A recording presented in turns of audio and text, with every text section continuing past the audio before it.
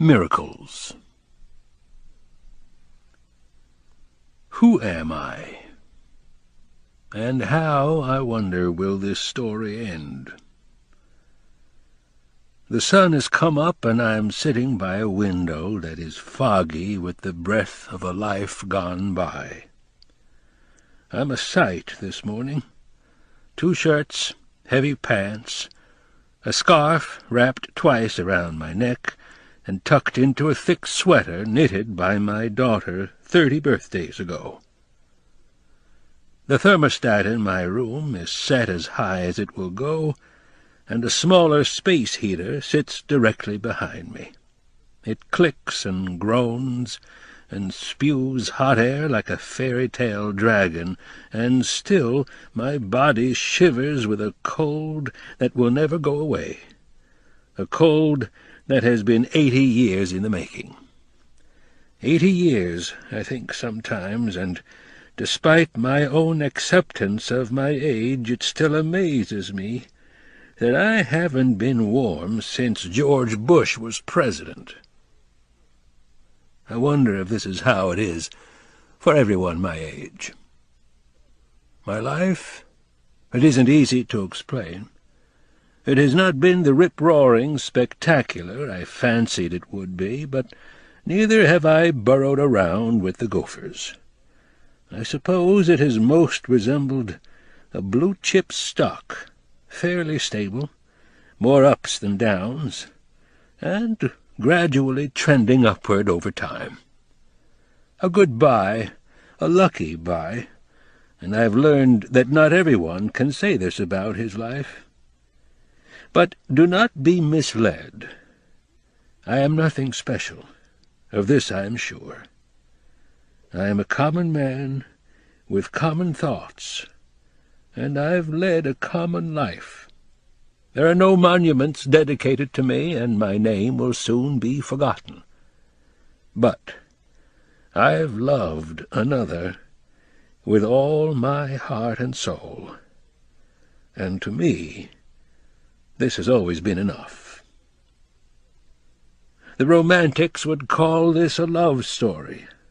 The cynics would call it a tragedy. In my mind, it's a little bit of both, and no matter how you choose to view it in the end, it does not change the fact that it involves a great deal of my life and the path I've chosen to follow. I have no complaints about my path and the places it has taken me. Enough complaints to fill a circus tent about other things, maybe, but the path I've chosen has always been the right one, and I wouldn't have had it any other way. Time, unfortunately, doesn't make it easy to stay on course. The path is straight as ever, but now it is strewn with the rocks and gravel that accumulate over a lifetime. Until 3 years ago, it would have been easy to ignore, but it's impossible now. There is a sickness rolling through my body. I'm neither strong nor healthy, and my days are spent like an old party balloon, listless, spongy, and growing softer over time. I cough, and through squinted eyes I check my watch. I realize it is time to go. I stand from my seat by the window and shuffle across the room, stopping at the desk to pick up the notebook I have read 100 times. I do not glance through it. Instead, I slip it beneath my arm and continue on my way to the place I must go. I walk on tiled floors, white in color and speckled with gray, like my hair, and the hair of most people here, though I'm the only one in the hallway this morning. They are in their rooms, alone except for television, but they, like me, are used to it. A person can get used to anything, if given enough time. I hear the muffled sounds of crying in the distance. and know exactly who is making those sounds. Then the nurses see me, and we smile at each other and exchange greetings. They are my friends, and we talk often, but I am sure they wonder about me and the things that I go through every day. I listen as they begin to whisper among themselves as I pass. "There he goes again," I hear. "I hope it turns out well." But they say nothing directly to me about it. I'm sure they think it would hurt me to talk about it so early in the morning, and knowing myself as I do, I think they're probably right. A minute later I reach the room. The door has been propped open for me, as it usually is. There are 2 others in the room, and they too smile at me as I enter. "Good morning," they say with cheery voices, and I take a moment to ask about the kids and the schools and upcoming vacations. We talk above the crying for a minute or so. They do not seem to notice. They have become numb to it. But then again, so have I. Afterward, I sit in the chair that has come to be shaped like me. They are finishing up now. Her clothes are on, but still she is crying. It will become quieter after they leave, I know. The excitement of the morning always upsets her, and today is no exception. Finally, the shade is opened, and the nurses walk out. Both of them touch me and smile as they walk by. I wonder what this means. I sit for just a second and stare at her, but she doesn't return the look. I understand, for she doesn't know who I am. I'm a stranger to her. Then, turning away, I bow my head and pray silently for the strength I know I will need. I have always been a firm believer in God and the power of prayer, though, to be honest, my faith has made for a list of questions I definitely want answered after I'm gone. Ready now. On go the glasses. Out of my pocket comes a magnifier. I put it on the table for a moment while I open the notebook. It takes 2 licks on my gnarled finger to get the well-worn cover open to the first page. Then I put the magnifier in place. There is always a moment right before I begin to read the story when my mind churns, and I wonder, will it happen today? I don't know, for I never know beforehand, and deep down it really doesn't matter. It's the possibility that keeps me going, not the guarantee, a sort of wager on my part. And though you may call me a dreamer, or fool, or any other thing, I believe that anything is possible. I realize the odds and science are against me. But science is not the total answer. This I know, this I have learned in my lifetime. And that leaves me with the belief that miracles, no matter how inexplicable or unbelievable, are real and can occur without regard to the natural order of things. So, once again, just as I do every day, I begin to read the notebook aloud, so that she can hear it, in the hope that the miracle that has come to dominate my life will once again prevail. And maybe, just maybe, it will. Ghosts. It was early October, 1946, and Noah Calhoun watched the fading sun sink lower from the wraparound porch of his plantation-style home. He liked to sit here in the evenings, especially after working hard all day, and let his thoughts wander without conscious direction. It was how he relaxed, a routine he'd learned from his father. He especially liked to look at the trees and their reflections in the river. North Carolina trees are beautiful in deep autumn. Greens, yellows, reds, oranges, every shade in between.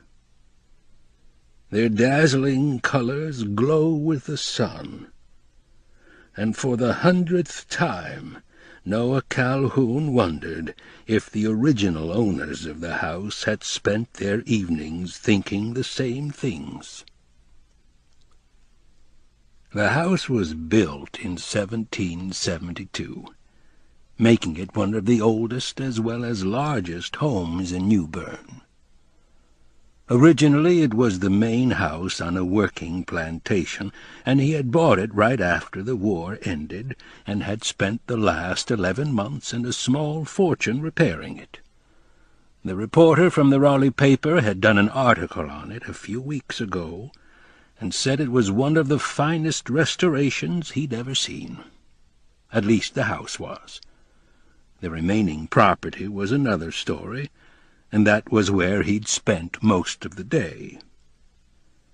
The home sat on 12 acres, adjacent to Bryce's Creek, and he'd worked on the wooden fence that lined the other 3 sides of the property, checking for dry rot or termites, replacing posts when he had to. He still had more work to do on it, especially on the west side, and as he'd put the tools away earlier, he'd made a mental note to call and have some more lumber delivered. He'd gone into the house, drunk a glass of sweet tea, then showered. He always showered at the end of the day, the water washing away both dirt and fatigue. Afterward, he'd combed his hair back, put on some faded jeans and a long-sleeved blue shirt, poured himself another glass of sweet tea, and gone to the porch, where he now sat, where he sat every day at this time. He stretched his arms above his head, then out to the sides, rolling his shoulders as he completed the routine. He felt good and clean now, fresh. His muscles were tired, and he knew he'd be a little sore tomorrow, but he was pleased that he had accomplished most of what he had wanted to do. Noah reached for his guitar, remembering his father as he did so, thinking how much he missed him. He strummed once, adjusted the tension on 2 strings, then strummed again. This time it sounded about right, and he began to play. Soft music. Quiet music. He hummed for a little while at first, then began to sing as night came down around him. He played and sang until the sun was gone and the sky was black. It was a little after 7 when he quit, and he settled back into his chair and began to rock. By habit he looked upward and saw Orion and the Big Dipper, Gemini and the Pole Star twinkling in the autumn sky. He started to run the numbers in his head, then stopped. He knew he'd spent almost his entire savings on the house and would have to find a job again soon, but he pushed the thought away and decided to enjoy the remaining months of restoration without worrying about it. It would work out for him, he knew. It always did. Besides, thinking about money usually bored him. Early on he'd learned to enjoy simple things, things that couldn't be bought, and he had a hard time understanding people who felt otherwise. It was another trait he got from his father. Clem, his hound dog, came up to him then and nuzzled his hand before lying down at his feet. "Hey, girl, how you doing?" he asked as he patted her head, and she whined softly, her soft, round eyes peering upward. A car accident had taken her leg, but she still moved well enough and kept him company on quiet nights like these. He was 31 now, not too old, but old enough to be lonely. He hadn't dated since he'd been back here, hadn't met anyone who remotely interested him. It was his own fault, he knew. There was something that kept a distance between him and any woman who started to get close, something he wasn't sure he could change even if he tried. and sometimes in the moments right before sleep came, he wondered if he was destined to be alone forever. The evening passed, staying warm, nice. Noah listened to the crickets and the rustling leaves, thinking that the sound of nature was more real and aroused more emotion than things like cars and planes. Natural things gave back more than they took, and their sounds always brought him back to the way man was supposed to be. There were times during the war, especially after a major engagement, when he had often thought about these simple sounds. "It'll keep you from going crazy," his father had told him the day he'd shipped out. "It's God's music, and it'll take you home." He finished his tea, went inside, found a book, then turned on the porch light on his way back out.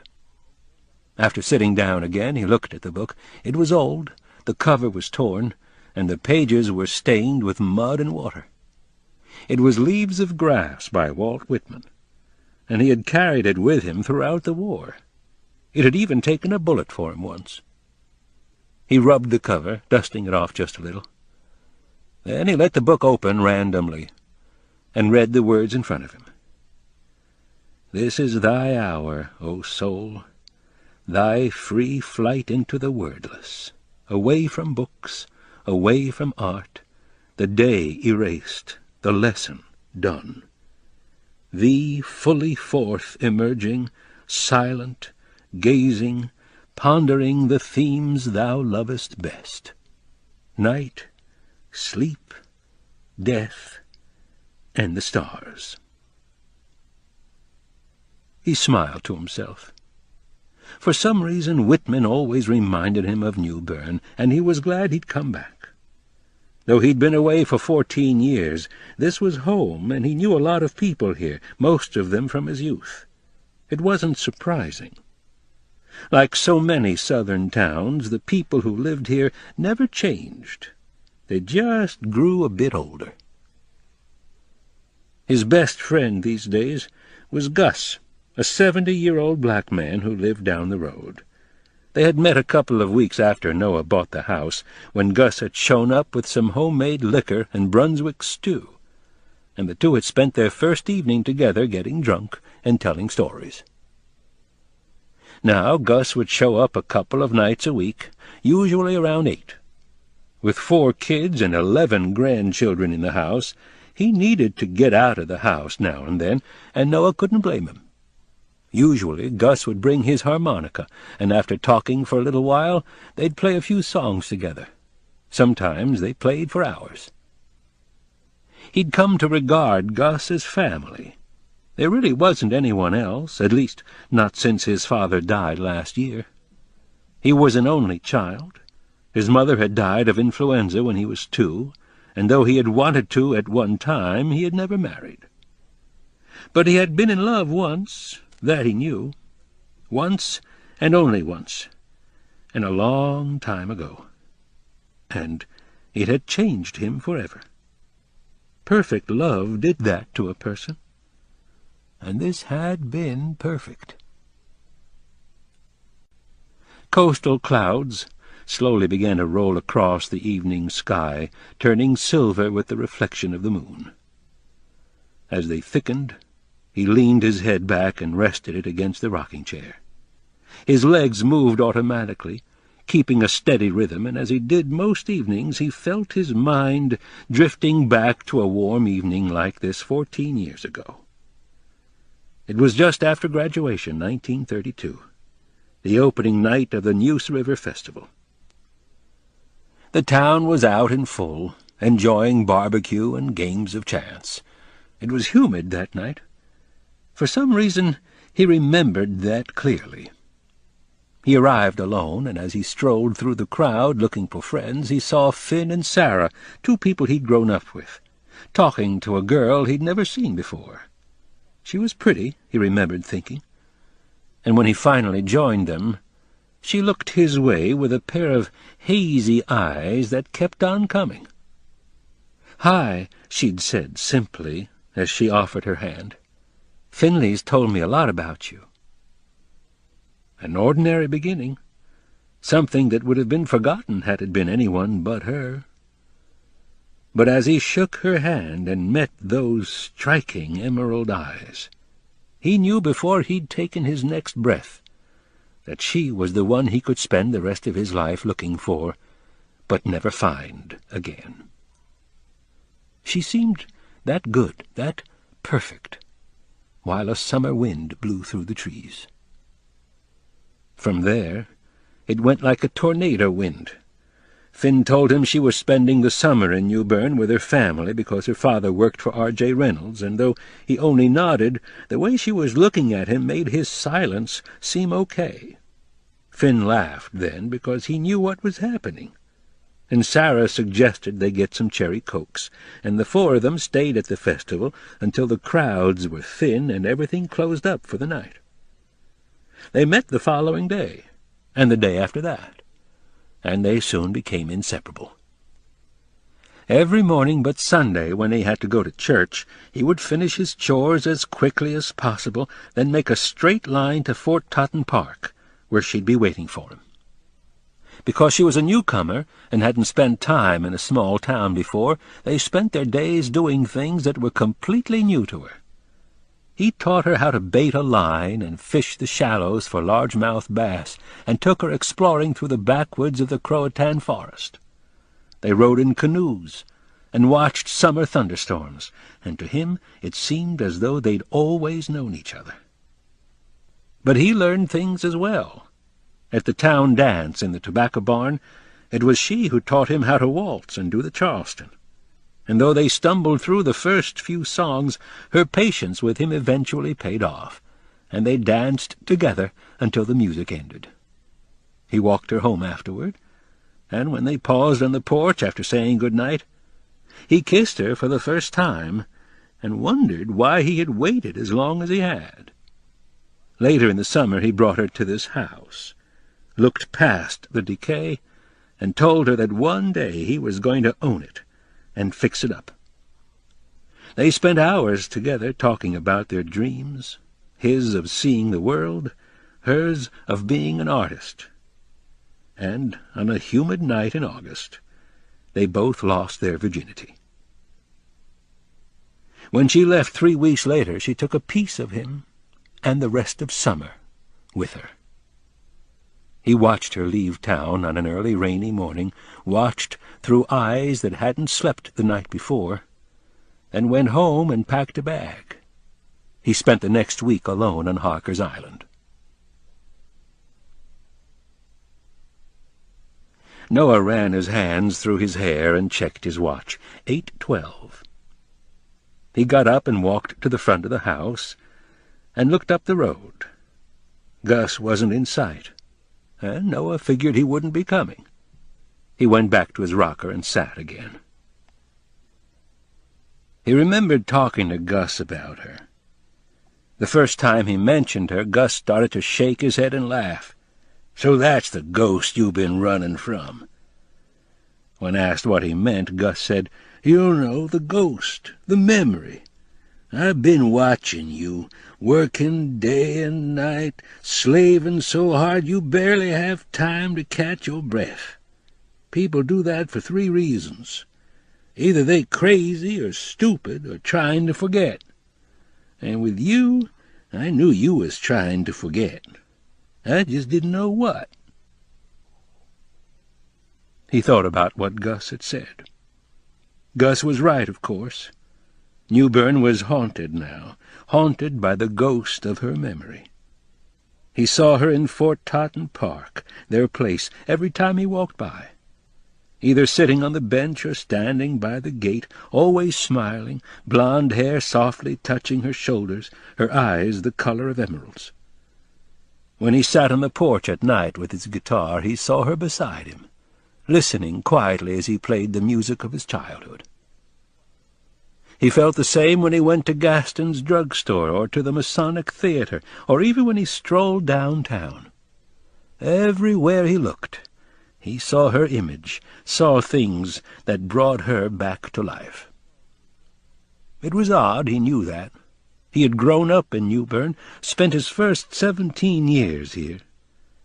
But when he thought about New Bern, he seemed to remember only the last summer, the summer they were together. Other memories were simply fragments, pieces here and there of growing up, and few, if any, evoked any feeling. He had told Gus about it one night, and not only had Gus understood, but he had been the first to explain why. He said simply, "My daddy used to tell me that the first time you fall in love, it changes your life forever. And no matter how hard you try, the feeling never goes away. This girl you've been telling me about was your first love, and no matter what you do, she'll stay with you forever." Noah shook his head, and when her image began to fade, he returned to Whitman. He read for an hour, looking up every now and then to see raccoons and possums scurrying near the creek. At 9:30 he closed the book, went upstairs to the bedroom, and wrote in his journal, including both personal observations and the work he'd accomplished on the house. 40 minutes later he was sleeping. Clem wandered up the stairs, sniffed him as he slept, and then paced in circles before finally curling up at the foot of his bed.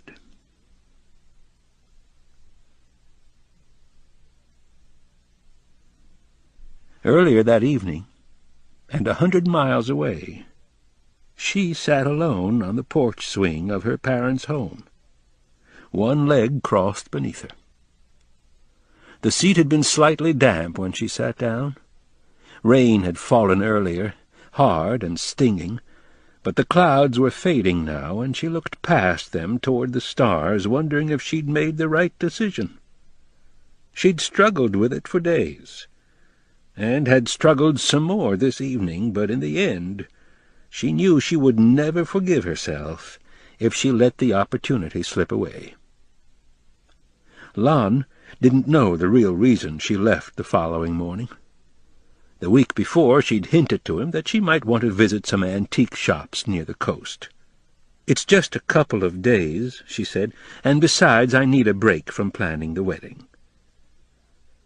She felt bad about the lie, but knew there was no way she could tell him the truth. Her leaving had nothing to do with him, and it wouldn't be fair of her to ask him to understand. It was an easy drive from Raleigh, slightly more than 2 hours, and she arrived a little before 11. She checked into a small inn downtown, went to her room, and unpacked her suitcase, hanging her dresses in the closet and putting everything else in the drawers. She had a quick lunch, asked the waitress for directions to the nearest antique stores, then spent the next few hours shopping. By 4:30 she was back in her room. She sat on the edge of the bed, picked up the phone, and called Lon. He couldn't speak long, he was due in court, but before they hung up she gave him the phone number where she was staying and promised to call the following day. Good, she thought, while hanging up the phone. Routine conversation. Nothing out of the ordinary. Nothing to make him suspicious. She'd known him almost 4 years now. It was 1942 when they met, the world at war and America 1 year in. Everyone was doing their part, and she was volunteering at the hospital downtown.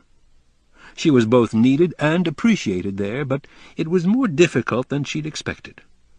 The first waves of wounded young soldiers were coming home, and she spent her days with broken men and shattered bodies. When Lon, with all his easy charm, introduced himself at a Christmas party, she saw in him exactly what she needed. Someone with confidence about the future, and a sense of humor that drove all her fears away. He was handsome, intelligent, and driven, a successful lawyer 8 years older than she, and he pursued his job with passion, not only winning cases but also making a name for himself. She understood his vigorous pursuit of success, for her father and most of the men she met in her social circle were the same way. Like them, He'd been raised that way, and in the caste system of the South, family name and accomplishments were often the most important consideration in marriage. In some cases, they were the only consideration. Though she had quietly rebelled against this idea since childhood, and had dated a few men best described as reckless, she found herself drawn to Lon's easy ways, and had gradually come to love him. Despite the long hours he worked, he was good to her.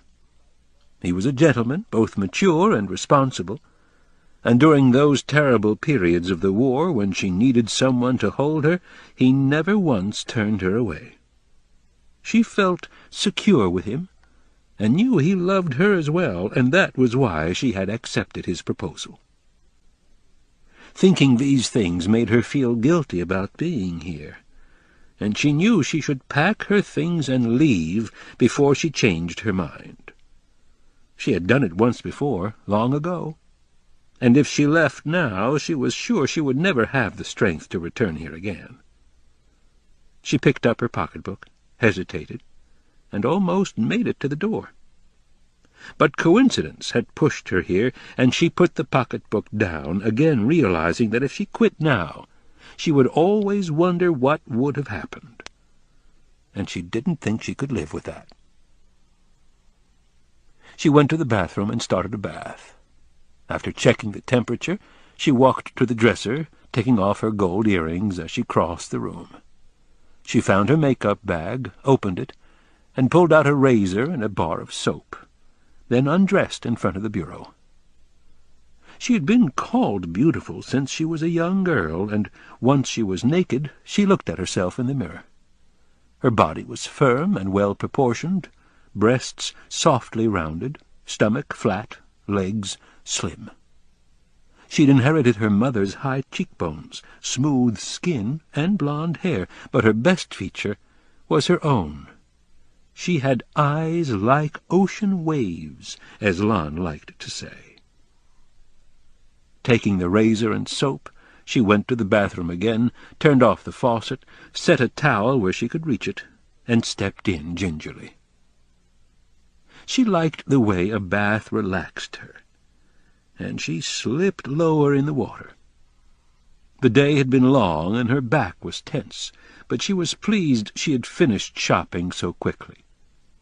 She had to go back to Raleigh with something tangible, and the things she had picked out would work fine.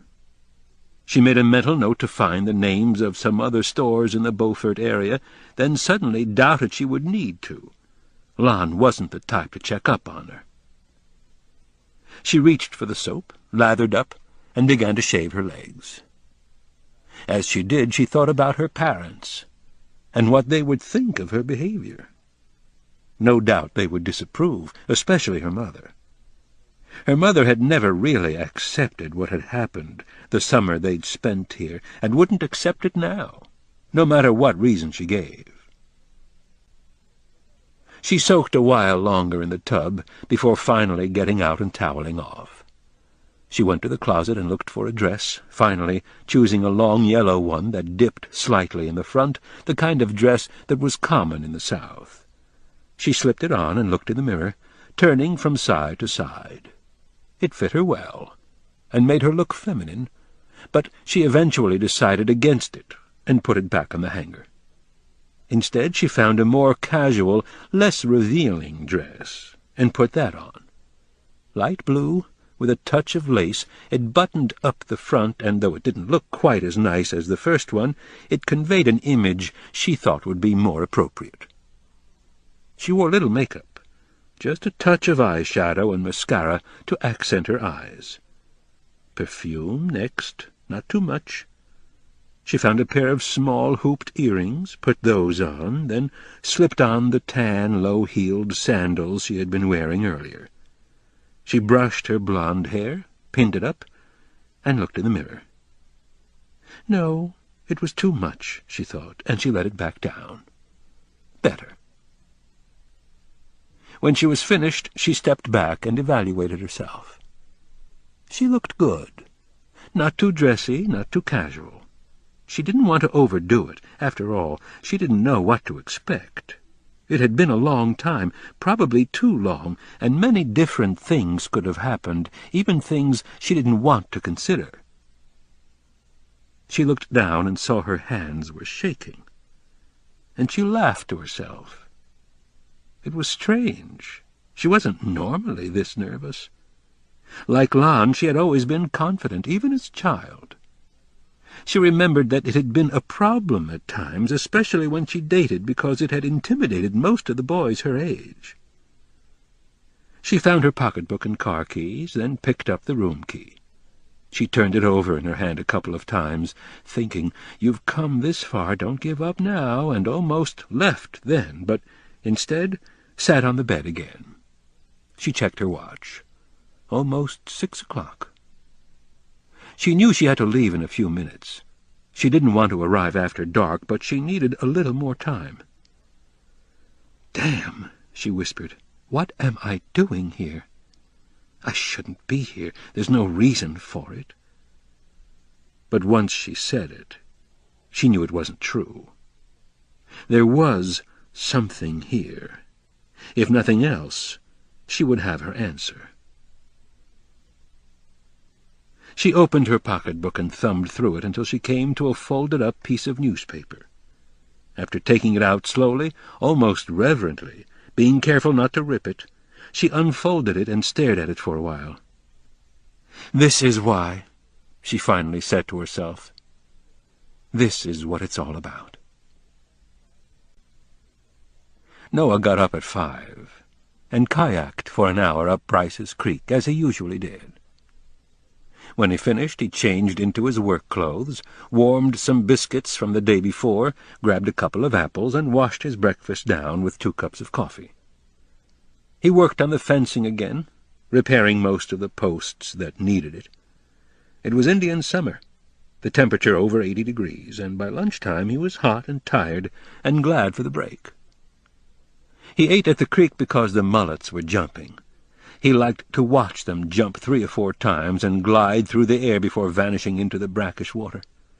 For some reason, he had always been pleased by the fact that their instinct hadn't changed for thousands, maybe tens of thousands of years.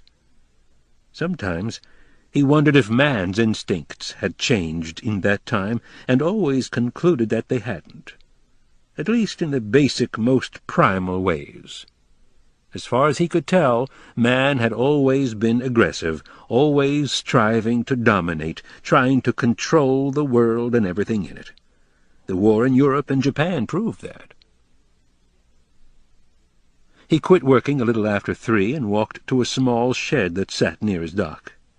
He went in, found his fishing pole, a couple of lures, and some live crickets he kept on hand, then walked out to the dock, baited his hook, and cast his line. Fishing always made him reflect on his life, and he did it now. After his mother died, he could remember spending his days in a dozen different homes, and for one reason or another he stuttered badly as a child and was teased for it. He began to speak less and less, and by the age of 5 he wouldn't speak at all. When he started classes, his teachers thought he was retarded and recommended that he be pulled out of school. Instead, his father took matters into his own hands. He kept him in school and afterward made him come to the lumber yard where he worked to haul and stack wood. "It's good that we spend some time together," he would say, as they worked side by side, "just like my daddy and I did."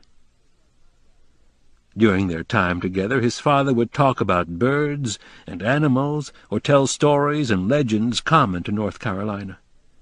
Within a few months, Noah was speaking again, though not well, and his father decided to teach him to read with books of poetry. "Learn to read this aloud, and you'll be able to say anything you want to." His father had been right again, and by the following year Noah had lost his stutter. But he continued to go to the lumber yard every day simply because his father was there, and in the evenings he would read the works of Whitman and Tennyson aloud as his father rocked beside him. He had been reading poetry ever since. When he got a little older, he spent most of his weekends and vacations alone. He explored the Croatan forest in his first canoe, following Bryce's Creek for 20 miles until he could go no farther, then hiked the remaining miles to the coast.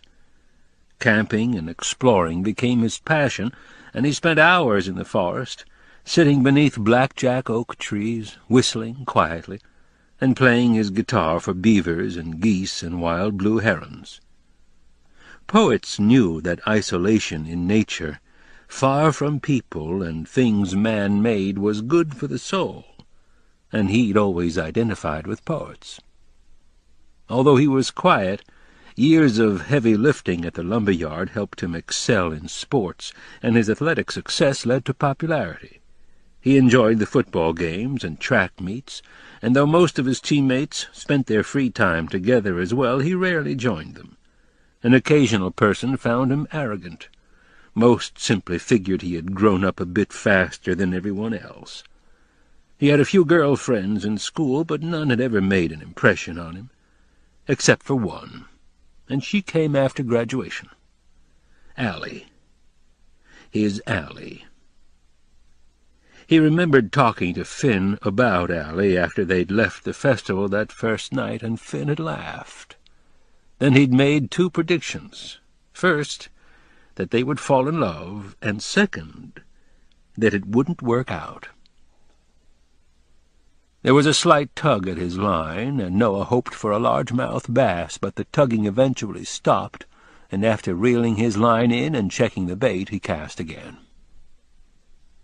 Finn ended up being right, on both counts.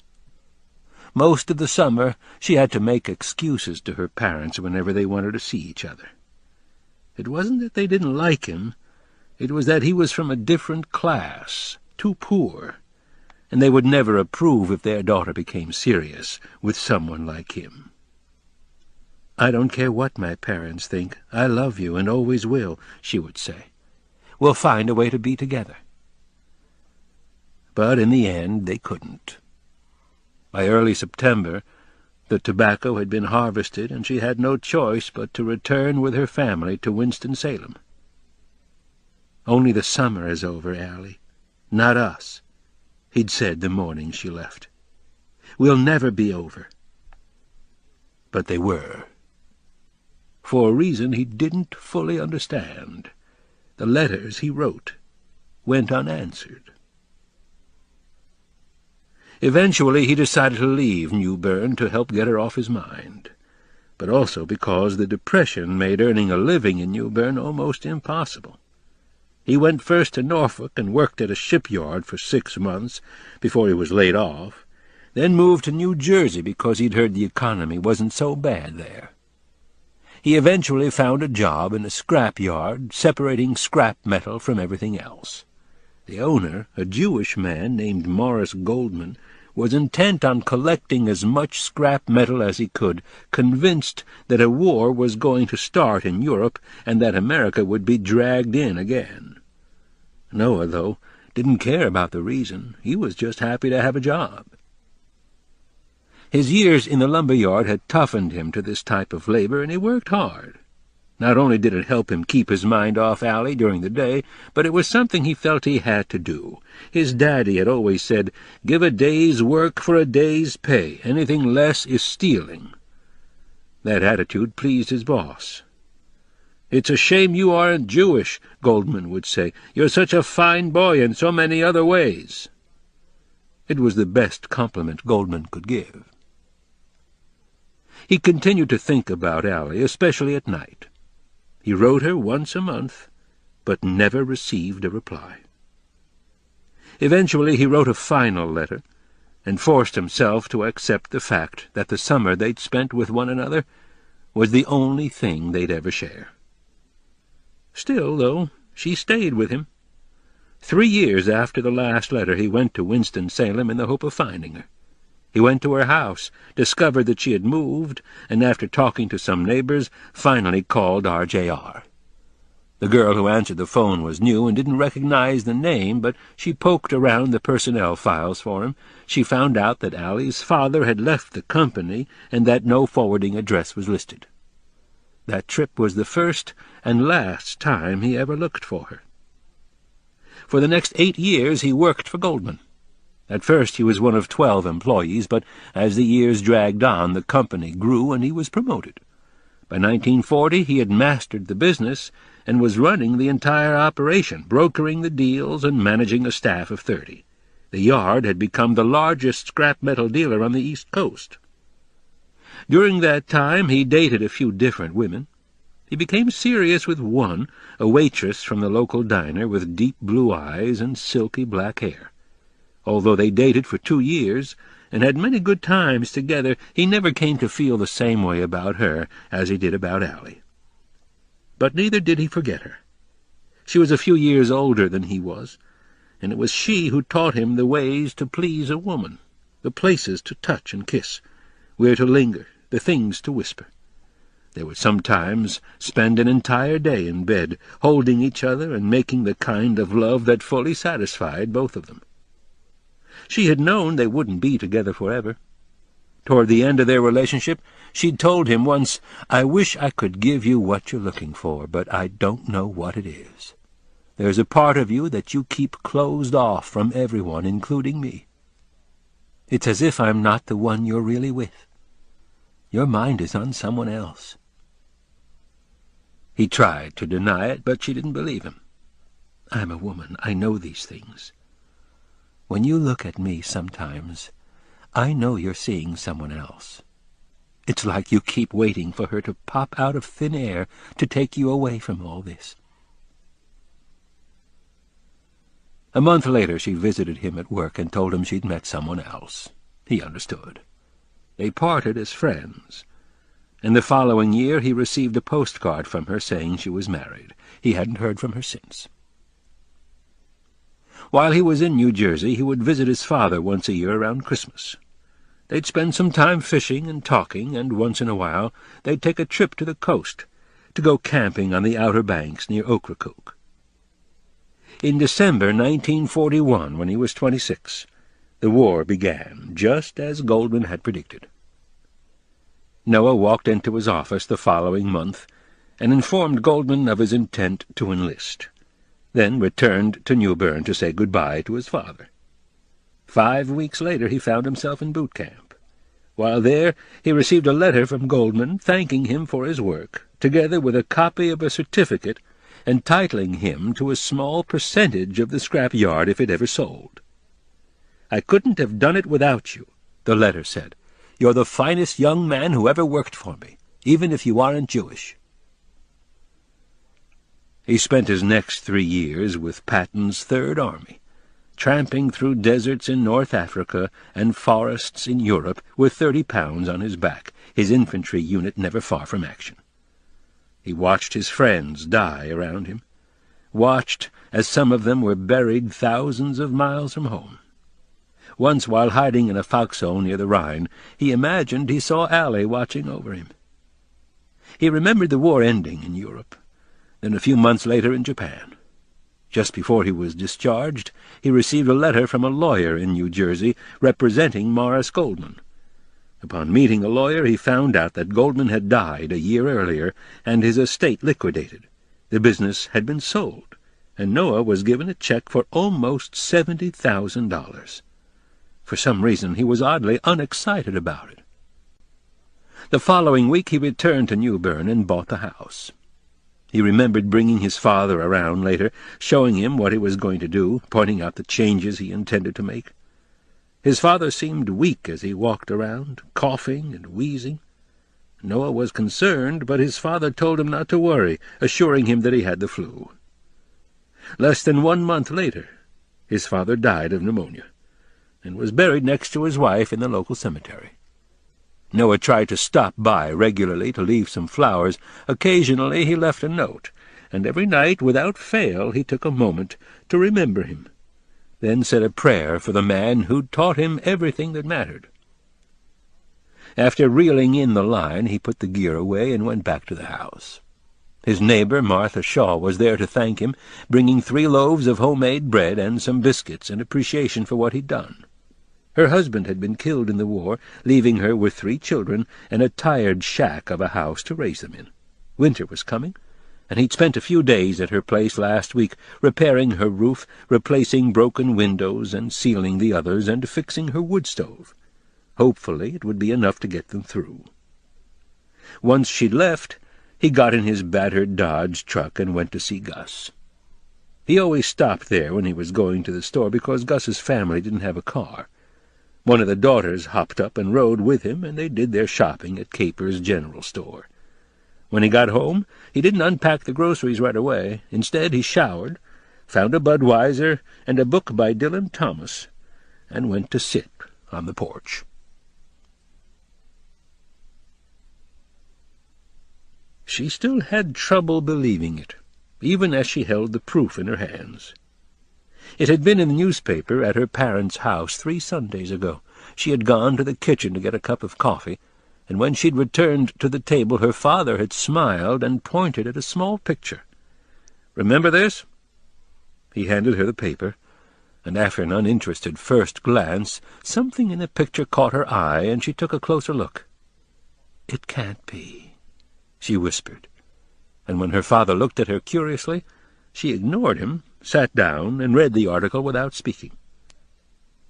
She vaguely remembered her mother coming to the table and sitting opposite her, and when she finally put aside the paper, her mother was staring at her with the same expression her father had just moments before. "Are you okay?" her mother asked over her coffee cup. "You look a little pale."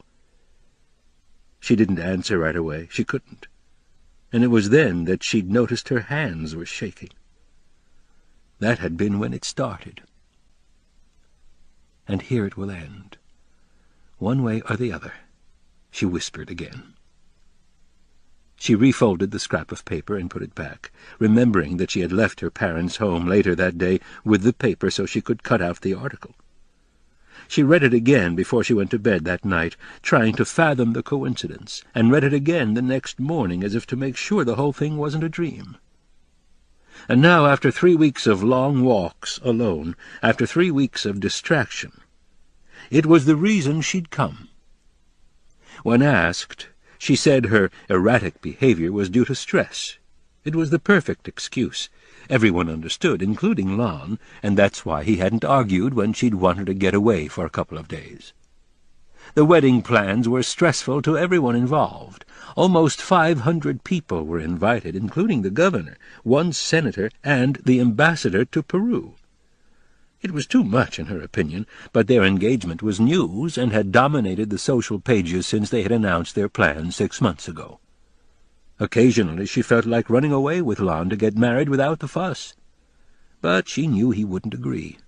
Like the aspiring politician he was, he loved being the center of attention. She took a deep breath and stood again. "It's now or never," she whispered, then picked up her things and went to the door. She paused only slightly before opening it and going downstairs. The manager smiled as she walked by, and she could feel his eyes on her as she left and went to her car. She slipped behind the wheel, looked at herself one last time, then started the engine and turned right onto Front Street.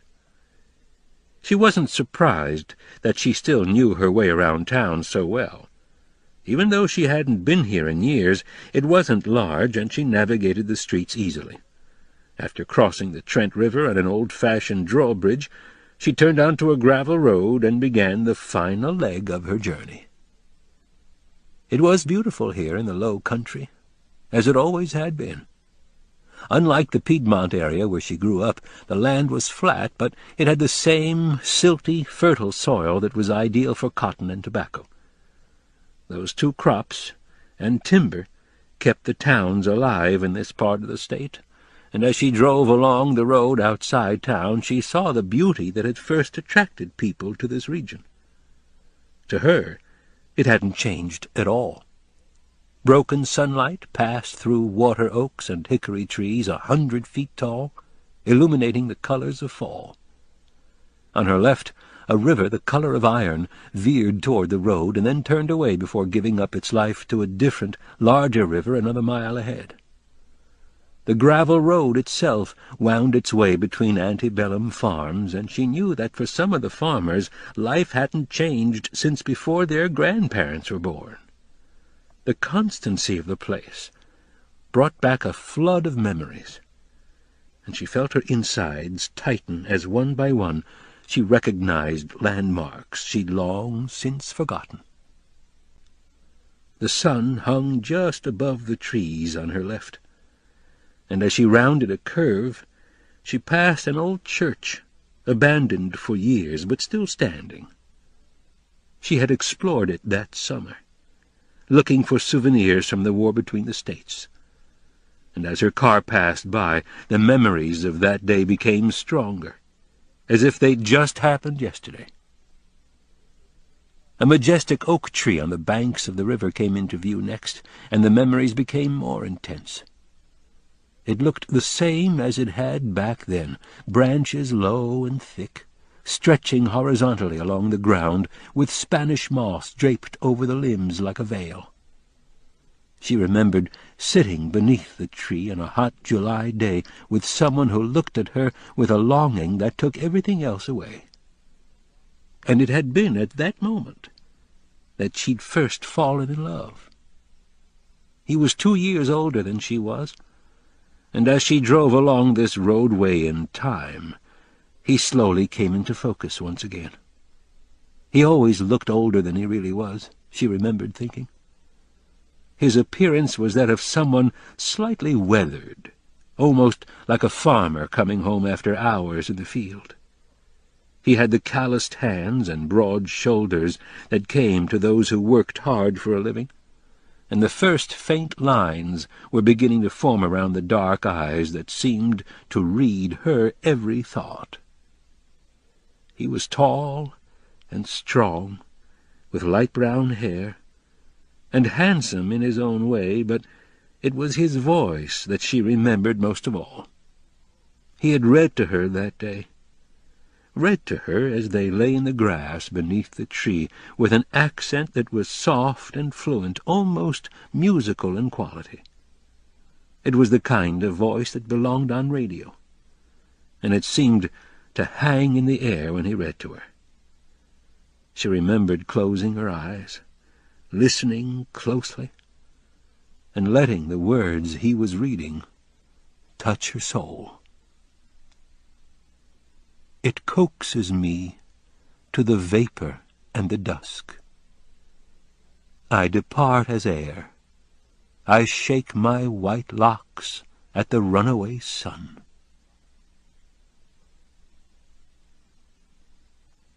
He thumbed through old books with dog-eared pages, books he'd read 100 times. He'd read for a while, then stop, and the two of them would talk. She would tell him what she wanted in her life, her hopes and dreams for the future, and he would listen intently and then promise to make it all come true. And the way he said it made her believe him, and she knew then how much he meant to her.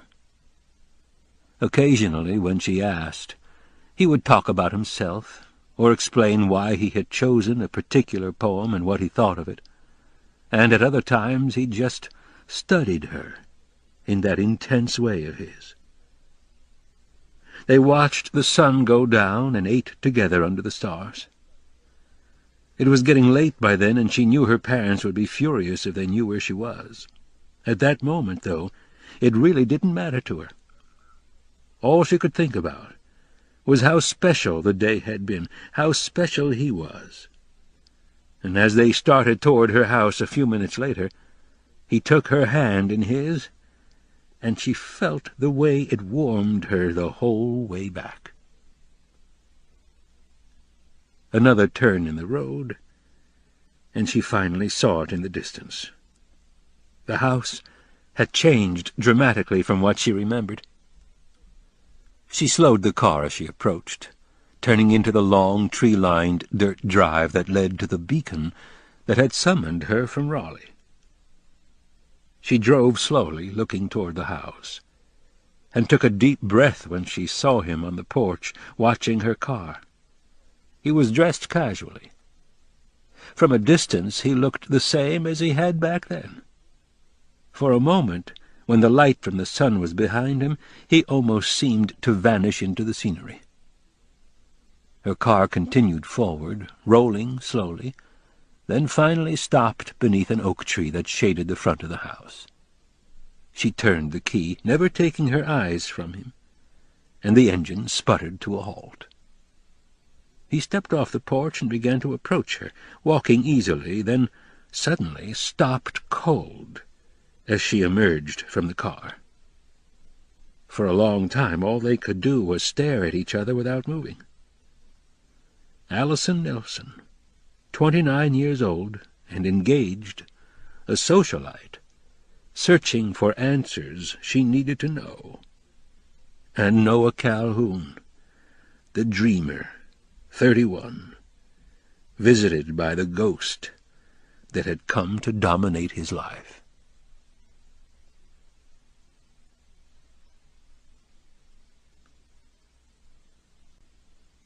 Reunion. Neither one of them moved as they faced each other. He hadn't said anything. His muscles seemed frozen, and for a second she thought he didn't recognize her. Suddenly she felt guilty about showing up this way, without warning, and this made it harder. She had thought it would be easier somehow, that she would know what to say, but she didn't. Everything that came into her head seemed inappropriate, somehow lacking. Thoughts of the summer they'd shared came back to her, and as she stared at him she noticed how little he'd changed since she'd last seen him. He looked good, she thought. With his shirt tucked loosely into old faded jeans, she could see the same broad shoulders she remembered, tapering down to narrow hips and a flat stomach. He was tan, too, as if he'd worked outside all summer, and though his hair was a little thinner and lighter than she remembered, he looked the same as he had when she'd known him last. When she was finally ready, she took a deep breath and smiled. "Hello, Noah. It's good to see you again." Her comment startled him, and he looked at her with amazement in his eyes. Then, after shaking his head slightly, he slowly began to smile. "You too," he stammered. He brought his hand to his chin, and she noticed he hadn't shaved. "It's really you, isn't it? I can't believe it." She heard the shock in his voice as he spoke, and, surprising her, it all came together, being here. Seeing him, she felt something twitch inside, something deep and old, something that made her dizzy for just a second. She caught herself fighting for control. She hadn't expected this to happen, didn't want it to happen. She was engaged now. She hadn't come here for this. Yet the feeling went on despite herself. And for a brief moment she felt 15 again. Felt as she hadn't in years, as if all her dreams could still come true. Felt as though she'd finally come home. Without another word they came together, as if it were the most natural thing in the world, and he put his arms around her, drawing her close. They held each other tightly, making it real, both of them letting the 14 years of separation dissolve in the deepening twilight. They stayed like that for a long time, before she finally pulled back to look at him.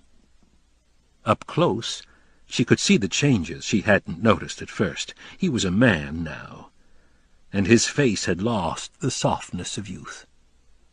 The faint lines around his eyes had deepened, and there was a scar on his chin that hadn't been there before. There was a new edge to him. He seemed less innocent, more cautious. And yet the way he was holding her made her realize how much she'd missed him since she'd seen him last. Her eyes brimmed with tears as they finally released each other. She laughed nervously under her breath while wiping the tears from the corners of her eyes. "Are you okay?" he asked, 1,000 other questions on his face. "I'm sorry, I didn't mean to cry." "It's okay," he said, smiling. "I still can't believe it's you. How did you find me?" She stepped back, trying to compose herself, wiping away the last of her tears. "I saw the story on the house in the Raleigh paper a couple of weeks ago, and I had to come see you again." Noah smiled broadly. "I'm glad you did." He stepped back just a bit. "God, you look fantastic. You're even prettier now than you were then." She felt the blood in her face, just like 14 years ago. "Thank you. You look great, too." And he did, no doubt about it. The years had treated him well. "So what have you been up to? Why are you here?" His questions brought her back to the present, making her realize what could happen if she wasn't careful. "Don't let this get out of hand," she told herself. "The longer it goes on, the harder it's going to be." And she didn't want it to get any harder. But God, those eyes, those soft, dark eyes.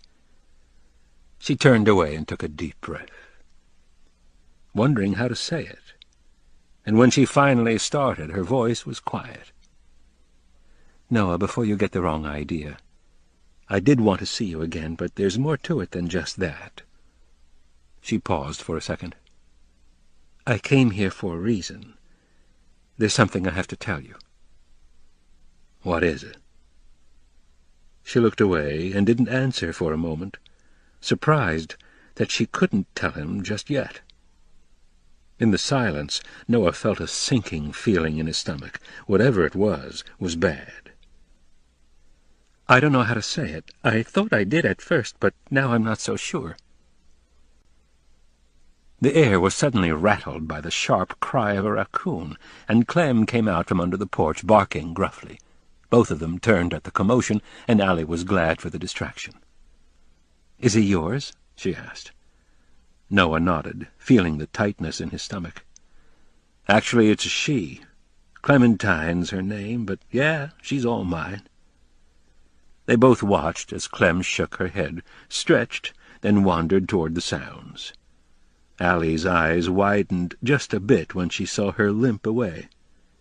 "What happened to her leg?" she asked, stalling for time. "Hit by a car a few months back. Doc Harrison, the vet, called me to see if I wanted her because her owner didn't anymore. After I saw what had happened, I guess I just couldn't let her be put down." "You were always nice like that," she said, trying to relax. She paused, then looked past him toward the house. "You did a wonderful job restoring it. It looks perfect, just like I knew it would someday." He turned his head in the same direction as hers while he wondered about the small talk and what she was holding back. "Thanks, that's nice of you. It was quite a project, though. I don't know if I would do it again." "Of course you would," she said. She knew exactly how he felt about this place, but then she knew how he felt about everything. Or at least she had a long time ago. And with that thought, she realized how much had changed since then. They were strangers now. She could tell by looking at him. Could tell that 14 years apart was a long time, too long. "What is it, Allie?" He turned to her, compelling her to look, but she continued to stare at the house. "I'm being rather silly, aren't I?" she asked, trying to smile. "What do you mean?" "This whole thing. Showing up out of the blue, not knowing what I want to say. You must think I'm crazy." "You're not crazy," he said gently. He reached for her hand, and she let him hold it as they stood next to one another. He went on. "Even though I don't know why, I can see this is hard for you. Why don't we go for a walk?" "Like we used to?" "Why not? I think we both could use one." She hesitated and looked to his front door. "Do you need to tell anyone?" He shook his head. "No, there's no one to tell. It's just me and Clem." even though she'd asked. She had suspected there wouldn't be anyone else, and inside she didn't know how to feel about that. But it did make what she wanted to say a little harder. It would have been easier if there was someone else. They started toward the river and turned on a path near the bank. She let go of his hand, surprising him, and walked on with just enough distance between them so that they couldn't accidentally touch. He looked at her. She was pretty still, with thick hair and soft eyes, and she moved so gracefully that it almost seemed as though she were gliding. He'd seen beautiful women before, though, women who caught his eye, but to his mind they usually lacked the traits he found most desirable. Traits like intelligence, confidence, strength of spirit, passion, traits that inspired others to greatness, traits he aspired to himself. Allie had those traits, he knew, and as they walked now he sensed them once again lingering beneath the surface. A living poem had always been the words that came to mind when he tried to describe her to others. "How long have you been back here?" she asked as the path gave way to a small grass hill. "Since last December. I worked up north for a while, then spent the last 3 years in Europe." She looked at him with questions in her eyes. "The war?" He nodded, and she went on. "I thought you might be there. I'm glad you made it out okay." "Me too," he said. "Are you glad to be back home?" "Yeah, my roots are here. This is where I'm supposed to be." He paused. "But what about you?" He asked the question softly, suspecting the worst. It was a long moment before she answered. "I'm engaged." He looked down when she said it, suddenly feeling just a bit weaker. So that was it. That's what she needed to tell him. "Congratulations," he finally said, wondering how convincing he sounded. "When's the big day?" 3 weeks from Saturday. Lon wanted a November wedding." "Lon?" "Lon Hammond, Jr., my fiance." He nodded, not surprised. The Hammonds were one of the most powerful and influential families in the state. Cotton money. Unlike that of his own father, the death of Lon Hammond Sr. had made the front page of the newspaper. "I've heard of them. His father built quite a business. Did Lon take over for him?" She shook her head. "No, he's a lawyer. He has his own practice downtown." "With his name he must be busy." "He is. He works a lot." He thought he heard something in her tone, and the next question came automatically. "Does he treat you well?" She didn't answer right away, as if she were considering the question for the first time. Then, "Yes. He's a good man, Noah. You would like him." Her voice was distant when she answered, or at least he thought it was. Noah wondered if it was just his mind playing tricks on him. "How's your daddy doing?" she asked. Noah took a couple of steps before answering. "He passed on earlier this year, right after I got back." "I'm sorry," she said softly, knowing how much he had meant to Noah. He nodded, and the two walked in silence for a moment. They reached the top of the hill and stopped. The oak tree was in the distance, with the sun glowing orange behind it. Allie could feel his eyes on her as she stared in that direction. "A lot of memories there, Allie." She smiled. "I know. I saw it when I came in." "Do you remember the day we spent there?" "Yes," he answered, volunteering no more. "Do you ever think about it?" "Sometimes," he said. "Usually when I'm working out this way. It sits on my property now." "You bought it?"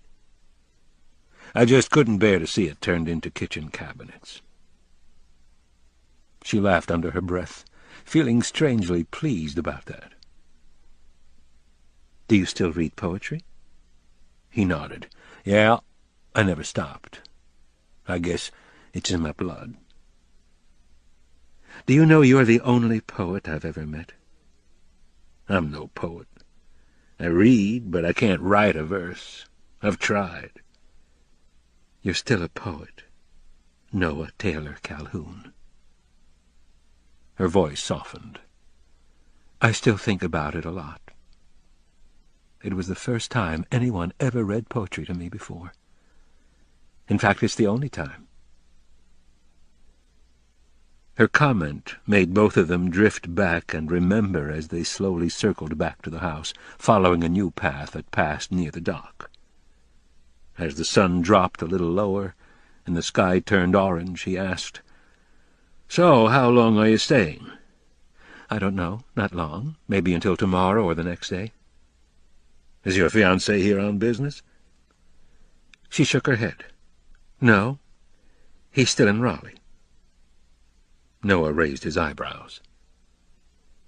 "Does he know you're here?" She shook her head again and answered slowly, "No. I told him I was looking for antiques. He wouldn't understand my coming here." Noah was a little surprised by her answer. It was one thing to come and visit, but it was an entirely different matter to hide the truth from her fiancé. "You didn't have to come here to tell me you were engaged. You could have written me instead, or even called." "I know. But for some reason I had to do it in person." "Why?" She hesitated. "I don't know," she said, trailing off, and the way she said it made him believe her. The gravel crunched beneath their feet as they walked in silence for a few steps. Then he asked, "Allie, do you love him?" She answered automatically, "Yes, I love him." The words hurt. But again he thought he heard something in her tone, as if she were saying it to convince herself. He stopped and gently took her shoulders in his hands, making her face him. The fading sunlight reflected in her eyes as he spoke. "If you're happy, Allie, and you love him, I won't try to stop you from going back to him. But if there's a part of you that isn't sure, then don't do it. This isn't the kind of thing you go into halfway." Her answer came almost too quickly. "I'm making the right decision, Noah." He stared for a second, wondering if he believed it. Then he nodded, and the two began to walk again. After a moment he said, "I'm not making this easy for you, am I?" She smiled a little. "It's okay. I really can't blame you." "I'm sorry anyway." "Don't be. There's no reason to be sorry. I'm the one who should be apologizing. Maybe I should have written." He shook his head. "To be honest, I'm still glad you came. Despite everything. It's good to see you again." "Thank you, Noah." "Do you think it would be possible to start over?" She looked at him curiously. "You were the best friend I ever had, Allie. I'd still like to be friends, even if you are engaged. And even if it is just for a couple of days. How about we just kind of get to know each other again?" She thought about it, thought about staying or leaving, and decided that since he knew about her engagement, it would probably be all right, or at least not wrong. She smiled slightly and nodded. "I'd like that." "Good. How about dinner? I know a place that serves the best crab in town." "Sounds great. Where?" "My house. I've had the traps out all week, and I saw that I had some good ones caged a couple days ago. Do you mind?" "No, that sounds fine." He smiled and pointed over his shoulder with his thumb. "Great, they're at the dock. I'll just be a couple of minutes." Allie watched him walk away, and noticed the tension she'd felt when telling him about her engagement was beginning to fade. Closing her eyes, she ran her hands through her hair and let the light breeze fan her cheek. She took a deep breath and held it for a moment, feeling the muscles in her shoulders further relax as she exhaled. Finally, opening her eyes, she stared at the beauty that surrounded her. She always loved evenings like this, evenings where the faint aroma of autumn leaves rode on the backs of soft southern winds. She loved the trees and the sounds they made. Listening to them helped her relax even more. After a moment she turned toward Noah and looked at him almost as a stranger might. God, he looked good, even after all this time. She watched him as he reached for a rope that hung in the water. He began to pull it, and despite the darkening sky, she saw the muscles in his arm flex as he lifted the cage from the water. He let it hang over the river for a moment and shook it, letting most of the water escape. After setting the trap on the dock, he opened it and began to remove the crabs one by one, placing them into a bucket. She started walking toward him then, listening to the crickets chirp, and remembered a lesson from childhood. She counted the number of chirps in a minute, and added 29. 67 degrees, she thought as she smiled to herself. She didn't know if it was accurate, but it felt about right. As she walked, she looked around and realized she had forgotten how fresh and beautiful everything seemed here. Over her shoulder she saw the house in the distance. He had left a couple of lights on, and it seemed to be the only house around, at least the only one with electricity. Out here, outside the town limits, nothing was certain. Thousands of country homes still lacked the luxury of indoor lighting. She stepped on the dock, and it creaked under her foot. The sound reminded her of a rusty squeeze box, and Noah glanced up and winked, then went back to checking the crabs, making sure they were the right size. She walked to the rocker that sat on the dock and touched it, running her hand along the back. She could picture him sitting in it, fishing, thinking, reading. It was old and weather-beaten, rough-feeling. She wondered how much time he spent here alone, and she wondered about his thoughts at times like those. "It was my daddy's chair," he said, not looking up, and she nodded. She saw bats in the sky, and frogs had joined the crickets in their evening harmony. She walked to the other side of the dock, feeling a sense of closure. A compulsion had driven her here, and for the first time in 3 weeks the feeling was gone. She'd somehow needed Noah to know about her engagement, to understand, to accept it. She was sure of that now. And while thinking of him, she was reminded of something they'd shared from the summer they were together. With head down, she paced around slowly, looking for it, until she found it. The carving. Noah loves Allie, in a heart, carved into the dock a few days before she left. A breeze broke the stillness and chilled her, making her cross her arms.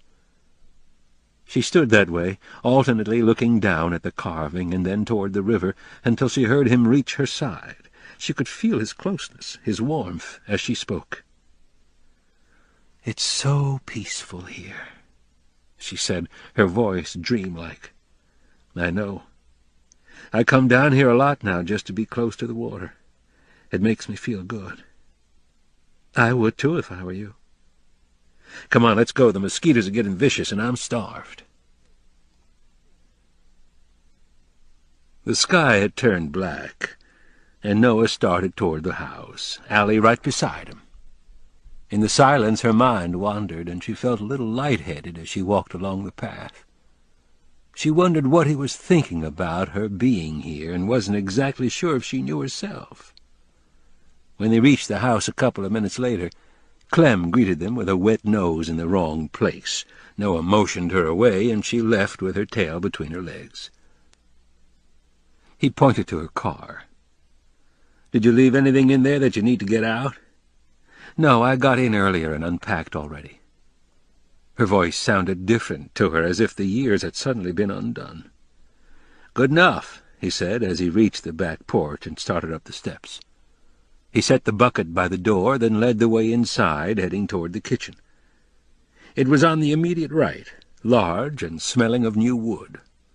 The cabinets had been done in oak, as was the floor, and the windows were large and faced east, allowing the light from morning sun.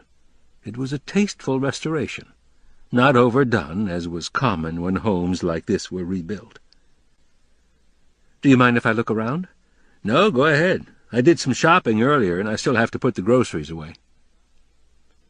Their eyes met for a second, and Allie knew as she turned that he continued to watch her as she left the room. Inside, she felt that little twitch again. She toured the house for the next few minutes, walking through the rooms, noticing how wonderful it looked. By the time she'd finished, it was hard to remember how run down it had been. She came down the stairs, turned toward the kitchen, and saw his profile. For a second he looked like a young man of 17 again, and it made her pause a split second before going on. "Damn," she thought, "get a hold of yourself.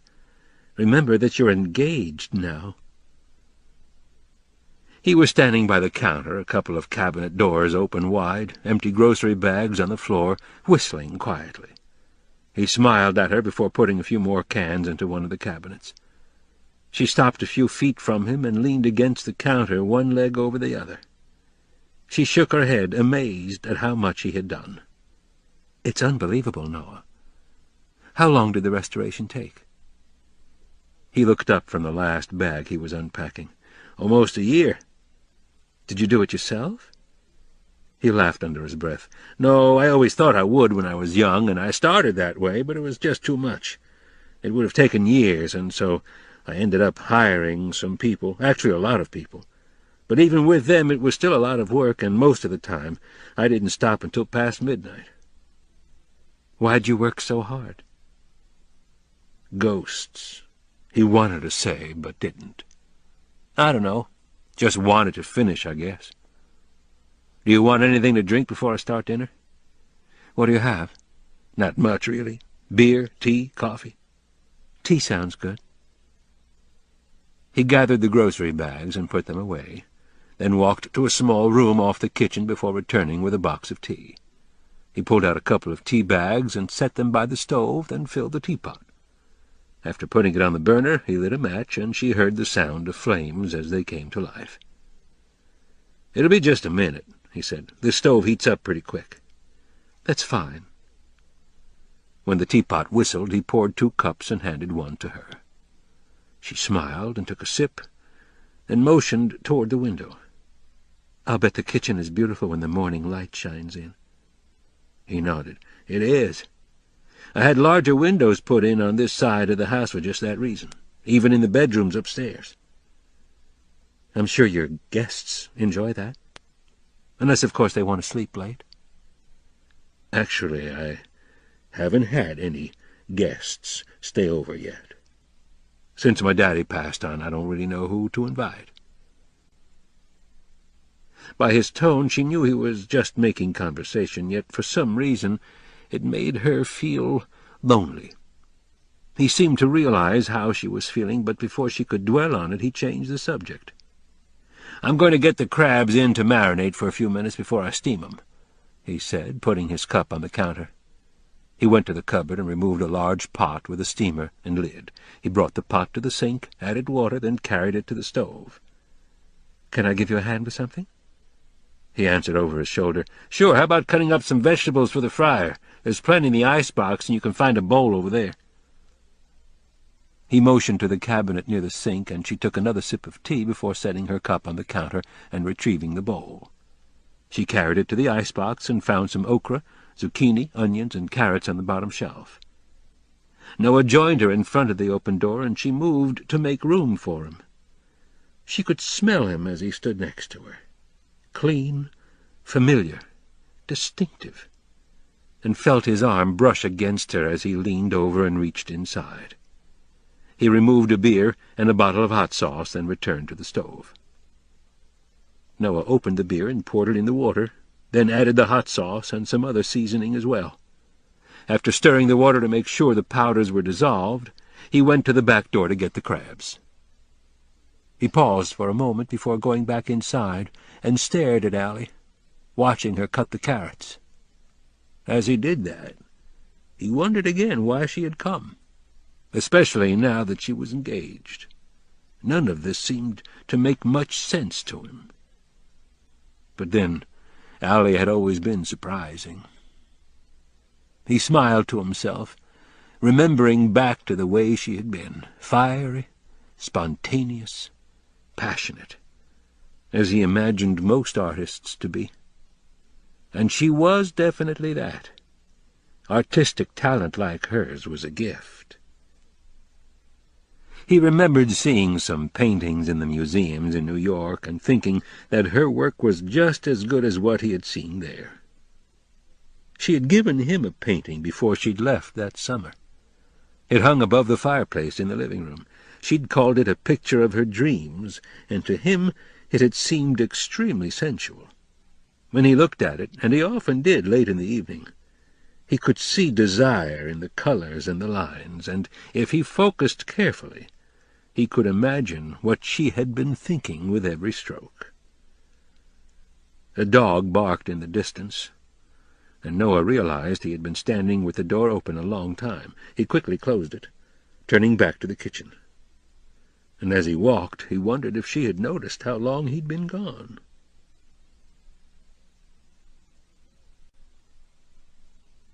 "How's it going?" he asked, seeing she was almost finished.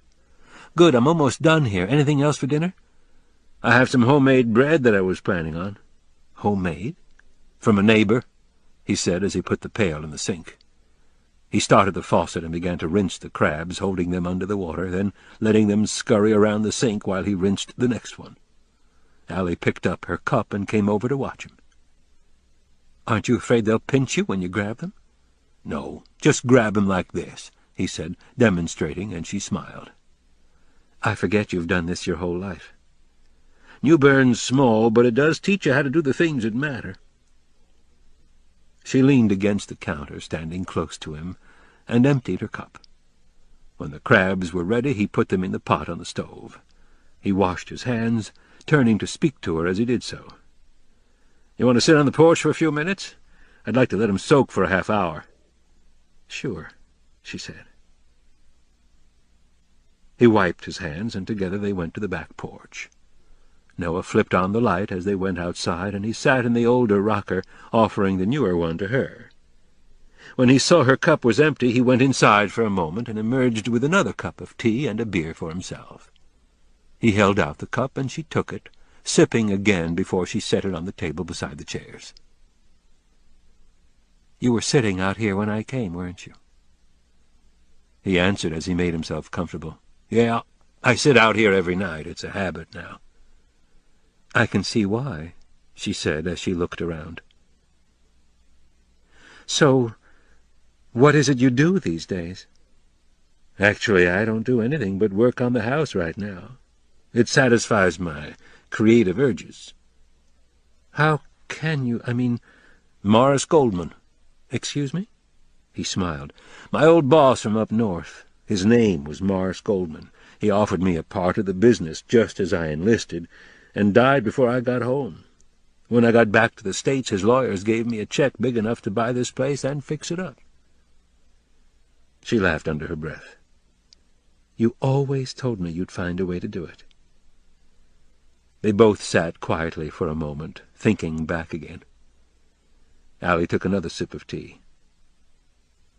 "Do you remember sneaking over here the night you first told me about this place?" He nodded, and she went on. "I got home a little late that evening, and my parents were furious when I finally came in. I can still picture my daddy standing in the living room smoking a cigarette, my mother on the sofa staring straight ahead. I swear they looked as if a family member had died. That was the first time my parents knew I was serious about you. And my mother had a long talk with me later that night. She said to me, "I'm sure you think that I don't understand what you're going through, but I do. It's just that sometimes our future is dictated by what we are as opposed to what we want." I remember being really hurt when she said that. You told me about it the next day. It hurt my feelings, too. I liked your parents, and I had no idea they didn't like me. It wasn't that they didn't like you. They didn't think you deserved me. There's not much difference. There was a sadness in his voice when he responded, and she knew he was right to feel that way. She looked toward the stars while she ran her hand through her hair, pulling back the strands that had fallen onto her face. "I know that. I always did. Maybe that's why my mother and I always seem to have a distance between us when we talk." "How do you feel about it now?" "The same as I did back then. That it's wrong. That it isn't fair. It was a terrible thing for a girl to learn. That status is more important than feelings." Noah smiled softly at her answer, but said nothing. "I've thought about you. Ever since that summer," she said. "You have? Why wouldn't you think so?" She seemed genuinely surprised. "You never answered my letters." "You wrote?" "Dozens of letters. I wrote you for 2 years without receiving a single reply." She slowly shook her head before lowering her eyes. "I didn't know," she finally said quietly. And he knew it must have been her mother, checking the mail, removing the letters without her knowledge. It was what he had always suspected, and he watched as Allie came to the same realization. "It was wrong of her to do that, Noah. And I'm sorry she did, but try to understand. Once I left, she probably thought it would be easier for me to just let it go. She never understood how much you meant to me. And to be honest, I don't even know if she ever loved my father the way I loved you. In her mind, she was just trying to protect my feelings, and she probably thought the best way to do that was to hide the letters you sent." "That wasn't her decision to make," he said quietly. "I know." "Would it have made a difference even if you'd got them?" "Of course. I always wondered what you were up to." "No, I mean with us. Do you think we would have made it?" It took a moment for her to answer. "I don't know, Noah. I really don't, and you don't either. We're not the same people we were then. We've changed. We've grown, both of us." She paused.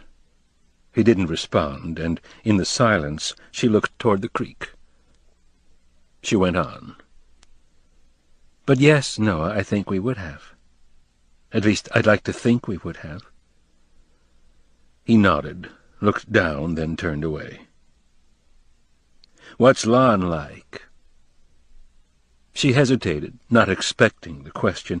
Bringing up Lon's name brought slight feelings of guilt to the surface, and for a moment she didn't know how to answer. She reached for her cup, took another sip of tea, and listened as a woodpecker tapped in the distance. She spoke quietly. "Lon's handsome, charming, and successful, and most of my friends are insanely jealous. They think he's perfect, and in a lot of ways he is. He's kind to me, he makes me laugh, and I know he loves me in his own way." She paused for a moment, collecting her thoughts. "But there's always going to be something missing in our relationship."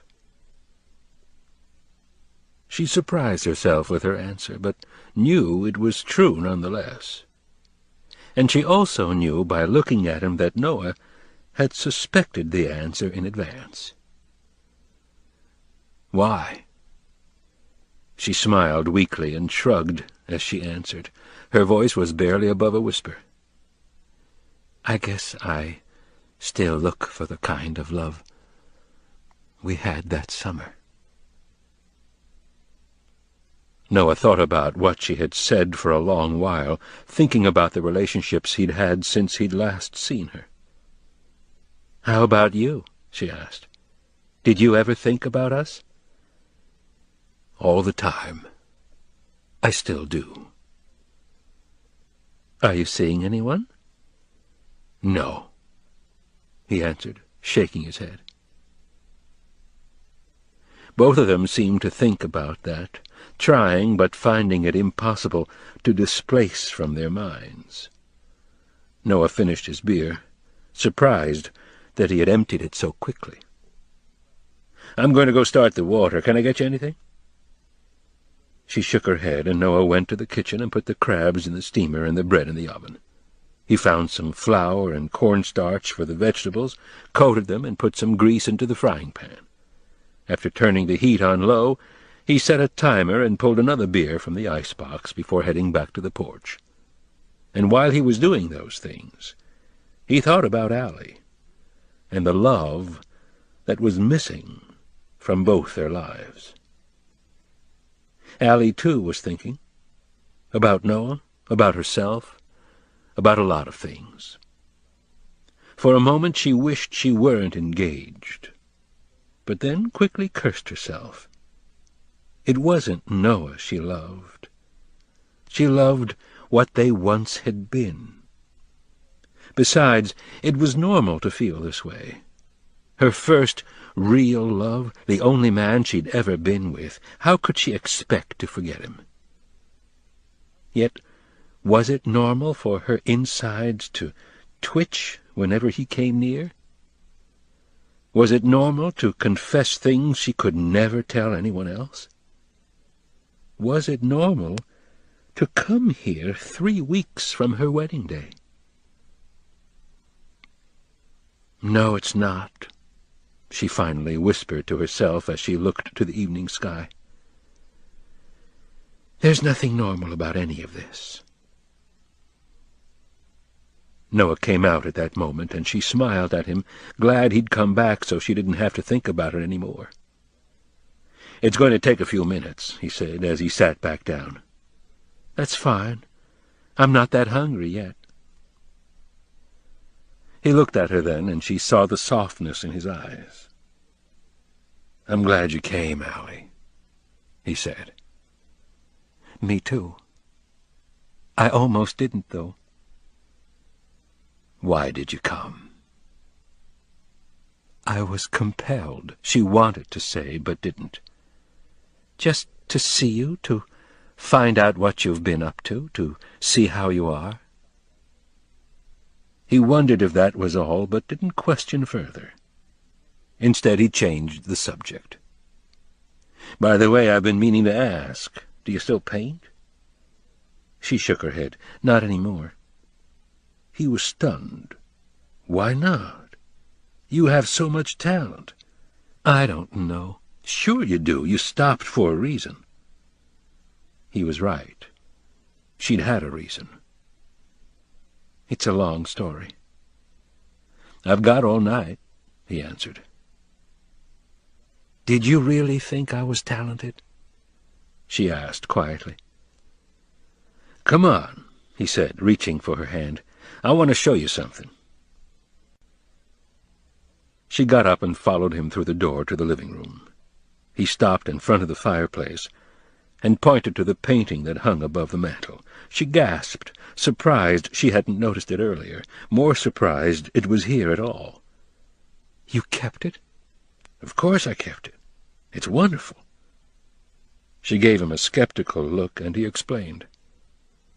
"It makes me feel alive when I look at it. Sometimes I have to get up and touch it.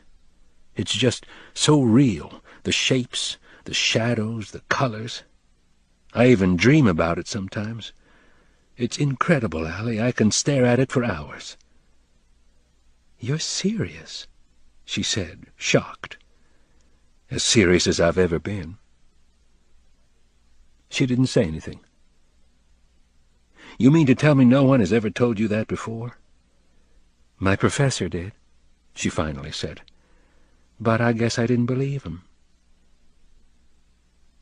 He knew there was more. Allie looked away before continuing. "I've been drawing and painting since I was a child. I guess that once I got a little older I began to think I was good at it. I enjoyed it, too. I remember working on this painting that summer, adding to it every day, changing it as our relationship changed. I don't even remember how it started or what I wanted it to be, but somehow it evolved into this. I remember being unable to stop painting after I went home that summer. I think it was my way of avoiding the pain I was going through. Anyway, I ended up majoring in art in college because it was something I had to do. I remember spending hours in the studio all by myself and enjoying every minute. I loved the freedom I felt when I created, the way it made me feel inside to make something beautiful. Just before I graduated, my professor, who happened to also be the critic for the paper, told me I had a lot of talent. He told me I should try my luck as an artist, but I didn't listen to him." She stopped there, gathering her thoughts. "My parents didn't think it was proper for someone like me to paint for a living. I just stopped after a while. I haven't touched a brush in years." She stared at the painting. "Do you think you'll ever paint again?" "I'm not sure if I can anymore. It's been a long time." "You can still do it, Allie. I know you can. You have a talent that comes from inside you, from your heart, not from your fingers. What you have can't ever go away. It's what other people only dream about. You're an artist, Allie." The words were spoken with such sincerity that she knew he wasn't saying it just to be nice. He truly believed in her ability, and for some reason that meant more to her than she expected. But something else happened then, something even more powerful. Why it happened, she never knew, but this was when the chasm began to close for Allie, the chasm she had erected in her life to separate the pain from the pleasure. And she suspected then, maybe not consciously, that there was more to this than even she cared to admit. But at that moment she still wasn't completely aware of it, and she turned to face him. She reached over and touched his hand, hesitantly, gently, amazed that after all these years he'd somehow known exactly what she'd needed to hear. When their eyes locked, she once again realized how special he was. And for just a fleeting moment, a tiny wisp of time that hung in the air like fireflies in summer skies, she wondered if she was in love with him again.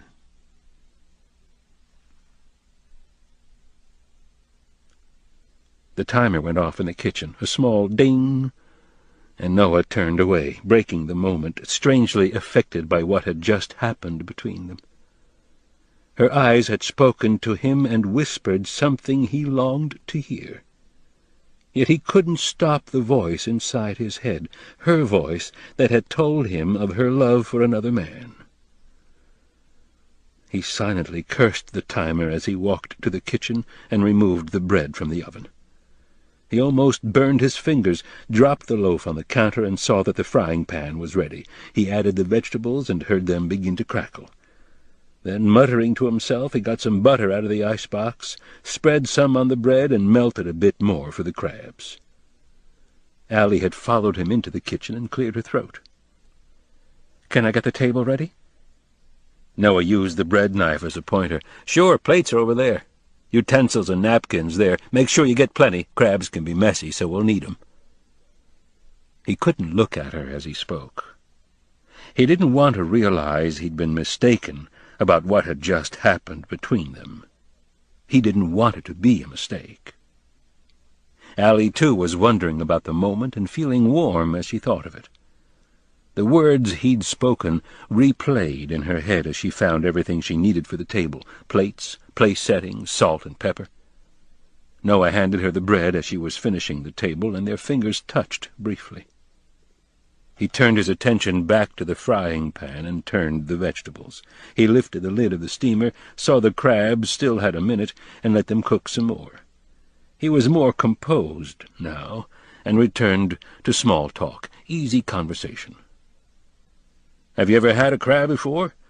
"A couple of times, but only in salads." He laughed. "Then you're in for an adventure. Hold on a second."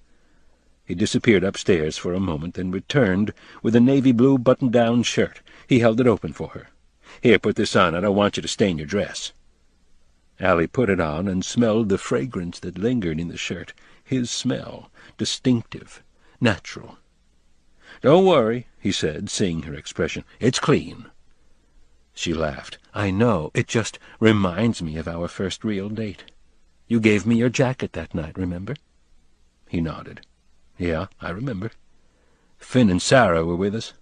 Finn kept elbowing me the whole way back to your parents' house, trying to get me to hold your hand." "You didn't, though." "No," he answered, shaking his head. "Why not?" "Shy, maybe, or afraid, I don't know. It just didn't seem like the right thing to do at the time." "Come to think of it, you were kind of shy, weren't you?"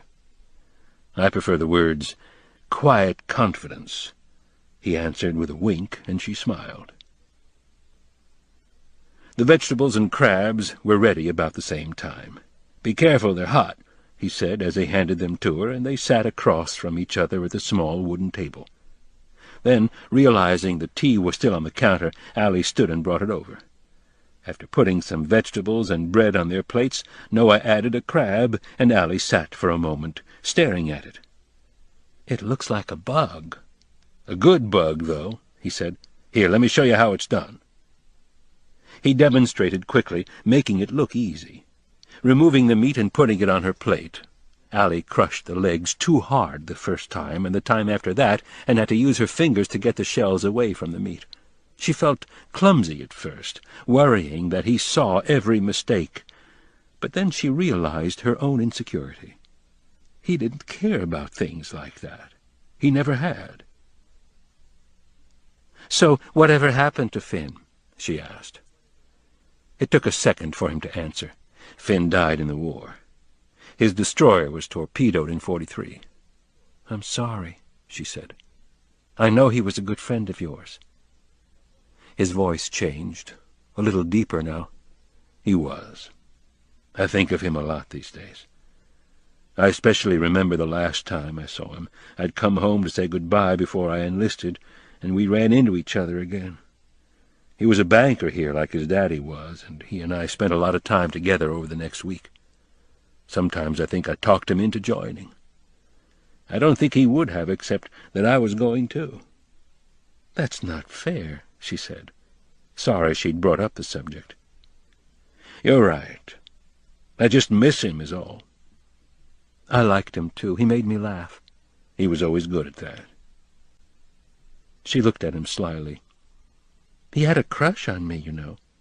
"I know. He told me about it." "He did? What did he say?" Noah shrugged. "The usual for him. That he had to fight you off with a stick, that you chased him constantly, that sort of thing." She laughed quietly. "Did you believe him?" "Of course," he answered. "Why wouldn't I?" "You men always stick together," she said as she reached across the table, poking his arm with her finger. She went on. "So tell me everything you've been up to since I saw you last."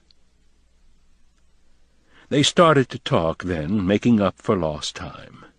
Noah talked about leaving New Bern, about working in the shipyard and at the scrap yard in New Jersey. He spoke fondly of Morris Goldman and touched on the war a little, avoiding most of the details, and told her about his father and how much he missed him. Allie talked about going to college, painting, and her hours spent volunteering at the hospital. She talked about her family and friends and the charities she was involved with. Neither of them brought up anybody they had dated since they'd last seen each other. Even Lon was ignored, and though both of them noticed the omission, neither mentioned it. Afterward, Allie tried to remember the last time she and Lon had talked this way. Although he listened well and they seldom argued, he was not the type of man to talk like this. Like her father, he wasn't comfortable sharing his thoughts and feelings. She'd tried to explain that she needed to be closer to him, but it had never seemed to make a difference. But sitting here now, she realized what she'd been missing. The sky grew darker, and the moon rose higher as the evening wore on. And without either of them being conscious of it, they began to regain the intimacy, the bond of familiarity they had once shared. They finished dinner, both pleased with the meal, neither talking much now. Noah looked at his watch and saw that it was getting late. The stars were out in full, the crickets a little quieter. He had enjoyed talking to Allie and wondered if he'd talked too much, wondered what she'd thought about his life, hoping it would somehow make a difference, if it could. Noah got up and refilled the teapot. They both brought the dishes to the sink and cleaned up the table, and he poured 2 more cups of hot water, adding tea bags to both. "How about the porch again?" he asked, handing her the cup, and she agreed, leading the way. He grabbed a quilt for her in case she got cold, and soon they had taken their places again, the quilt over her legs, rockers moving. Noah watched her from the corner of his eye. "God, she's beautiful," he thought, and inside he ached. For something had happened during dinner. Quite simply, he had fallen in love again. He knew that now, as they sat next to one another. Fallen in love with a new Allie, not just her memory. But then he had never really stopped, and this, he realized, was his destiny. "It's been quite a night," he said, his voice softer now. "Yes, it has," she said. "A wonderful night." Noah turned to the stars, their twinkling lights reminding him that she would be leaving soon, and he felt almost empty inside. This was a night he wanted never to end. How should he tell her? What could he say that would make her stay? He didn't know. And thus the decision was made to say nothing. And he realized then that he had failed. The rockers moved in quiet rhythm. Bats again over the river. Moths kissing the porch light. Somewhere he knew there were people making love. "Talk to me," she finally said, her voice sensual. Or was his mind playing tricks? "What should I say?" "Talk like you did to me under the oak tree." And he did, reciting distant passages, toasting the night. Whitman and Thomas, because he loved the images. Tennyson and Browning, because their themes felt so familiar. She rested her head against the back of the rocker, closing her eyes, growing just a bit warmer by the time he'd finished. It wasn't just the poems or his voice that did it. It was all of it. The whole greater than the sum of the parts. She didn't try to break it down, didn't want to, because it wasn't meant to be listened to that way. Poetry, she thought, wasn't written to be analyzed. It was meant to inspire without reason, to touch without understanding. Because of him, she'd gone to a few poetry readings offered by the English department while in college. She'd sat and listened to different people, different poems, but had stopped soon after, discouraged that no one inspired her or seemed as inspired as true lovers of poetry should be. They rocked for a while, drinking tea, sitting quietly, drifting in their thoughts. The compulsion that had driven her here was gone now. She was glad for this, but she worried about the feelings that had taken its place, the stirrings that had begun to sift and swirl in her pores like gold dust in river pans.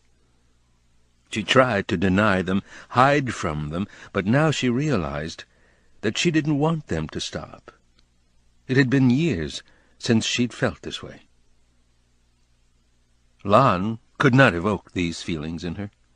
He never had, and probably never would. Maybe that was why she had never been to bed with him. He had tried before many times, using everything from flowers to guilt, and she had always used the excuse that she wanted to wait until marriage. He took it well, usually, and she sometimes wondered how hurt he would be if he ever found out about Noah. But there was something else that made her want to wait, and it had to do with Lon himself. He was driven in his work, and it always commanded most of his attention. Work came first, and for him there was no time for poems and wasted evenings and rocking on porches. She knew this was why he was successful, and part of her respected him for that. But she also sensed it wasn't enough. She wanted something else, something different, something more. Passion and romance, perhaps, or maybe quiet conversations in candlelit rooms. Or perhaps something as simple as not being second. Noah, too, was sifting through his thoughts. To him the evening would be remembered as one of the most special times he had ever had.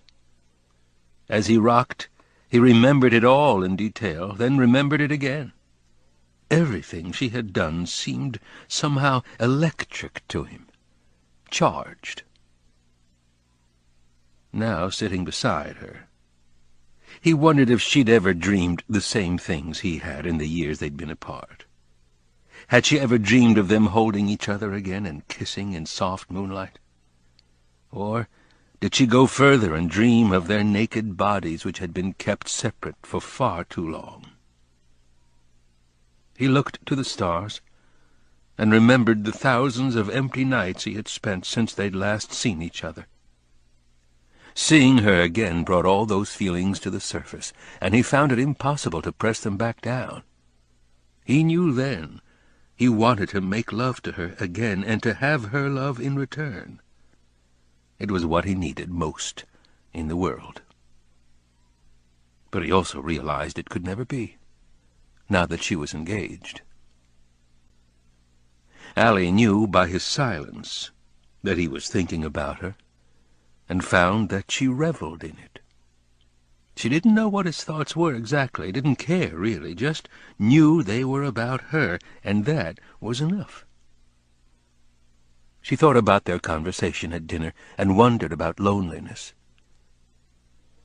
For some reason she couldn't picture him reading poetry to someone else, or even sharing his dreams with another woman. He didn't seem the type. Either that or she didn't want to believe it. She put down the tea, then ran her hands through her hair, closing her eyes as she did so.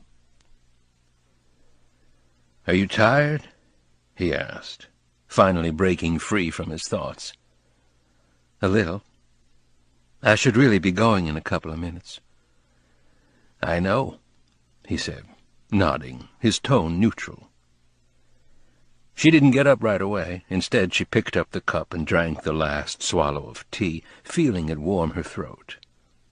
She took the evening in, moon higher now, wind in the trees, temperature dropping. She looked at Noah next. The scar on his face was visible from the side. She wondered if it had happened during the war, then wondered if he'd ever been wounded at all. He hadn't mentioned it, and she hadn't asked, mostly because she didn't want to imagine him being hurt. "I should go," she finally said, handing the quilt back to him. Noah nodded, then stood, without a word. He carried the quilt, and the two of them walked to her car while fallen leaves crunched beneath their feet. She started to take off the shirt he'd loaned her as he opened the door, but he stopped her. "Keep it," he said. "I want you to have it." She didn't ask why. Because she wanted to keep it too. She readjusted it and crossed her arms afterward to ward off the chill. For some reason, as she stood there, she was reminded of standing on her front porch after a high school dance, waiting for a kiss. "I had a great time tonight," he said. "Thank you for finding me."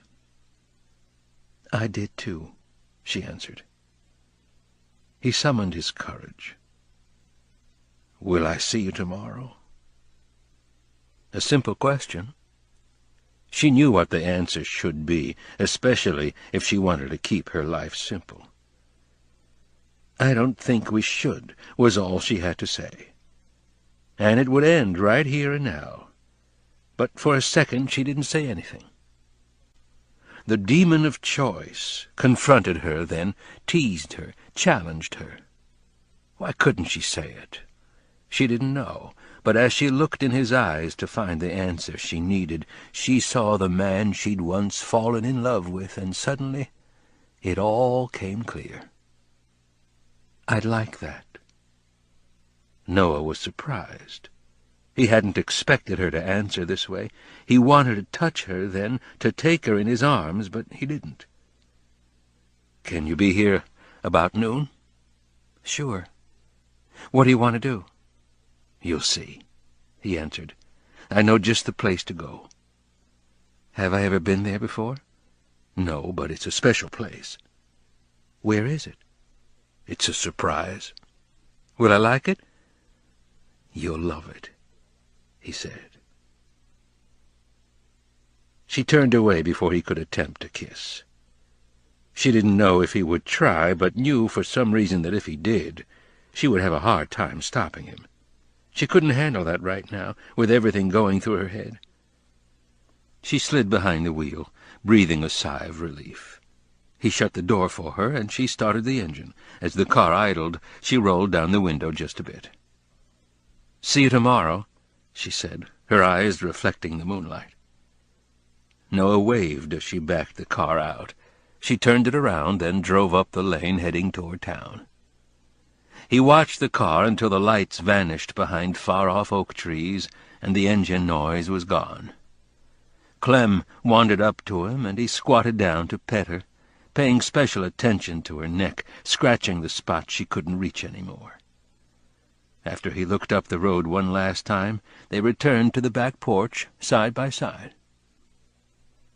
He sat in the rocker again, this time alone, trying once again to fathom the evening that had just passed, thinking about it, replaying it, seeing it again, hearing it again, running it by in slow motion.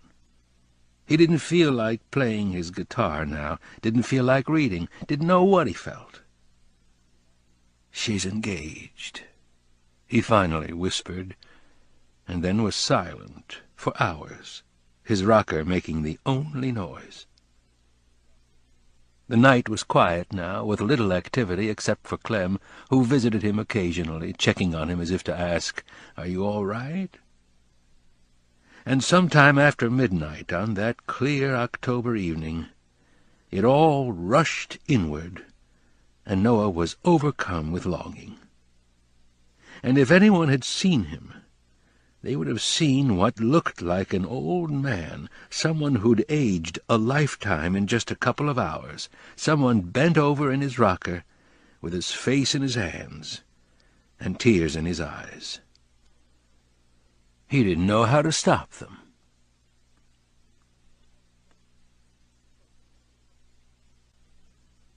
Phone calls.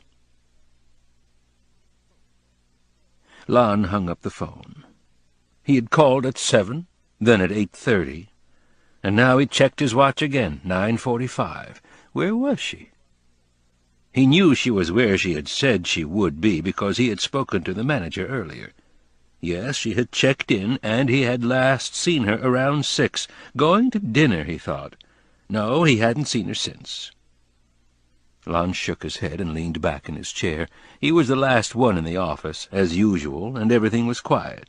But that was normal with an ongoing trial, even if the trial was going well. Law was his passion, and the late hours alone gave him the opportunity to catch up on his work without interruption. He knew he would win the case because he mastered the law and charmed the jury. He always did, and losses were infrequent now. Part of it came from being able to select the cases he had the expertise to win. He had reached that level in his practice. Only a select few in the city had that kind of stature, and his earnings reflected that. But the more important part of his success came from hard work. He had always paid attention to details, especially when he'd begun his practice, little things, obscure things, and it had become a habit now. Whether it was a matter of law or presentation, he was diligent in his study, and it had won him a few cases early in his career when he should have lost. And now a little detail bothered him. Not about the case, no, that was fine. It was something else. Something about Allie. But damn, he couldn't put his finger on it. He was fine when she'd left this morning, at least he thought he was. But some time after her call, maybe an hour or so, something clicked in his mind. The little detail. Detail. Something insignificant, something important. Think. Damn, what was it? His mind clicked. Something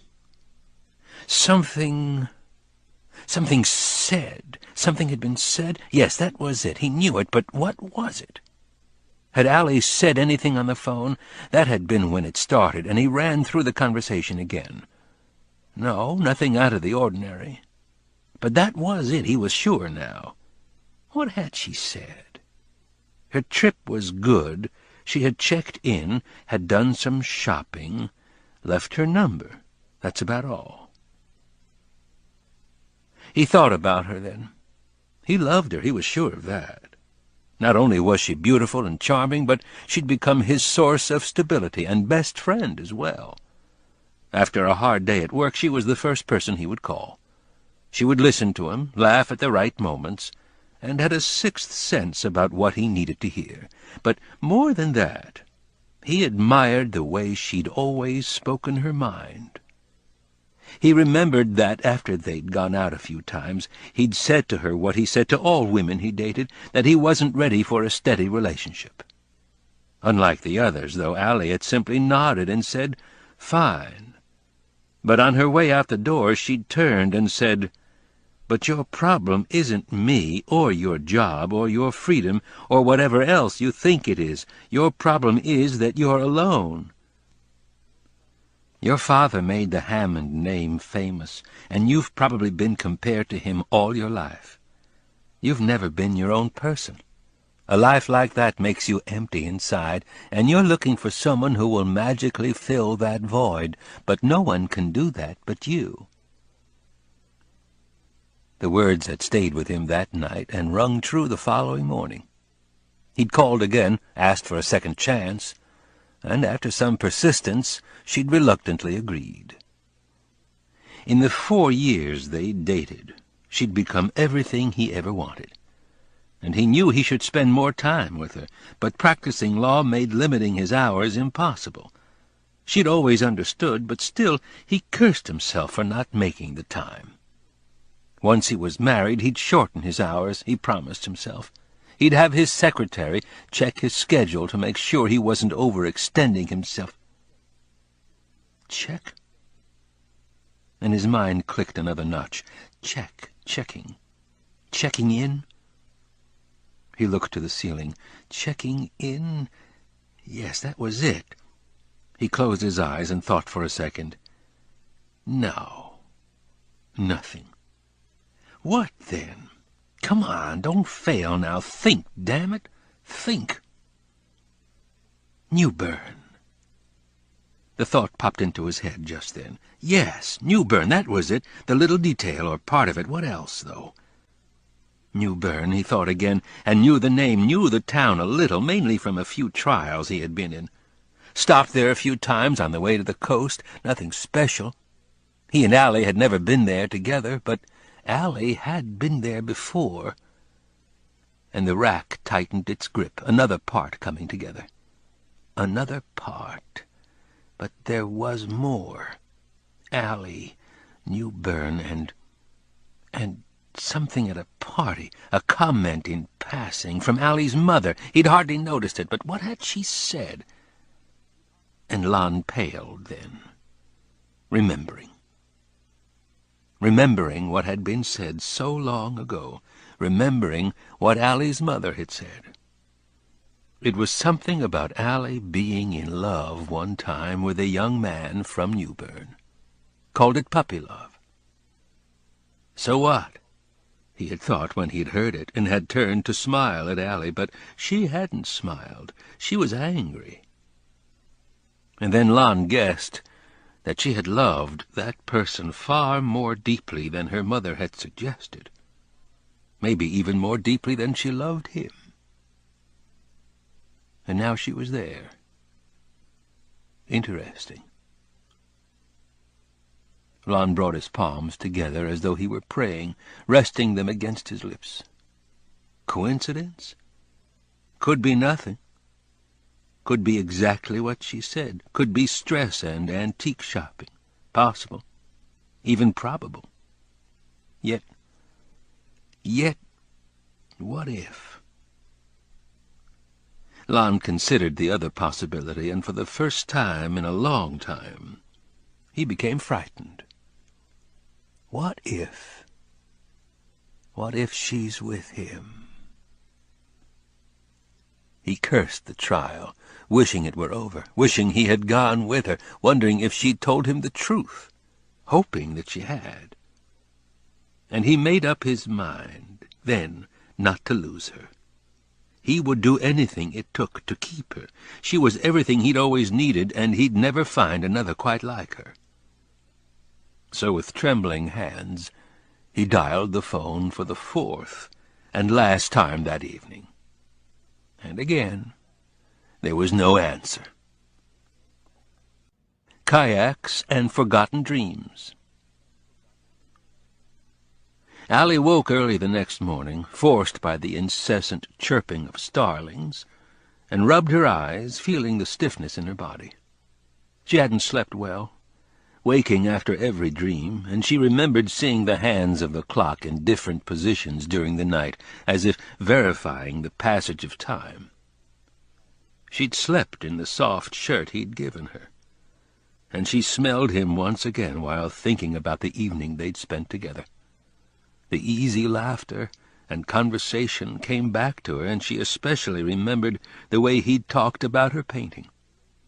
It was so unexpected, yet uplifting, and as the words began to replay in her mind, she realized how sorry she would have been had she decided not to see him again. She looked out the window and watched the chattering birds search for food in early light. Noah, she knew, had always been a morning person who greeted dawn in his own way. She knew he liked to kayak or canoe, and she remembered the one morning she'd spent with him in his canoe, watching the sun come up. She'd had to sneak out her window to do it because her parents wouldn't allow it, but she hadn't been caught, and she remembered how Noah had slipped his arm around her and pulled her close as dawn began to unfold. "Look there," he'd whispered, and she'd watched her first sunrise with her head on his shoulder, wondering if anything could be better than what was happening at that moment. And as she got out of bed to take her bath, feeling the cold floor beneath her feet, she wondered if he'd been on the water this morning, watching another day begin, thinking somehow he probably had. She was right. Noah was up before the sun and dressed quickly. Same jeans as last night, undershirt, clean flannel shirt, blue jacket, and boots. He brushed his teeth before going downstairs, drank a quick glass of milk, and grabbed 2 biscuits on the way out the door. After Clem greeted him with a couple of sloppy licks, he walked to the dock where his kayak was stored. He liked to let the river work its magic, loosening up his muscles, warming his body, clearing his mind. The old kayak, well used and river-stained, hung on 2 rusty hooks attached to his dock just above the waterline to keep off the barnacles. He lifted it free from the hooks and set it at his feet, inspected it quickly, then took it to the bank. In a couple of seasoned moves, long since mastered by habit, he had it in the water working its way upstream, with himself as the pilot and engine. The air was cool on his skin, almost crisp, and the sky was a haze of different colors, black directly above him like a mountain peak, then blues of infinite range, becoming lighter until it met the horizon where gray took its place. He took a few deep breaths, smelling pine trees and brackish water, and began to reflect. This had been part of what he'd missed most when he had lived up north. Because of the long hours at work, there had been little time to spend on the water. Camping, hiking, paddling on rivers, dating, working, something had to go. For the most part, he'd been able to explore New Jersey's countryside on foot whenever he'd had extra time, but in 14 years he hadn't canoed or kayaked once. It had been one of the first things he'd done when he returned. There's something special, almost mystical, about spending dawn on the water, he thought to himself. And he did it almost every day now. Sunny and clear, or cold and bitter, it never mattered as he paddled in rhythm to music in his head, working above water the color of iron. He saw a family of turtles resting on a partially submerged log, and watched as a heron broke for flight, skimming just above the water before vanishing into the silver twilight that preceded sunrise. He paddled out to the middle of the creek, where he watched the orange glow begin to stretch across the water.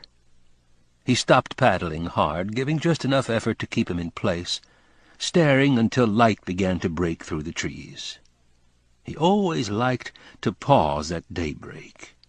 There was a moment when the view was spectacular, as if the world were being born again. Afterward he began to paddle hard, working off the tension, preparing for the day. While he did that, questions danced in his mind like water drops in a frying pan. He wondered about Lon and what type of man he was, wondered about their relationship. Most of all, though, he wondered about Allie and why she had come. By the time he reached home, he felt renewed. Checking his watch, he was surprised to find that it had taken 2 hours. Time always played tricks out there, though, and he'd stopped questioning it months ago. He hung the kayak to dry, stretched for a couple of minutes, and went to the shed where he stored his canoe. He carried it to the bank, leaving it a few feet from the water, and as he turned toward the house he noted that his legs were still a little stiff. The morning haze hadn't burned off yet, and he knew the stiffness in his legs usually predicted rain. He looked to the western sky and saw storm clouds, thick and heavy, far off but definitely present. The winds weren't blowing hard, but they were bringing the clouds closer. From the looks of them, he didn't want to be outside when they got here. Damn. How much time did he have? A few hours, maybe more, maybe less. He showered, put on new jeans, a red shirt and black cowboy boots, brushed his hair, and went downstairs to the kitchen. He did the dishes from the night before, picked up a little around the house, made himself some coffee, and went to the porch. The sky was darker now, and he checked the barometer. Steady, but it would start dropping soon. The western sky promised that. He'd learned long ago to never underestimate the weather, and he wondered if it was a good idea to go out. The rain he could deal with. Lightning was a different story, especially if he was on the water. A canoe was no place to be when electricity sparked in humid air. He finished his coffee, putting off the decision until later. He went to the tool shed and found his axe. After checking the blade by pressing his thumb to it, he sharpened it with a whetstone until it was ready. A dull axe is more dangerous than a sharp one, his daddy used to say. He spent the next 20 minutes splitting and stacking logs. He did it easily, his strokes efficient, and didn't break a sweat. He set a few logs off to the side for later, and brought them inside when he was finished, putting them by the fireplace. He looked at Allie's painting again, and reached out to touch it, bringing back the feelings of disbelief at seeing her again. God, what was it about her that made him feel this way, even after all these years? What sort of power did she have over him? He finally turned away, shaking his head, and went back to the porch. He checked the barometer again. It hadn't changed. Then he looked at his watch. Allie should be here soon. Allie had finished her bath and was already dressed. Earlier she'd opened the window to check the temperature. It wasn't cold outside, and she'd decided on a cream-colored spring dress with long sleeves and a high neck. It was soft and comfortable, maybe a little snug, but it looked good, and she had selected some white sandals that matched. She spent the morning walking around downtown. The depression had taken its toll here, but she could see the signs of prosperity beginning to work their way back. The Masonic Theater, the oldest active theater in the country, looked a little more run down, but was still operating with a couple of recent movies. Fort Totten Park looked exactly the same as it had 14 years ago, and she assumed the kids who played on the swings after school looked the same as well. She smiled at the memory then, thinking back to when things were simpler, or at least had seemed to be. Now it seemed nothing was simple. It seemed so improbable, everything falling into place as it had, and she wondered what she would have been doing now had she never seen the article in the paper. It wasn't very difficult to imagine, because her routines seldom changed. It was Wednesday, which meant bridge at the country club, then on to the Junior Women's League, where they would probably be arranging another fundraiser for the private school or hospital. After that, a visit with her mother, then home to get ready for dinner with Lon, because he made it a point to leave work by 7. It was the one night a week she saw him regularly.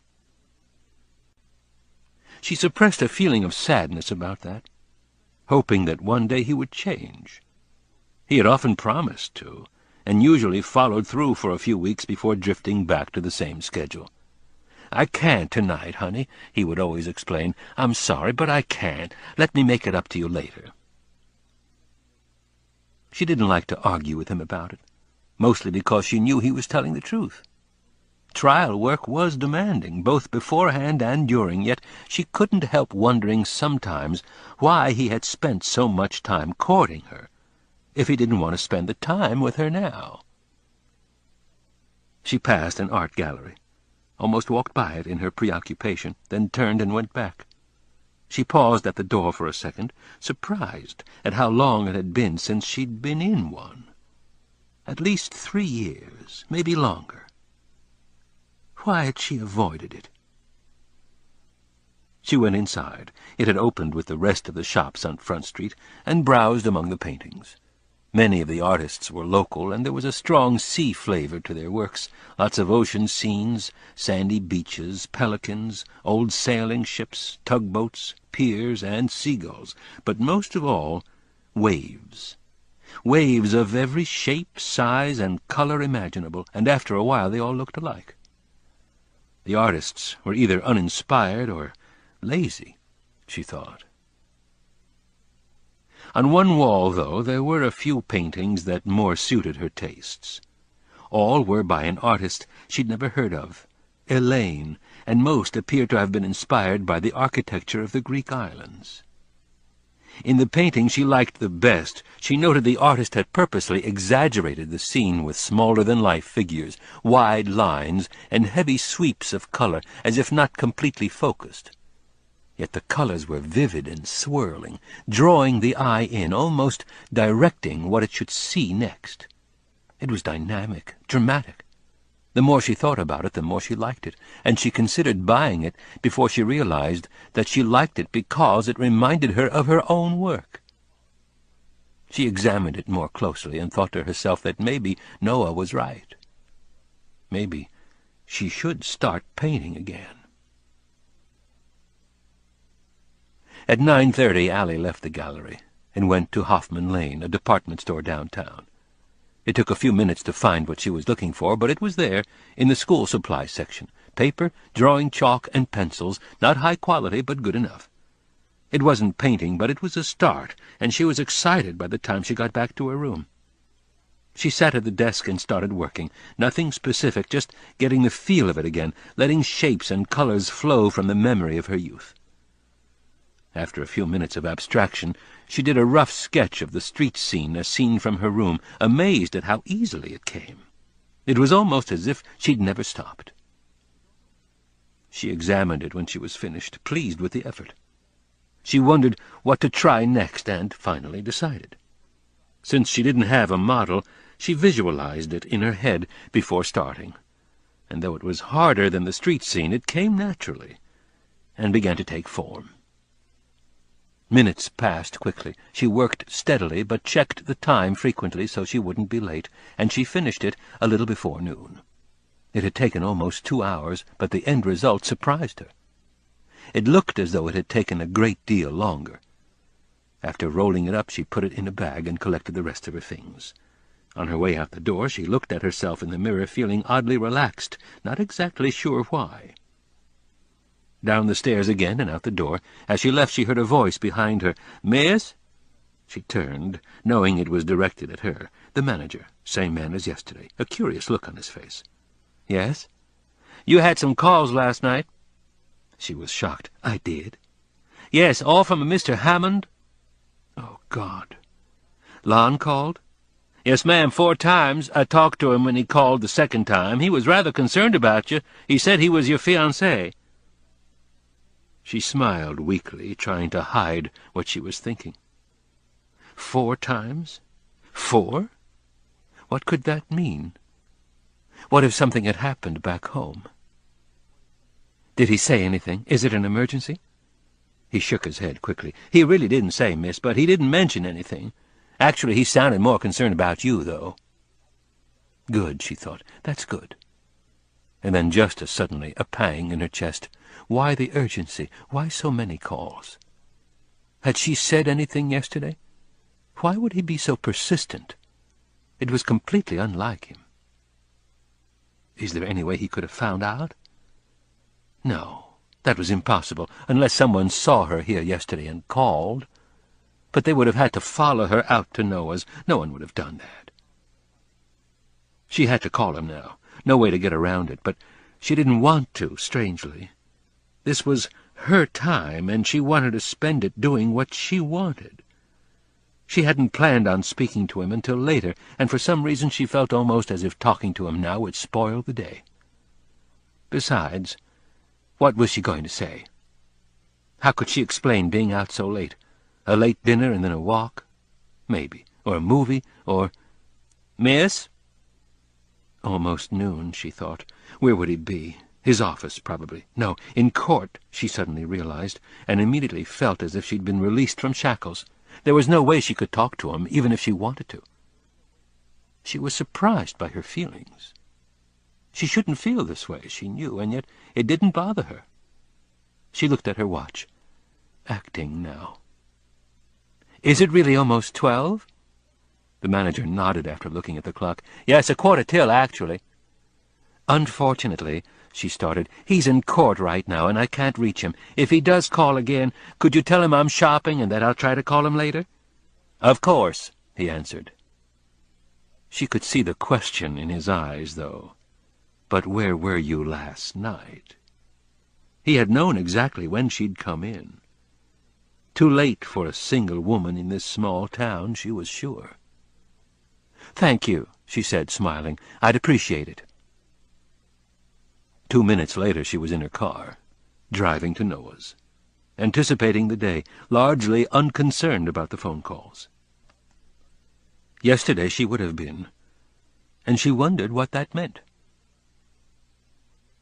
As she was driving over the drawbridge, less than 4 minutes after she'd left the inn, Lon called from the courthouse.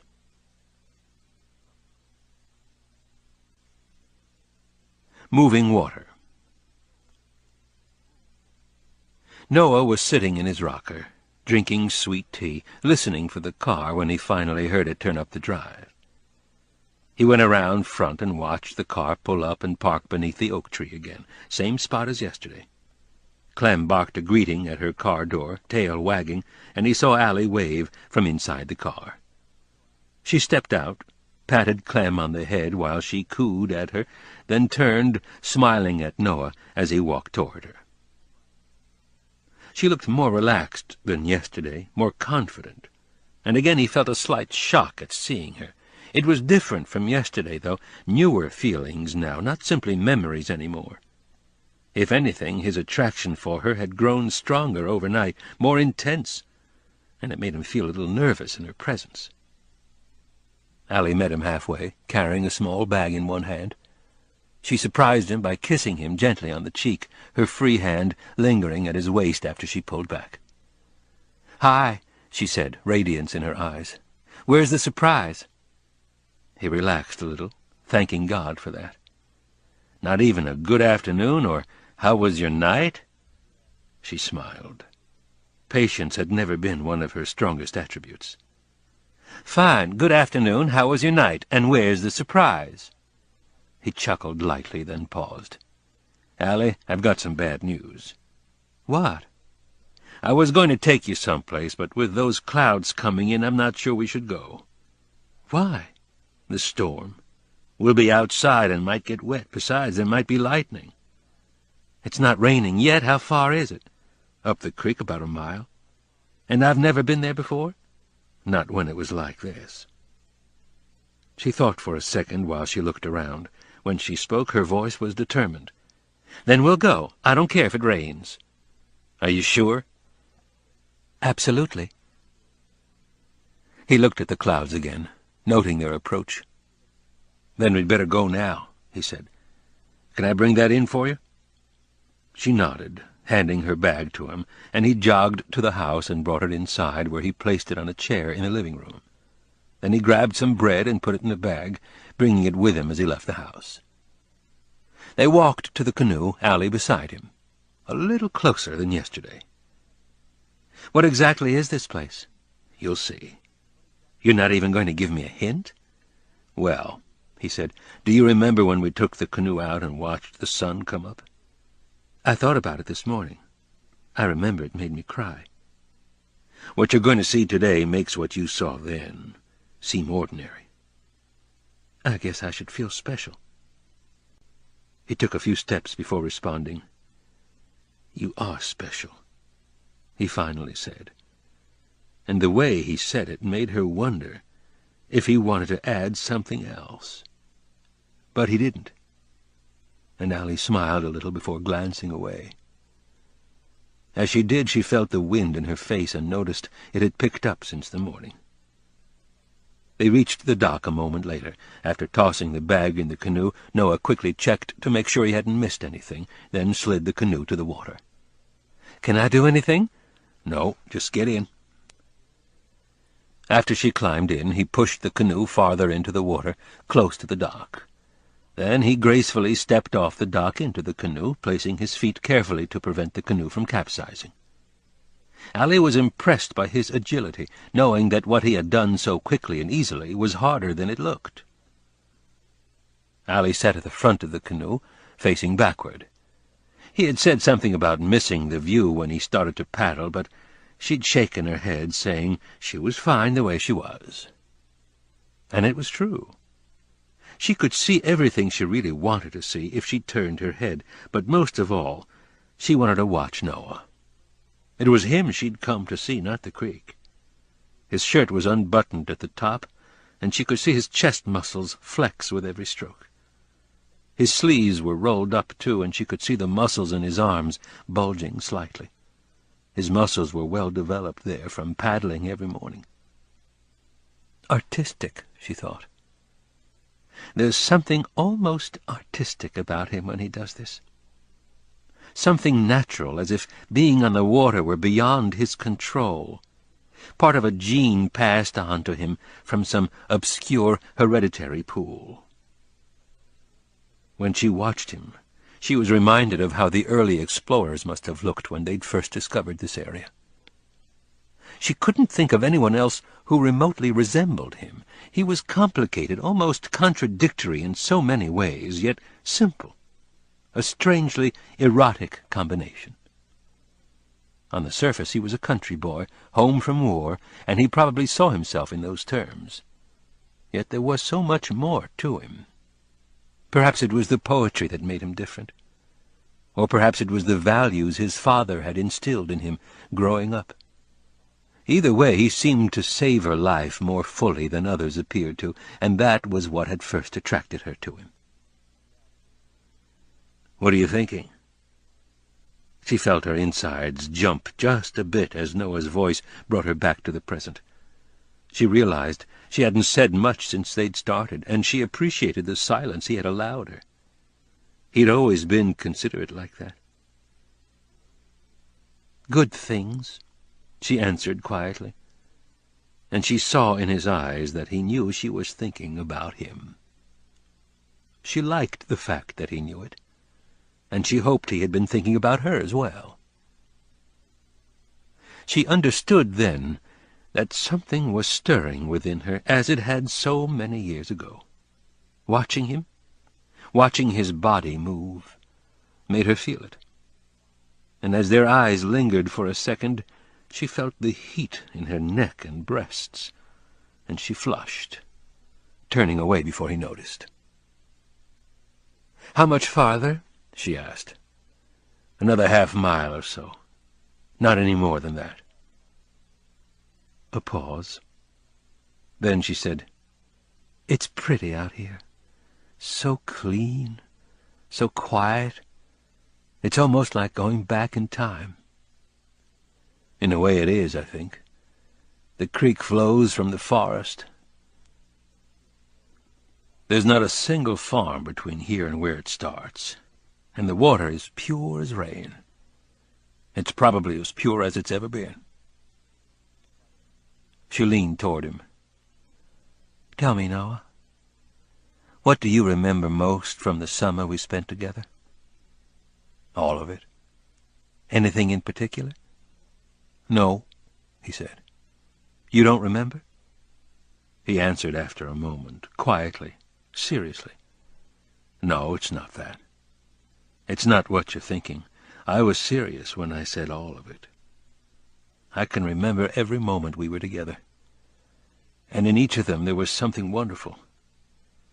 I can't really pick any one time that meant more than any other. The entire summer was perfect, the kind of summer everyone should have.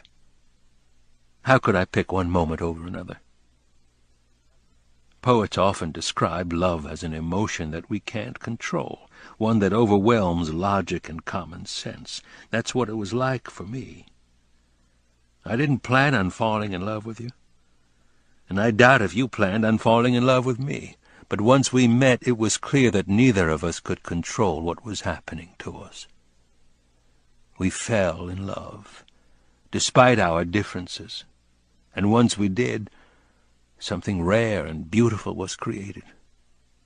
For me, love like that has happened only once, and that's why every minute we spent together has been seared in my memory. I'll never forget a single moment of it."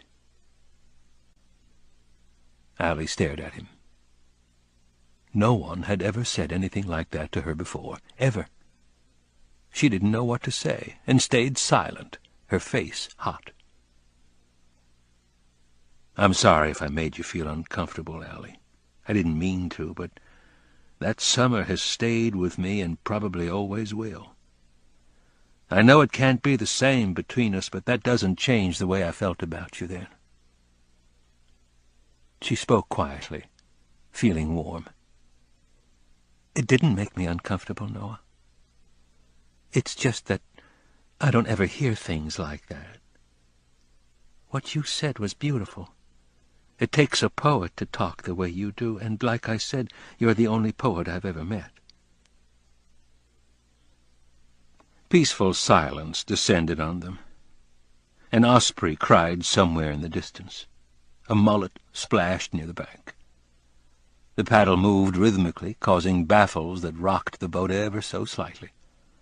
The breeze had stopped, and the clouds grew blacker as the canoe moved toward some unknown destination.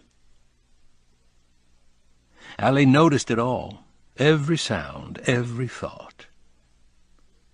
Her senses had come alive, invigorating her, and she felt her mind drifting through the last few weeks. She thought about the anxiety coming here had caused her, the shock at seeing the article, the sleepless nights, her short temper during daylight. Even yesterday she had been afraid and wanted to run away. The tension was gone now, every bit of it, replaced by something else, and she was glad about that as she rowed in silence in the old red canoe. She felt strangely satisfied that she'd come, pleased that Noah had turned into the type of man she'd thought he would, pleased that she would live forever with that knowledge. She had seen too many men in the past few years destroyed by war or time or even money.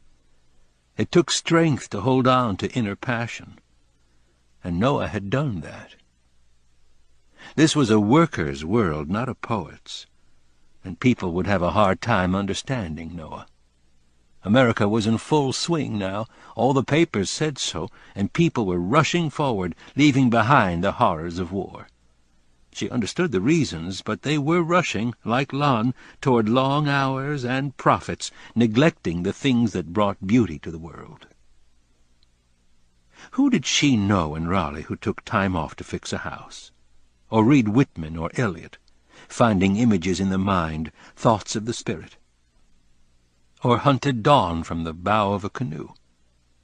These weren't the things that drove society, but she felt they shouldn't be treated as unimportant. They made living worthwhile. To her it was the same with art, though she had realized it only upon coming here. Or rather remembered it. She had known it once before, and again she cursed herself for forgetting something as important as creating beauty. Painting was what she was meant to do. She was sure of that now. Her feelings this morning had confirmed it, and she knew that whatever happened, she was going to give it another shot, a fair shot, no matter what anyone said. Would Lon encourage her painting? She remembered showing him one of her paintings a couple of months after they had first started going out. It was an abstract painting and was meant to inspire thought. In a way it resembled the painting above Noah's fireplace, the one Noah understood completely, though it may have been a touch less passionate. Lon had stared at it, studied it almost, and then had asked her what it was supposed to be. She hadn't bothered to answer. She shook her head then. Knowing she wasn't being completely fair, she loved Lon, and always had, for other reasons. Though he wasn't Noah, Lon was a good man, the kind of man she'd always known she would marry. With Lon there would be no surprises, and there was comfort in knowing what the future would bring. He would be a kind husband to her, and she would be a good wife. She would have a home near friends and family, children, a respectable place in society. It was the kind of life she'd always expected to live, the kind of life she wanted to live. And though she wouldn't describe theirs as a passionate relationship, she had convinced herself long ago that this wasn't necessary to be fulfilled in a relationship, even with the person she intended to marry. Passion would fade in time, and things like companionship and compatibility would take its place. She and Lon had this, and she had assumed this was all she needed. But now, as she watched Noah rowing, she questioned this basic assumption. He exuded sexuality in everything he did, everything he was, and she caught herself thinking about him in a way that an engaged woman shouldn't. She tried not to stare and glanced away often, but the easy way he moved his body made it hard to keep her eyes from him for long. "Here we are," Noah said as he guided the canoe toward some trees near the bank. Allie looked around, not seeing anything. "Where is it?" "Here," he said again, pointing the canoe at an old tree that had fallen over, obscuring an opening almost completely hidden from view. He guided the canoe around the tree, and both of them had to lower their heads to keep from bumping them. "Close your eyes," he whispered. And Allie did, bringing her hands to her face. She heard the baffles of the water and felt the movement of the canoe as he propelled it forward, away from the pull of the creek. "Okay," he finally said after he'd stopped paddling. "You can open them now."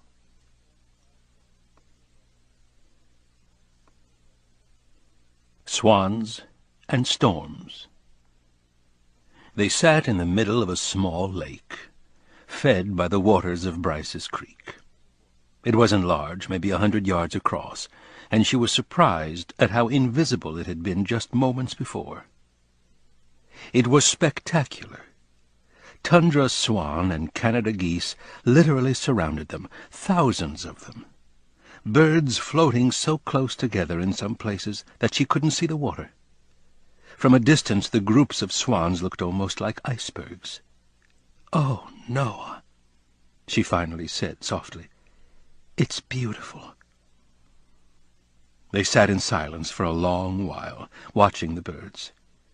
Noah pointed at a group of chicks, recently hatched, following a pack of geese near the shore, struggling to keep up. The air was filled with honking and chirping as Noah moved the canoe through the water. The birds ignored them for the most part. The only ones who seemed bothered were those forced to move when the canoe approached them.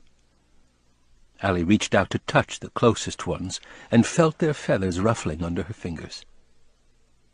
Noah brought out the bag of bread he'd brought earlier and handed it to Allie. She scattered the bread, favoring the little ones, laughing and smiling as they swam in circles looking for food. They stayed until thunder boomed in the distance, faint but powerful, and both of them knew it was time to leave. Noah led them back to the current of the creek, paddling stronger than he had earlier. She was still amazed by what she had seen. "Noah, what are they doing here?" "I don't know. I know the swans from up north migrate to Lake Matamuskeet every winter, but I guess they came here this time. I don't know why. Maybe the early blizzard had something to do with it. Maybe they got off track or something. They'll find their way back, though." "They won't stay?"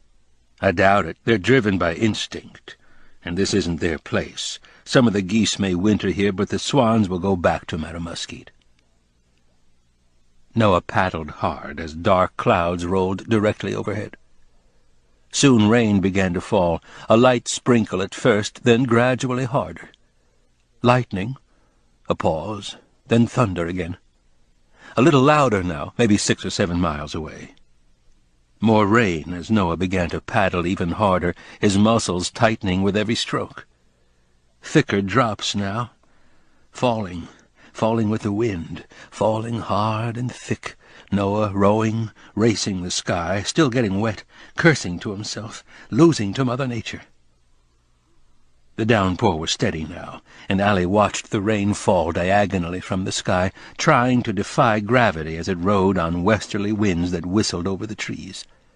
The sky darkened a little more, and big, heavy drops fell from the clouds.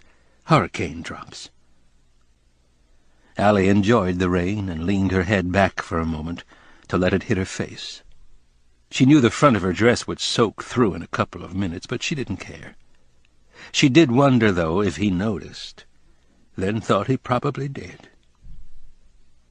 She ran her hands through her hair, feeling its wetness. It felt wonderful. She felt wonderful. Everything felt wonderful. Even through the rain, she could hear him breathing hard, and the sound aroused her sexually in a way she hadn't felt in years. A cloud burst directly above them, and the rain began to come down even harder, harder than she'd ever seen it. Allie looked upward and laughed, giving up any attempt at keeping dry, making Noah feel better. He hadn't known how she was feeling about it. Even though she'd made the decision to come, he doubted that she'd expected to be caught in a storm like this. They reached the dock a couple of minutes later, and Noah moved in close enough for Allie to step out.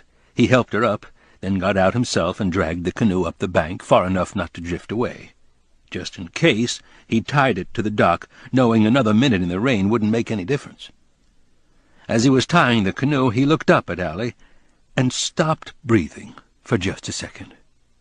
She was incredibly beautiful as she waited, watching him, completely comfortable in the rain. She didn't try to keep dry or hide herself, and he could see the outline of her breasts as they pressed through the fabric of the dress that clung tightly to her body. It wasn't a cold rain, but he could see her nipples erect and protruding, hard like little rocks. He felt his loins begin to stir, and quickly turned away, embarrassed, muttering to himself, glad the rain muffled any sound of it. When he finished and stood, Allie took his hand in hers, surprising him. Despite the downpour, they didn't rush toward the house, and Noah imagined what it would be like to spend the night with her. Allie, too, was wondering about him. She felt the warmth in his hands, and wondered what it would be like to have them touch her body, feeling all of her, lingering slowly across her skin. Just thinking about it made her take a deep breath, and she felt her nipples begin to tingle and a new warmth between her legs. She realized then that something had changed since she'd come here, and although she couldn't pinpoint the exact time, yesterday after dinner, or this afternoon in the canoe, or when they saw the swans, or maybe even now as they walked holding hands, she knew that she had fallen in love with Noah Taylor Calhoun again, and that maybe, just maybe, she had never stopped. There was no uneasiness between them as they reached the door, and both of them went inside, pausing in the foyer, clothes dripping. "Did you bring a change of clothes?" She shook her head, still feeling the roll of emotions within her, wondering if it showed on her face. "I think I can find something here for you so you can get out of those clothes. It might be a little big, but it's warm." "Anything," she said. "I'll be back in a second." Noah slipped off his boots, then ran up the stairs, descending a minute later. He had a pair of cotton pants and a long-sleeved shirt under one arm, and some jeans with a blue shirt in the other. "Here," he said, handing her the cotton pants and shirt. "You can change in the bedroom upstairs. There's a bathroom and towel up there, too, if you want to shower." She thanked him with a smile and went up the stairs, feeling his eyes on her as she walked. She entered the bedroom and closed the door, then set the pants and shirt on his bed, and peeled everything off. Naked, she went to his closet and found a hanger, put her dress, bra, and panties on it, and then went to hang it in the bathroom so it wouldn't drip on the hardwood floor. She felt a secret thrill at being naked, in the same room he slept in. She didn't want a shower after being in the rain. She liked the soft feeling on her skin, and it reminded her of how people used to live long ago, naturally, like Noah. She slipped on his clothes before looking at herself in the mirror. The pants were big, but tucking in the shirt helped, and she rolled up the bottoms just a little so they wouldn't drag. The neck was torn a little, and it nearly hung off one shoulder, but she liked the way it looked on her anyway. She pulled the sleeves up almost to the elbows, went to the bureau and slipped on some socks, then went to the bathroom to find a hairbrush. She brushed her wet hair just enough to get out the snarls, letting it rest on her shoulders. Looking in the mirror, she wished she had brought a clasp or a couple of hairpins. And a little more mascara, but what could she do? Her eyes still had a little of what she'd put on earlier, and she touched up with a washcloth, doing the best she could. When she was finished, she checked herself in the mirror, feeling pretty despite everything, and went back down the stairs.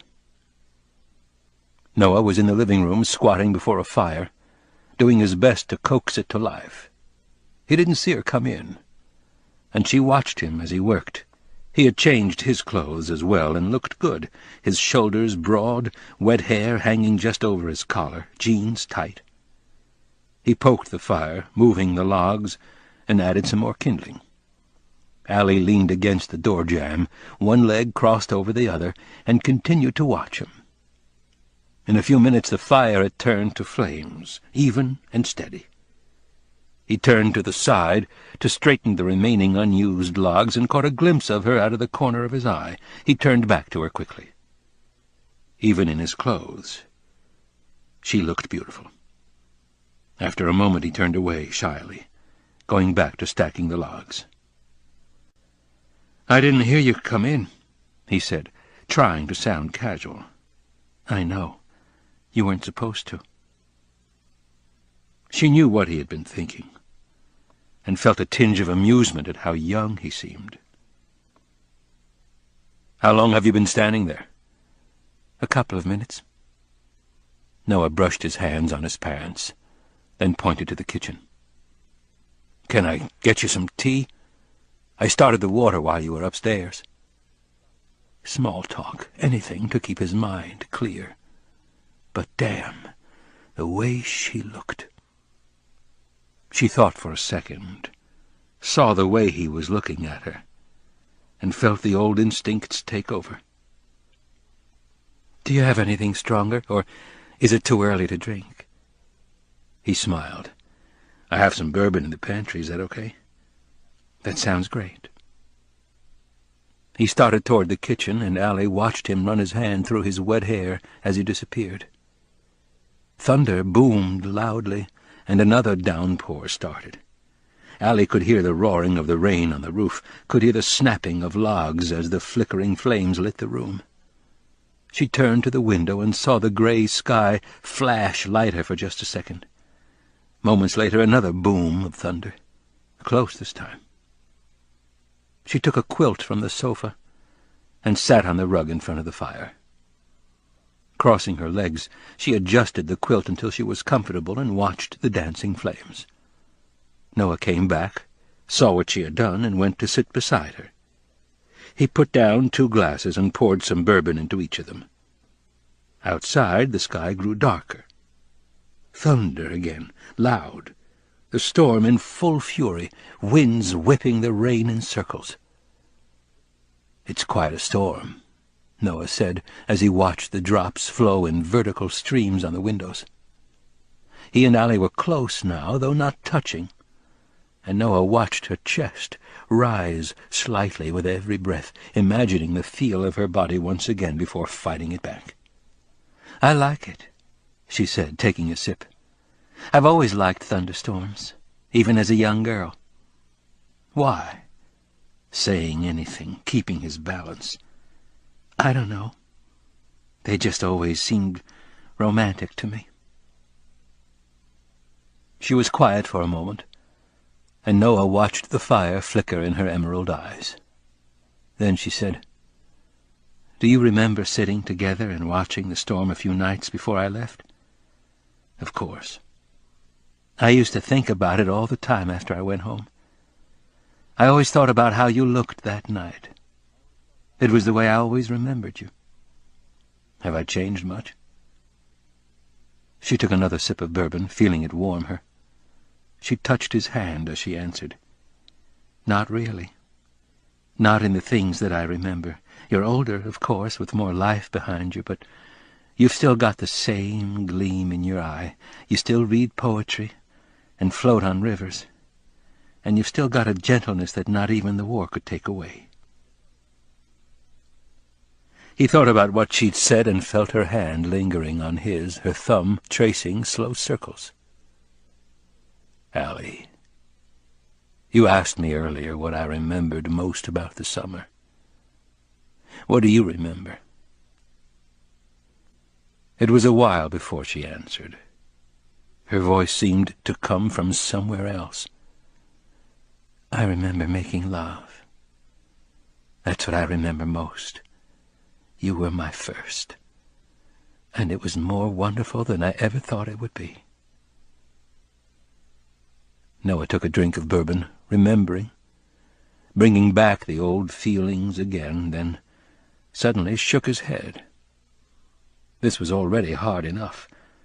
She went on. "I remember being so afraid beforehand that I was trembling, but at the same time being so excited.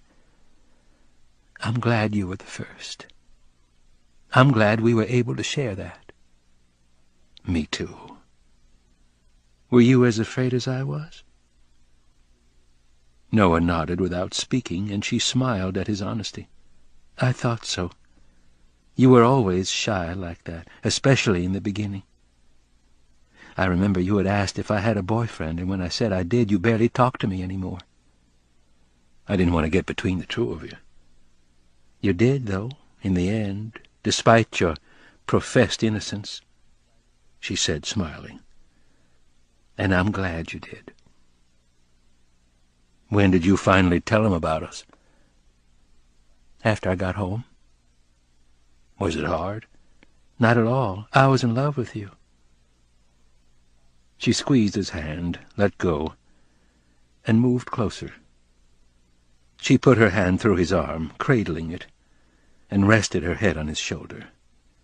He could smell her, soft like the rain, warm. She spoke quietly. Do you remember walking home after the festival? I asked you if you wanted to see me again. You just nodded your head and didn't say a word. It wasn't too convincing. I'd never met anyone like you before. I couldn't help it. I didn't know what to say. I know. You could never hide anything. Your eyes always gave you away. You had the most wonderful eyes I'd ever seen. She paused then, lifted her head from his shoulder and looked directly at him. When she spoke, her voice was barely above a whisper. I think I loved you more that summer than I ever loved anyone. Lightning flashed again. In the quiet moments before the thunder, their eyes met as they tried to undo the 14 years, both of them sensing a change since yesterday. When the thunder finally sounded, Noah sighed and turned from her toward the windows. I wish you could have read the letters I wrote you, he said. She didn't speak for a long while. It wasn't just up to you, Noah. I didn't tell you, but I wrote you a dozen letters after I got home. I just never sent them. Why? Noah was surprised. I guess I was too afraid. Of what? That maybe it wasn't as real as I thought it was? That maybe you forgot me? I would never do that. I couldn't even think it. I know that now. I can see it when I look at you, but back then it was different. There was so much I didn't understand. Things that a young girl's mind couldn't sort out. What do you mean? She paused, collecting her thoughts. When your letters never came, I didn't know what to think. I remember talking to my best friend about what happened that summer, and she said that you got what you wanted, and that she wasn't surprised that you wouldn't write. I didn't believe that you were that way. I never did, but hearing it and thinking about all our differences made me wonder if maybe the summer meant more to me than it had meant to you. And then while all this was going through my head, I heard from Sarah. She said that you had left Newbern. Finn and Sarah always knew where I was. She held up her hand to stop him. I know, but I never asked. I assumed that you had left Newbern to start a new life, one without me. Why else wouldn't you write, or call, or come see me?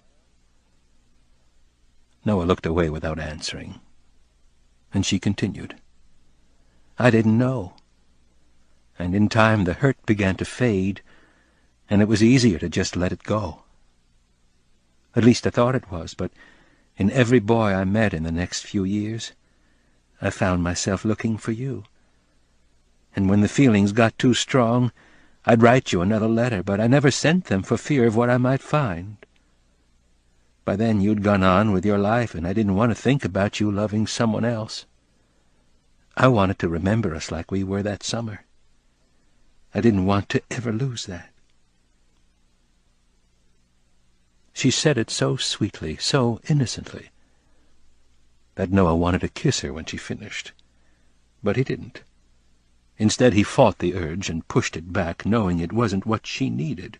Yet she felt so wonderful to him, touching him. The last letter I wrote was a couple of years ago, after I met Lon. I wrote to your daddy to find out where you were, but it had been so long since I'd seen you I wasn't even sure he'd still be there, and with the war...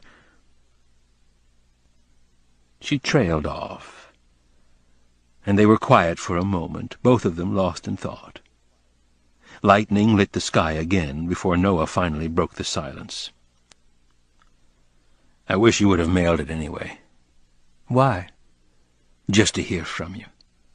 To hear what you've been up to." "You might have been disappointed. My life isn't too exciting. Besides, I'm not exactly what you remembered." "You're better than I remembered, Allie." "You're sweet, Noah." He almost stopped there, knowing that if he kept the words inside him he could somehow keep control, the same control he had kept the past 14 years. But something else had overtaken him now, and he gave in to it, hoping somehow, in some way, it would take them back to what they'd had so long ago. "I'm not saying it because I'm sweet. I'm saying it because I love you now, and I always have. More than you can imagine." A log snapped, sending sparks up the chimney, and both of them noticed the smoldering remains almost burned through. The fire needed another log, but neither of them moved. Allie took another sip of bourbon and began to feel its effects, but it wasn't just the alcohol that made her hold Noah a little tighter and feel his warmth against her. Glancing out the window, she saw the clouds were almost black. "Let me get the fire going again," Noah said, needing to think, and she released him. He went to the fireplace, opened the screen, and added a couple of logs. He used the poker to adjust the burning wood, making sure the new wood could catch easily. The flame began to spread again, and Noah returned to her side. She snuggled up against him again, resting her head on his shoulder as she had before, not speaking, rubbing her hand lightly against his chest. Noah leaned closer and whispered in her ear, "This reminds me of how we once were, when we were young."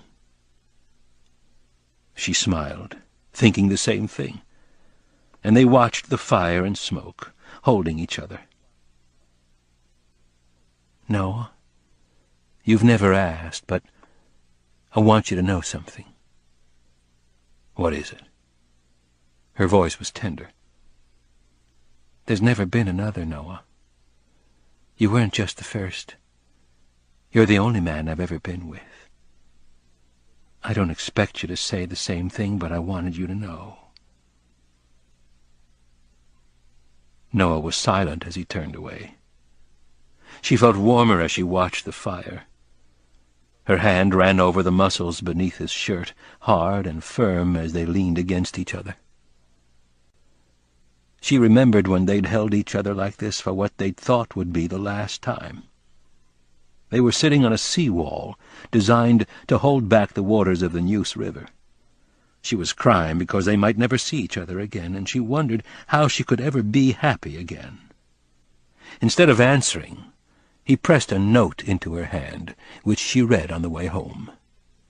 She had saved it, occasionally reading all of it or sometimes just a part. One part she'd read at least 100 times. And for some reason it ran through her head now. It said, "The reason it hurts so much to separate is because our souls are connected. Maybe they always have been and will be. Maybe we've lived 1,000 lives before this one, and in each of them we've found each other.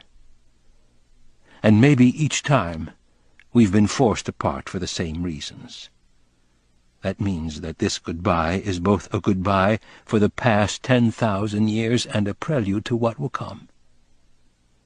When I look at you, I see your beauty and grace, and know they have grown stronger with every life you have lived. And I know I have spent every life before this one searching for you. Not someone like you, but you, for your soul and mine must always come together, and then, for a reason neither of us understands, we've been forced to say goodbye. I would love to tell you that everything will work out for us, and I promise to do all I can to make sure it does, but if we never meet again, and this is truly goodbye, I know we will see each other again in another life. We will find each other again. And maybe the stars will have changed, and we will not only love each other in that time, but for all the times we've had before." Could it be? She wondered. Could he be right? She had never completely discounted it, wanting to hold on to its promise in case it was true. The idea had helped her through many hard times, but sitting here now seemed to test the theory that they were destined to always be apart. Unless the stars had changed since they were last together. And maybe they had, but she didn't want to look. Instead, she leaned into him and felt the heat between them, felt his body, felt his arm tight around her. And her body began to tremble with the same anticipation she had felt the first time they were together. It felt so right to be here. Everything felt right. The fire, the drinks, the storm. It couldn't have been more perfect. Like magic, it seemed. Their years apart didn't matter anymore. Lightning cut the sky outside. Fire danced on white-hot wood, spreading the heat. October rain sheeted itself against the windows, drowning out all other sounds.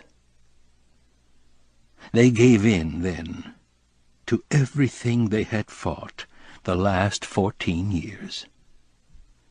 Allie lifted her head off his shoulder, looked at him with hazy eyes, and Noah kissed her, softly, on the lips. She brought her hand to his face and touched his cheek, brushing it softly with her fingers. He leaned in slowly and kissed her again, still soft and tender, and she kissed back, feeling the years of separation dissolve into passion. She closed her eyes and parted her lips as he ran his fingers up and down her arms, slowly, lightly. He kissed her neck, her cheek, her eyelids, and she felt the moisture of his mouth linger wherever his lips had touched. She took his hand and led it to her breasts, and a whimper rose in her throat as he gently touched them through the thin fabric of the shirt. The world seemed dreamlike as she pulled back from him, the firelight setting her face aglow. Without speaking, she started to undo the buttons on his shirt. He watched her as she did it, and listened to her soft breaths as she made her way downward. With each button he could feel her fingers brushing against his skin, and she smiled softly at him when she finally finished. He felt her slide her hands inside, touching him as lightly as possible, letting her hands explore his body. He was hot, and she ran her hand over his slightly wet chest, feeling his hair between her fingers. Leaning in, she kissed his neck gently as she pulled the shirt over his shoulders, locking his arms behind his back. She lifted her head and allowed him to kiss her as he rolled his shoulders, freeing himself from the sleeves. With that, he slowly reached for her. He lifted her shirt and ran his finger slowly across her belly before raising her arms and slipping it off. She felt short of breath as he lowered his head and kissed between her breasts, and slowly ran his tongue up to her neck. His hands gently caressed her back, her arms, her shoulders, and she felt their heated bodies press together, skin to skin. He kissed her neck and nibbled gently as she lifted her hips and allowed him to pull off her bottoms.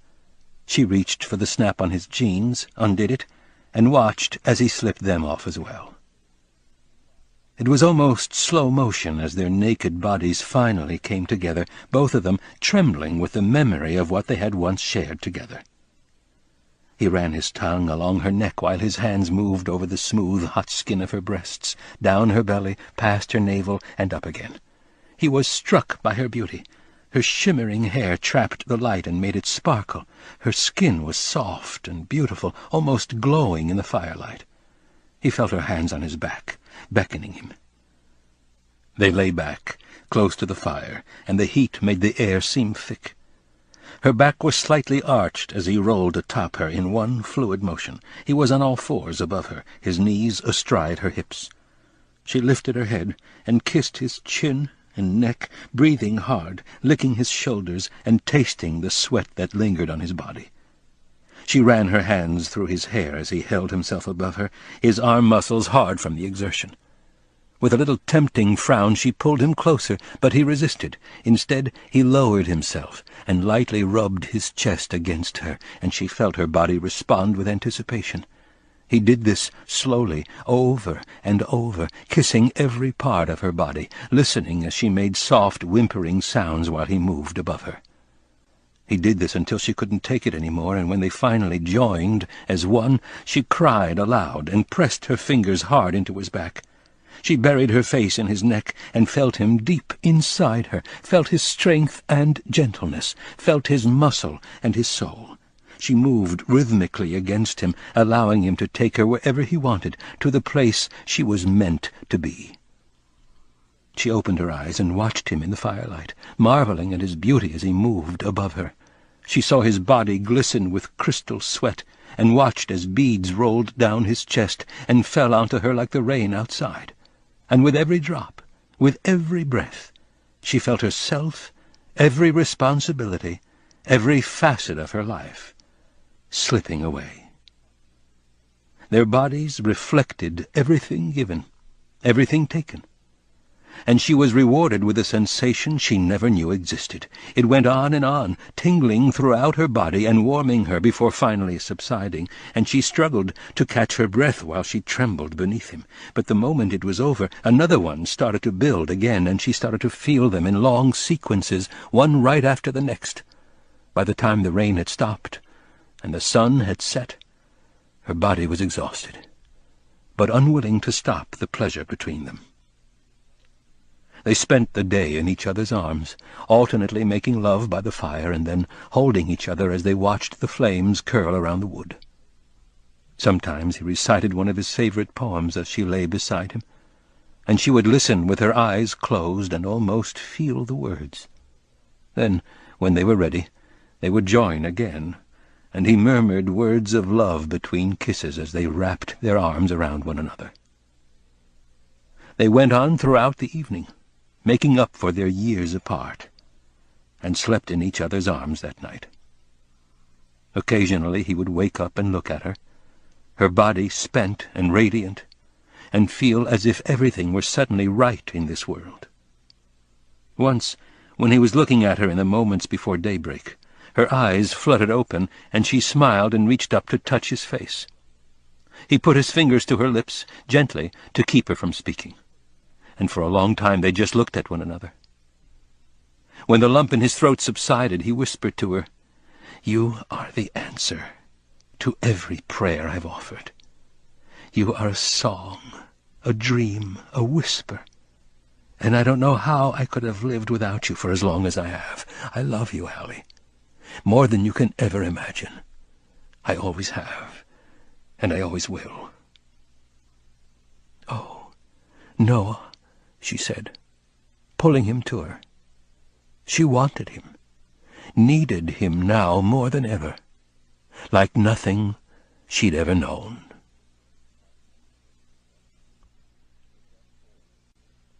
Courtrooms.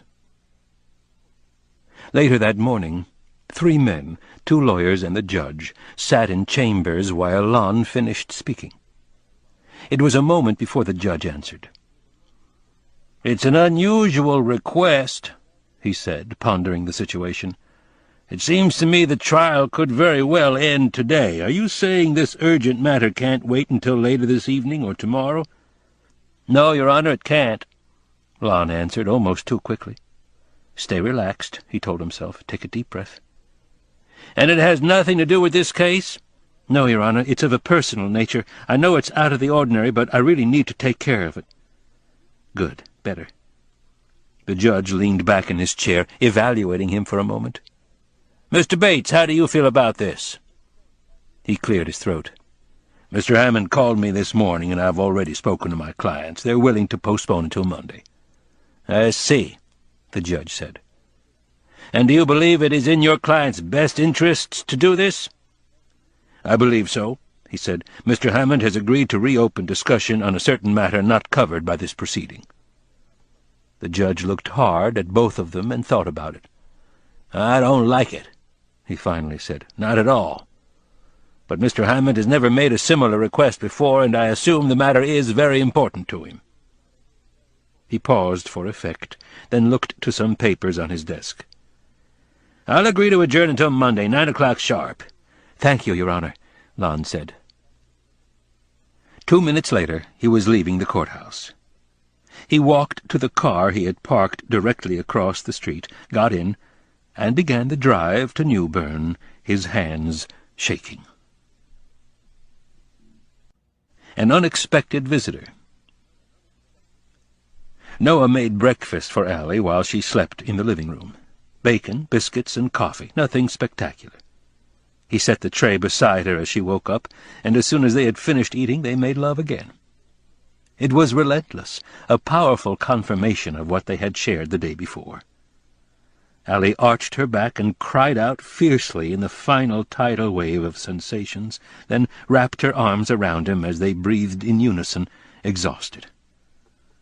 They showered together, and afterward Allie put on her dress, which had dried overnight. She spent the morning with Noah. Together they fed Clem and checked the windows to make sure no damage had been done in the storm. 2 pine trees had blown over, though neither had caused much damage, and a few shingles had blown off the shed, but other than that the property had escaped pretty much unscathed. He held her hand most of the morning, and the two talked easily, but sometimes he would stop speaking and just stare at her. When he did, she felt as though she should say something, but nothing meaningful ever came into her head. Lost in thought, she usually just kissed him. A little before noon, Noah and Allie went in to prepare lunch. Both of them were starving again because they hadn't eaten much the day before. Using what he had on hand, they fried some chicken and baked another batch of biscuits, and the two of them ate on the porch, serenaded by a mockingbird. While they were inside doing the dishes, they heard a knock at the door. Noah left Allie in the kitchen. Knock again. "I'm coming," Noah said. Knock, knock, louder. He approached the door. Knock, knock. "I'm coming," he said again as he opened the door. Oh, my God. He stared for a moment at a beautiful woman in her early 50s, a woman he would have recognized anywhere. Noah couldn't speak. "Hello, Noah," she finally said. Noah said nothing. "May I come in?" she asked, her voice steady, revealing nothing. He stammered out a reply as she walked past him, stopping just before the stairs. "Who is it?" Allie shouted from the kitchen, and the woman turned at the sound of her voice. "It's your mother," Noah finally answered, and immediately after he said it, he heard the sound of breaking glass. "I knew you would be here," Ann Nelson said to her daughter as the three of them sat around the coffee table in the living room. "How could you be so sure? You're my daughter. One day when you have kids of your own, you'll know the answer." She smiled, but her manner was stiff, and Noah imagined how difficult this must be for her. "I saw the article, too, and I saw your reaction. I also saw how tense you have been during the last couple of weeks, and when you said you were going shopping near the coast, I knew exactly what you meant." "What about Daddy?" Ann Nelson shook her head. "No, I didn't tell your father or anyone else about it. Nor did I tell anyone where I was going today." The table was silent for a moment as they wondered what was coming next. But Anne remained quiet. "Why did you come?" Allie finally asked. Her mother raised an eyebrow. "I thought I would be the one to ask that question." Allie paled. "I came because I had to," her mother said, "which I'm sure is the same reason you came. Am I right?" Allie nodded. Anne turned to Noah. "These last couple of days must have been full of surprises." "Yes," he answered simply, and she smiled at him. "I know you don't think so, but I always liked you, Noah. I just didn't think you were right for my daughter. Can you understand that?" He shook his head as he answered, his tone serious. "No, not really. It wasn't fair to me, and it wasn't fair to Allie. Otherwise, she wouldn't be here. She watched him as he answered, but she said nothing. Allie, sensing an argument, cut in. "What do you mean when you say you had to come? Don't you trust me?" Anne turned back to her daughter. "This has nothing to do with trust. This has to do with Lon. He called the house last night to talk to me about Noah, and he's on his way here right now. He seemed very upset. I thought you'd want to know." Allie inhaled sharply. "He's on his way?" "As we speak. He arranged to have the trial postponed until next week. If he's not in New Bern yet, he's close." "What did you say to him?" "Not much, but he knew.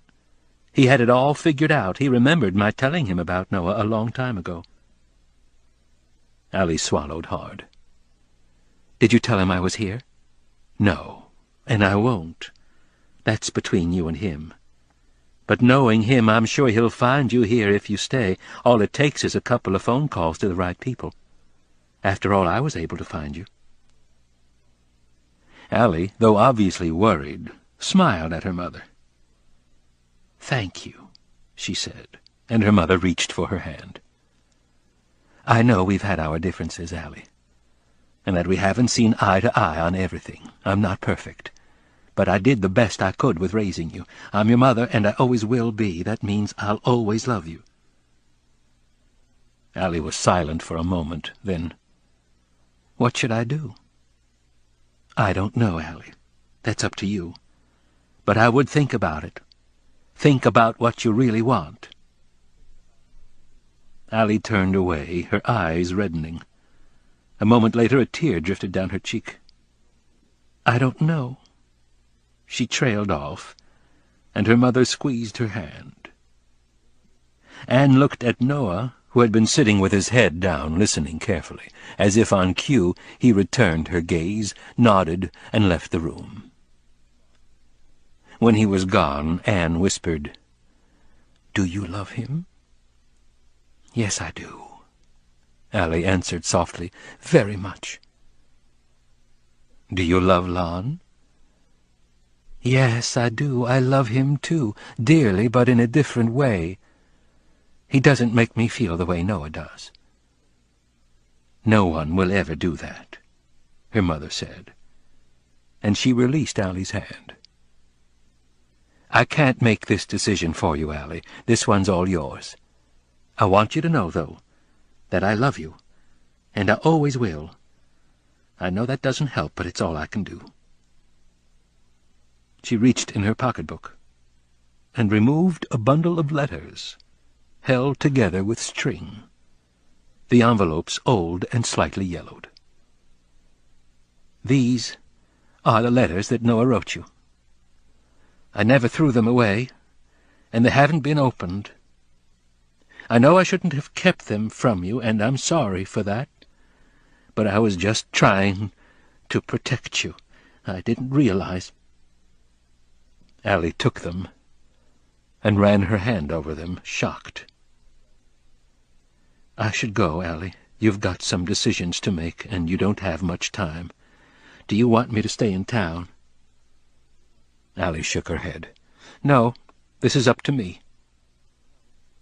Anne nodded and watched her daughter for a moment, wondering. Finally she stood, went around the table, leaned over, and kissed her daughter on the cheek. She could see the question in her daughter's eyes as Allie stood from the table and embraced her. "What are you going to do?" her mother asked, pulling back. There was a long pause. "I don't know," Allie finally answered. They stood together for another minute, just holding each other. "Thanks for coming," Allie said. "I love you." "I love you, too." On her way out the door, Allie thought that she heard her mother whisper, "Follow your heart." But she couldn't be sure.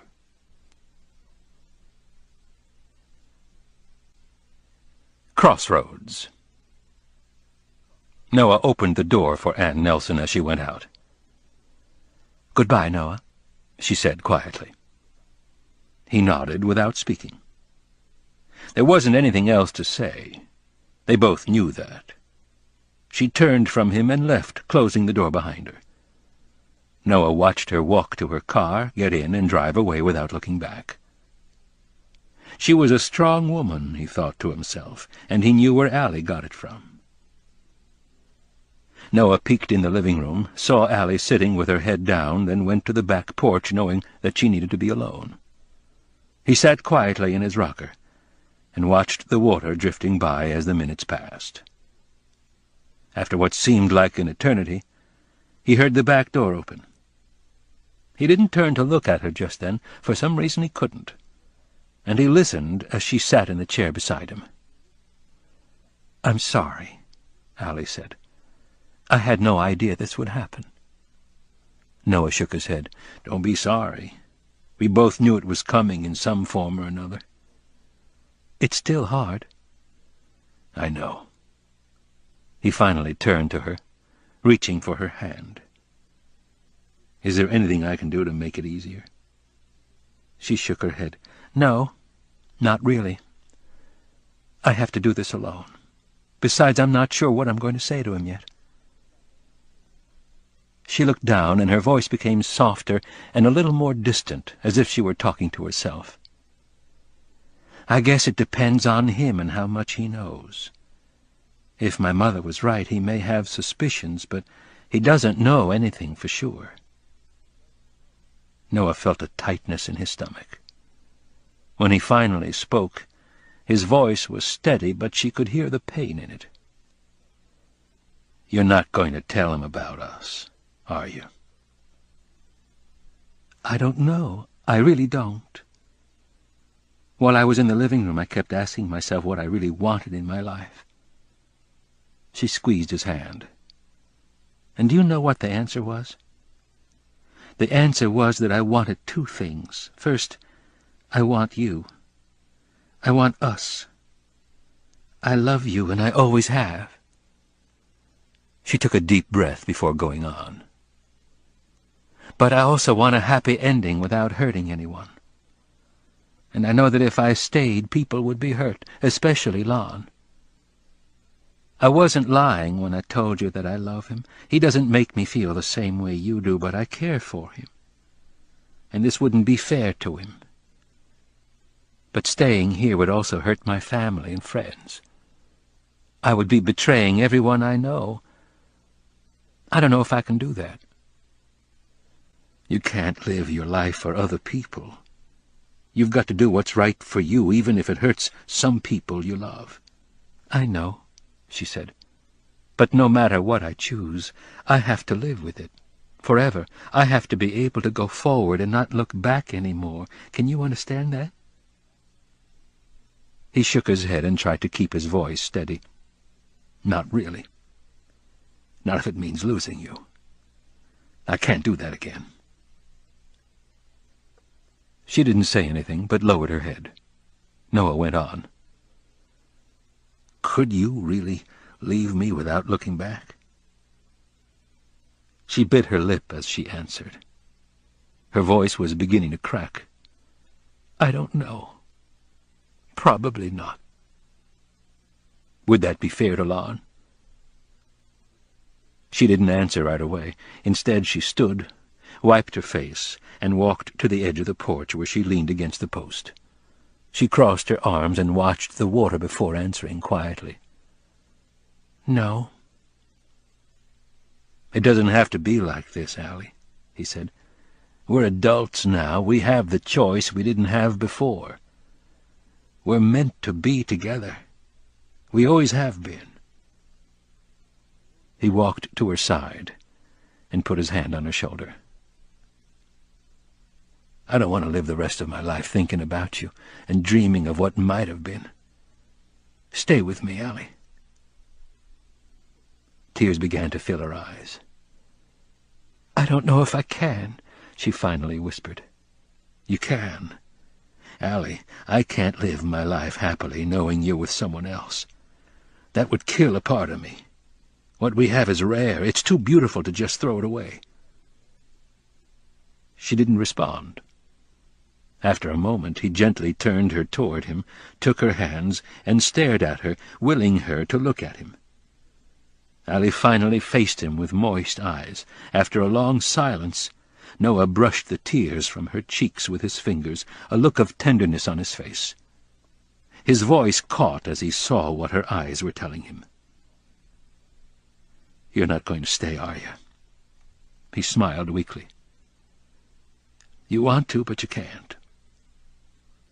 "Oh, Noah," she said as the tears began again. "Please, try to understand." He shook his head to stop her. "I know what you're trying to say. I can see it in your eyes. But I don't want to understand it, Allie. I don't want it to end this way. I don't want it to end at all, but if you leave, we both know we'll never see each other again." She leaned into him and began to cry harder as Noah fought back his own tears. He wrapped his arms around her. "Allie, I can't force you to stay with me, but no matter what happens in my life, I'll never forget these last couple of days with you. I've been dreaming about this for years." He kissed her gently, and they embraced as they had when she first got out of her car 2 days ago. Finally, Allie let him go and wiped her tears. "I have to get my things, Noah." He didn't go inside with her. Instead, he sat down in the rocker, spent. He watched her go into the house and listened as the sound of her movements faded into nothing. She emerged from the house minutes later with everything she'd brought and walked toward him with her head down. She handed him the drawing she had done yesterday morning. As he took it, he noticed that she hadn't stopped crying. "Here, Noah, I made this for you." Noah took the drawing and unrolled it slowly, careful not to tear it. There were dual images, one overlapping the other. The image in the foreground, which occupied most of the page, was a picture of how he looked now, not 14 years ago. Noah noticed that she had penciled in every detail of his face, including the scar. It was almost as if she'd copied it from a recent photograph. The second image was that of the front of the house. The detail there was also incredible, as if she had sketched it while sitting beneath the oak tree. "It's beautiful, Allie. Thank you." He attempted a smile. "I told you that you were an artist." She nodded, her face cast downward, her lips pressed together. It was time for her to go. They walked to her car slowly without speaking. When they reached it, Noah embraced her again until he could feel the tears welling up in his own eyes. He kissed her lips and both cheeks, then with his finger softly brushed the places he'd kissed. "I love you, Allie. I love you, too." Noah opened her car door, and they kissed one more time. Then she slid behind the wheel, never taking her eyes from him. She put the packet of letters and the pocketbook next to her on the seat and fumbled for the keys, then turned the ignition. It started easily, and the engine began to turn over impatiently. It was almost time. Noah pushed her door closed with both hands, and Allie rolled down the window. She could see the muscles in his arms, the easy smile, the tanned face. She reached out her hand, and Noah took it for just a moment, moving his fingers softly against her skin. "Stay with me," Noah mouthed without sound. And this, for some reason, hurt more than Allie would have expected. The tears began to fall hard now, but she couldn't speak. Finally, reluctantly, she looked away and pulled her hand from his. She put the car in gear and eased the pedal down just a bit. If she didn't leave now, she never would. Noah backed up just a bit as the car started to roll away. He fell into an almost trance-like state as he felt the reality of the situation. He watched the car roll slowly forward. He heard the gravel crunching under the wheels. Slowly the car began to turn from him toward the road that would take her back to town. Leaving. She was leaving. And Noah felt dizzy at the sight. Edging forward, past him now. She waved one last time without smiling before she began to accelerate. and he waved back weakly.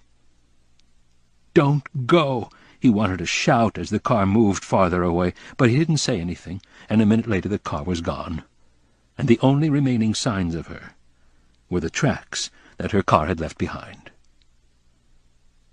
He stood there without moving for a long time. As quickly as she had come, she was gone. Forever this time. Forever. He closed his eyes then, and watched her leave once more, her car moving steadily away from him, taking his heart with her. But like her mother, he realized, sadly, she never looked back.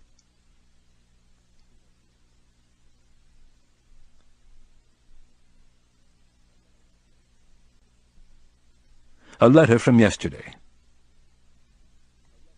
Driving with tears in her eyes was difficult, but she went on anyway, hoping that instinct would take her back to the inn. She kept the window rolled down, thinking the fresh air might help clear her mind. But it didn't seem to help. Nothing would help. She was tired, and she wondered if she would have the energy she needed to talk to Lon. And what was she going to say? She still had no idea, but hoped that something would come to her when the time came. It would have to.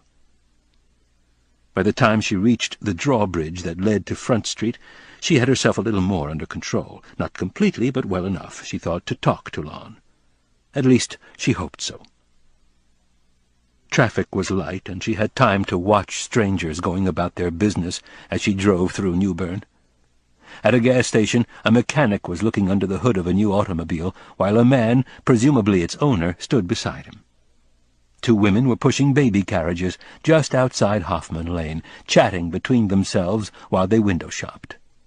In front of Hearn's Jewelers, a well-dressed man walked briskly, carrying a briefcase. She made another turn and saw a young man unloading groceries from a truck that blocked part of the street. Something about the way he held himself, or the way he moved, reminded her of Noah harvesting crabs at the end of the dock. She saw the inn just up the street while she was stopped at a red light. She took a deep breath when the light turned green, and drove slowly until she reached the parking lot that the inn shared with a couple of other businesses. She turned in, and saw Lon's car sitting in the first spot. Although the one next to it was open, she passed it and picked a spot a little farther from the entrance. She turned the key and the engine stopped promptly. Next, she reached into the glove compartment for a mirror and brush, finding both sitting on top of a map of North Carolina. Looking at herself, she saw her eyes were still red and puffy. Like yesterday after the rain, as she examined her reflection, she was sorry she didn't have any makeup, though she doubted it would help much now. She tried pulling her hair back on one side, tried both sides, then, finally, gave up. She reached for her pocketbook, opened it, and once again looked at the article that had brought her here. So much had happened since then. It was hard to believe it had been only 3 weeks. It felt impossible to her that she had arrived only the day before yesterday. It seemed like a lifetime since her dinner with Noah. Starlings chirped in the trees around her. The clouds had begun to break up now, and Allie could see blue in between patches of white. The sun was still shaded, but she knew it would only be a matter of time. It was going to be a beautiful day. It was the kind of day she would have liked to spend with Noah, and as she was thinking about him, she remembered the letters her mother had given her and reached for them. She untied the packet and found the first letter he had written her. She began to open it, then stopped, because she could imagine what was in it. Something simple, no doubt. Things he'd done, memories of the summer, perhaps some questions. After all, he probably expected an answer from her. Instead, she reached for the last letter he'd written, the one on the bottom of the stack. The goodbye letter. This one interested her far more than the others. How had he said it? How would she have said it? The envelope was thin, 1, maybe 2 pages. Whatever he had written wasn't too long. First, she turned it over and checked the back. No name, just a street address in New Jersey. She held her breath as she used her fingernail to pry it open. Unfolding it, she saw it was dated March 1935. 2.5 years without a reply. She imagined him sitting at an old desk, crafting the letter, somehow knowing this was the end, and she saw what she thought were tear stains on the paper. Probably just her imagination. She straightened the page and began to read in the soft white sunlight that shone through the window. My dearest Allie, I don't know what to say any more, except that I couldn't sleep last night because I knew that it is over between us. It is a different feeling for me, one that I never expected, but looking back, I suppose it couldn't have ended another way. You and I were different. We came from different worlds, and yet you were the one who taught me the value of love. You showed me what it was like to care for another, and I am a better man because of it. I don't want you to ever forget that. I am not bitter because of what has happened. On the contrary, I am secure in knowing that what we had was real, and I am happy we were able to come together for even a short period of time. And if in some distant place in the future we see each other in our new lives, I will smile at you with joy and remember how we spent a summer beneath the trees, learning from each other and growing in love. And maybe for a brief moment you'll feel it too, and you'll smile back and savor the memories we will always share together. I love you, Allie. Noah. She read the letter again, more slowly this time, then read it a third time before she put it back into the envelope. Once more she imagined him writing it, and for a moment she debated reading another, but she knew she couldn't delay any longer. Lon was waiting for her. Her legs felt weak as she stepped out of the car. She paused and took a deep breath, and as she started across the parking lot, she realized she still wasn't sure what she was going to say to him. And the answer didn't finally come until she reached the door and opened it and saw Lon standing in the lobby. Winter for Two. The story ends there. So I close the notebook, remove my glasses, and wipe my eyes. They are tired and bloodshot, but they have not failed me so far. They will soon, I'm sure. Neither they nor I can go on forever. I look to her now that I have finished, but she does not look back. Instead, she is staring out the window at the courtyard, where friends and family meet. My eyes follow hers, and we watch it together. In all these years, the daily pattern has not changed. Every morning, an hour after breakfast, they begin to arrive. Young adults, alone or with family, come to visit those who live here. They bring photographs and gifts, and either sit on the benches or stroll along the tree-lined paths designed to give a sense of nature. Some will stay for the day, but most leave after a few hours, and when they do, I always feel sadness for those they've left behind. I wonder sometimes what my friends think as they see their loved ones driving off, but I know it's not my business, and I do not ever ask them, because I've learned that we're all entitled to have our secrets. But soon I will tell you some of mine. I place the notebook and magnifier on the table beside me, feeling the ache in my bones as I do so, and I realize once again how cold my body is. Even reading in the morning sun does nothing to help it. This does not surprise me any more, though, for my body makes its own rules these days. I'm not completely unfortunate, however. The people who work here know me and my faults, and do their best to make me more comfortable. They have left me hot tea on the end table, and I reach for it with both hands. It is an effort to pour a cup, but I do so because the tea is needed to warm me, and I think the exertion will keep me from completely rusting away. But I am rusted now, no doubt about it. Rusted as a junked car 20 years in the Everglades. I have read to her this morning, as I do every morning, because it is something I must do. Not for duty, although I suppose a case could be made for this, but for another, more romantic reason. I wish I could explain it more fully right now, but it's still early, and talking about romance isn't really possible before lunch anymore, at least not for me. Besides, I have no idea how it's going to turn out, and to be honest, I'd rather not get my hopes up. We spend each and every day together now, but our nights are spent alone. The doctors tell me that I'm not allowed to see her after dark. I understand the reasons completely, and though I agree with them, I sometimes break the rules. Late at night, when my mood is right, I will sneak from my room and go to hers, and watch her while she sleeps. Of this she knows nothing.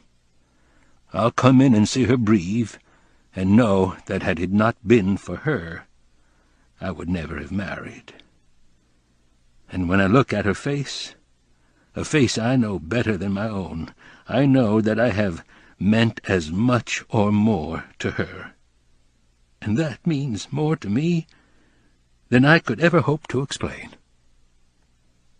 Sometimes when I am standing there, I think about how lucky I am to have been married to her for almost 49 years. Next month it will be that long. She heard me snore for the first 45, but since then we have slept in separate rooms. I do not sleep well without her. I toss and turn and yearn for her warmth, and lie there most of the night, eyes open wide, watching the shadows dance across the ceilings like tumbleweeds rolling across the desert. I sleep 2 hours if I'm lucky, and still I wake before dawn. This makes no sense to me. Soon this will all be over. I know this. She does not. The entries in my diary have become shorter and take little time to write. I keep them simple now, since most of my days are the same. But tonight I think I will copy a poem that one of the nurses found for me, and thought I would enjoy. It goes like this.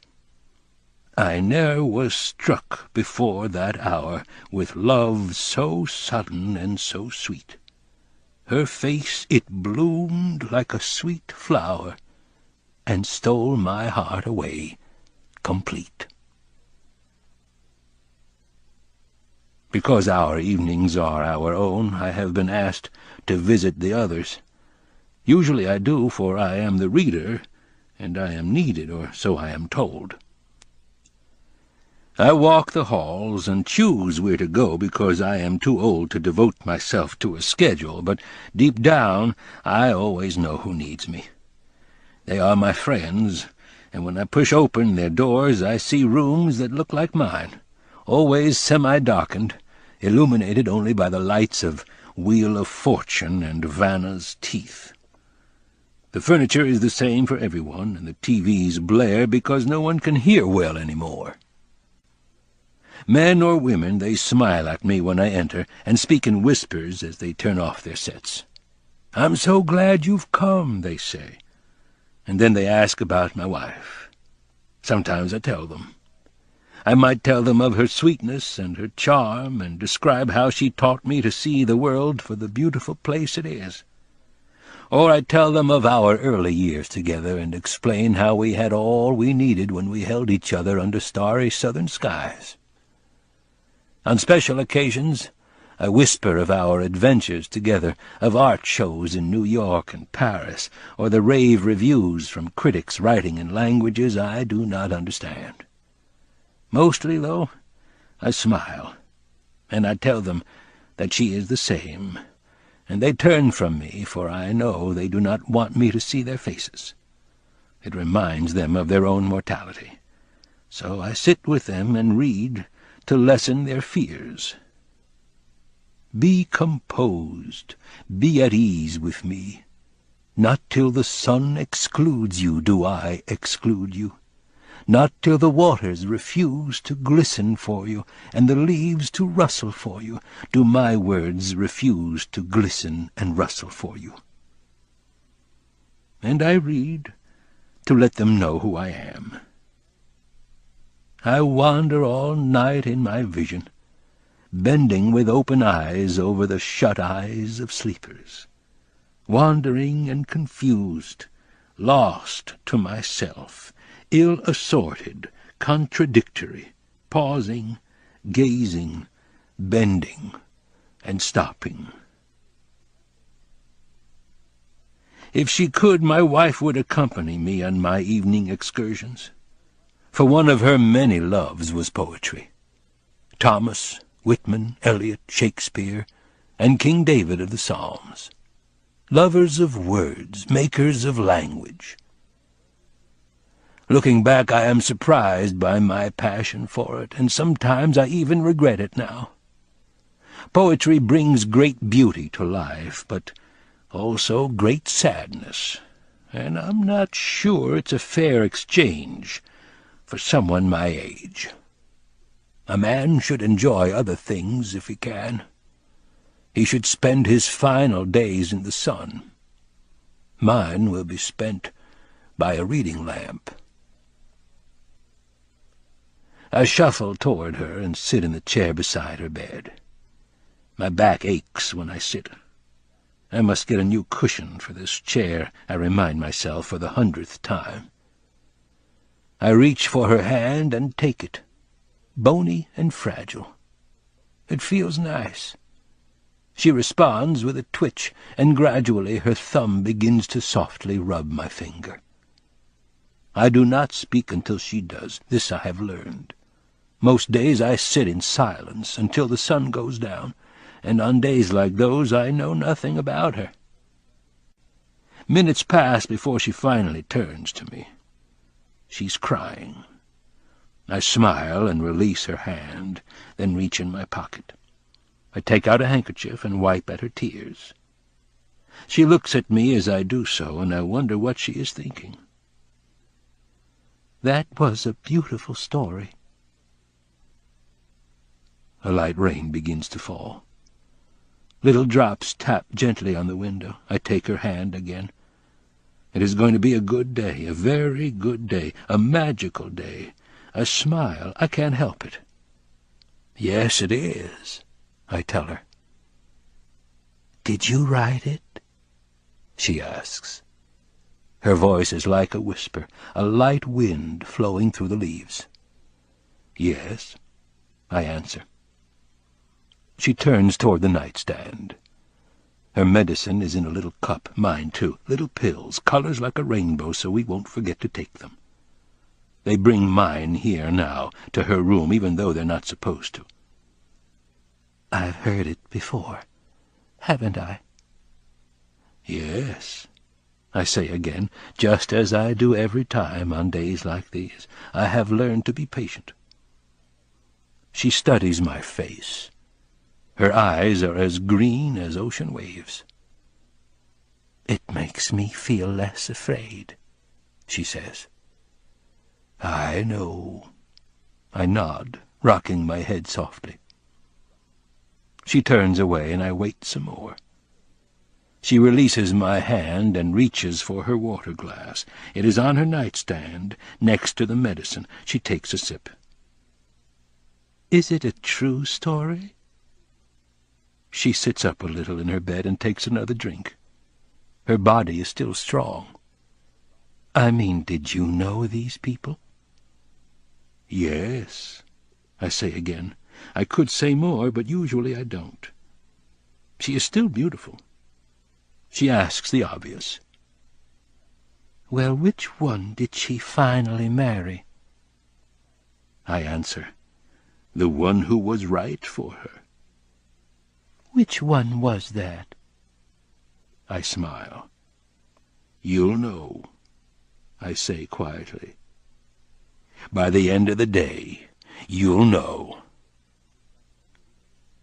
She does not know what to think about this, but does not question me further. Instead, she begins to fidget.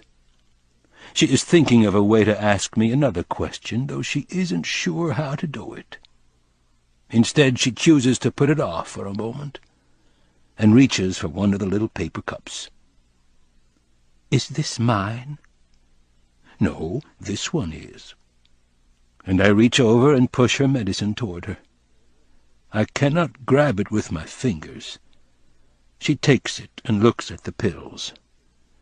I can tell by the way she's looking at them that she has no idea what they are for. I use both hands to pick up my cup and dump the pills into my mouth. She does the same. There is no fight today. That makes it easy.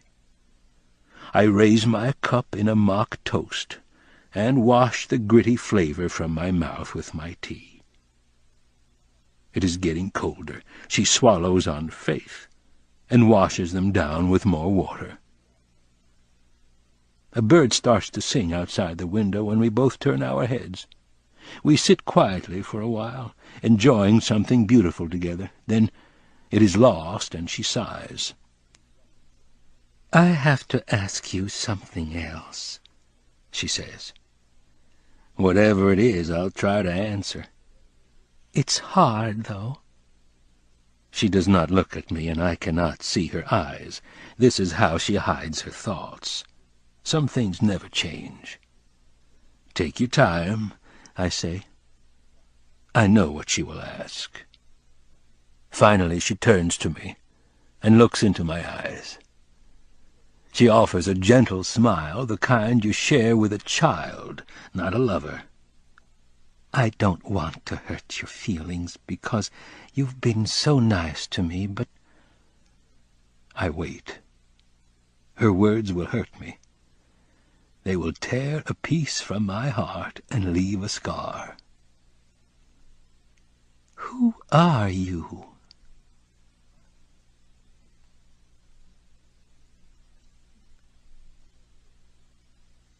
We have lived at Creekside Extended Care Facility for 3 years now. It was her decision to come here, partly because it was near our home, but also because she thought it would be easier for me. We boarded up our home because neither of us could bear to sell it, signed some papers, and just like that we received a place to live and die in exchange for some of the freedom for which we had worked a lifetime. She was right to do this, of course. There is no way I could have made it alone, for sickness has come to us, both of us. We are in the final minutes in the day of our lives, and the clock is ticking, loudly. I wonder if I am the only one who can hear it. A throbbing pain courses through my fingers, and it reminds me that we have not held hands with fingers interlocked since we moved here. I am sad about this, but it is my fault, not hers. It is arthritis in the worst form, rheumatoid and advanced. My hands are misshapen and grotesque now, and they throb during most of my waking hours. I look at them and want them gone, amputated. But then I would not be able to do the little things I must do, so I use my claws, as I call them sometimes, and every day I take her hands despite the pain, and I do my best to hold them, because that is what she wants me to do. Although the Bible says man can live to be 120, I don't want to, and I don't think my body would make it even if I did.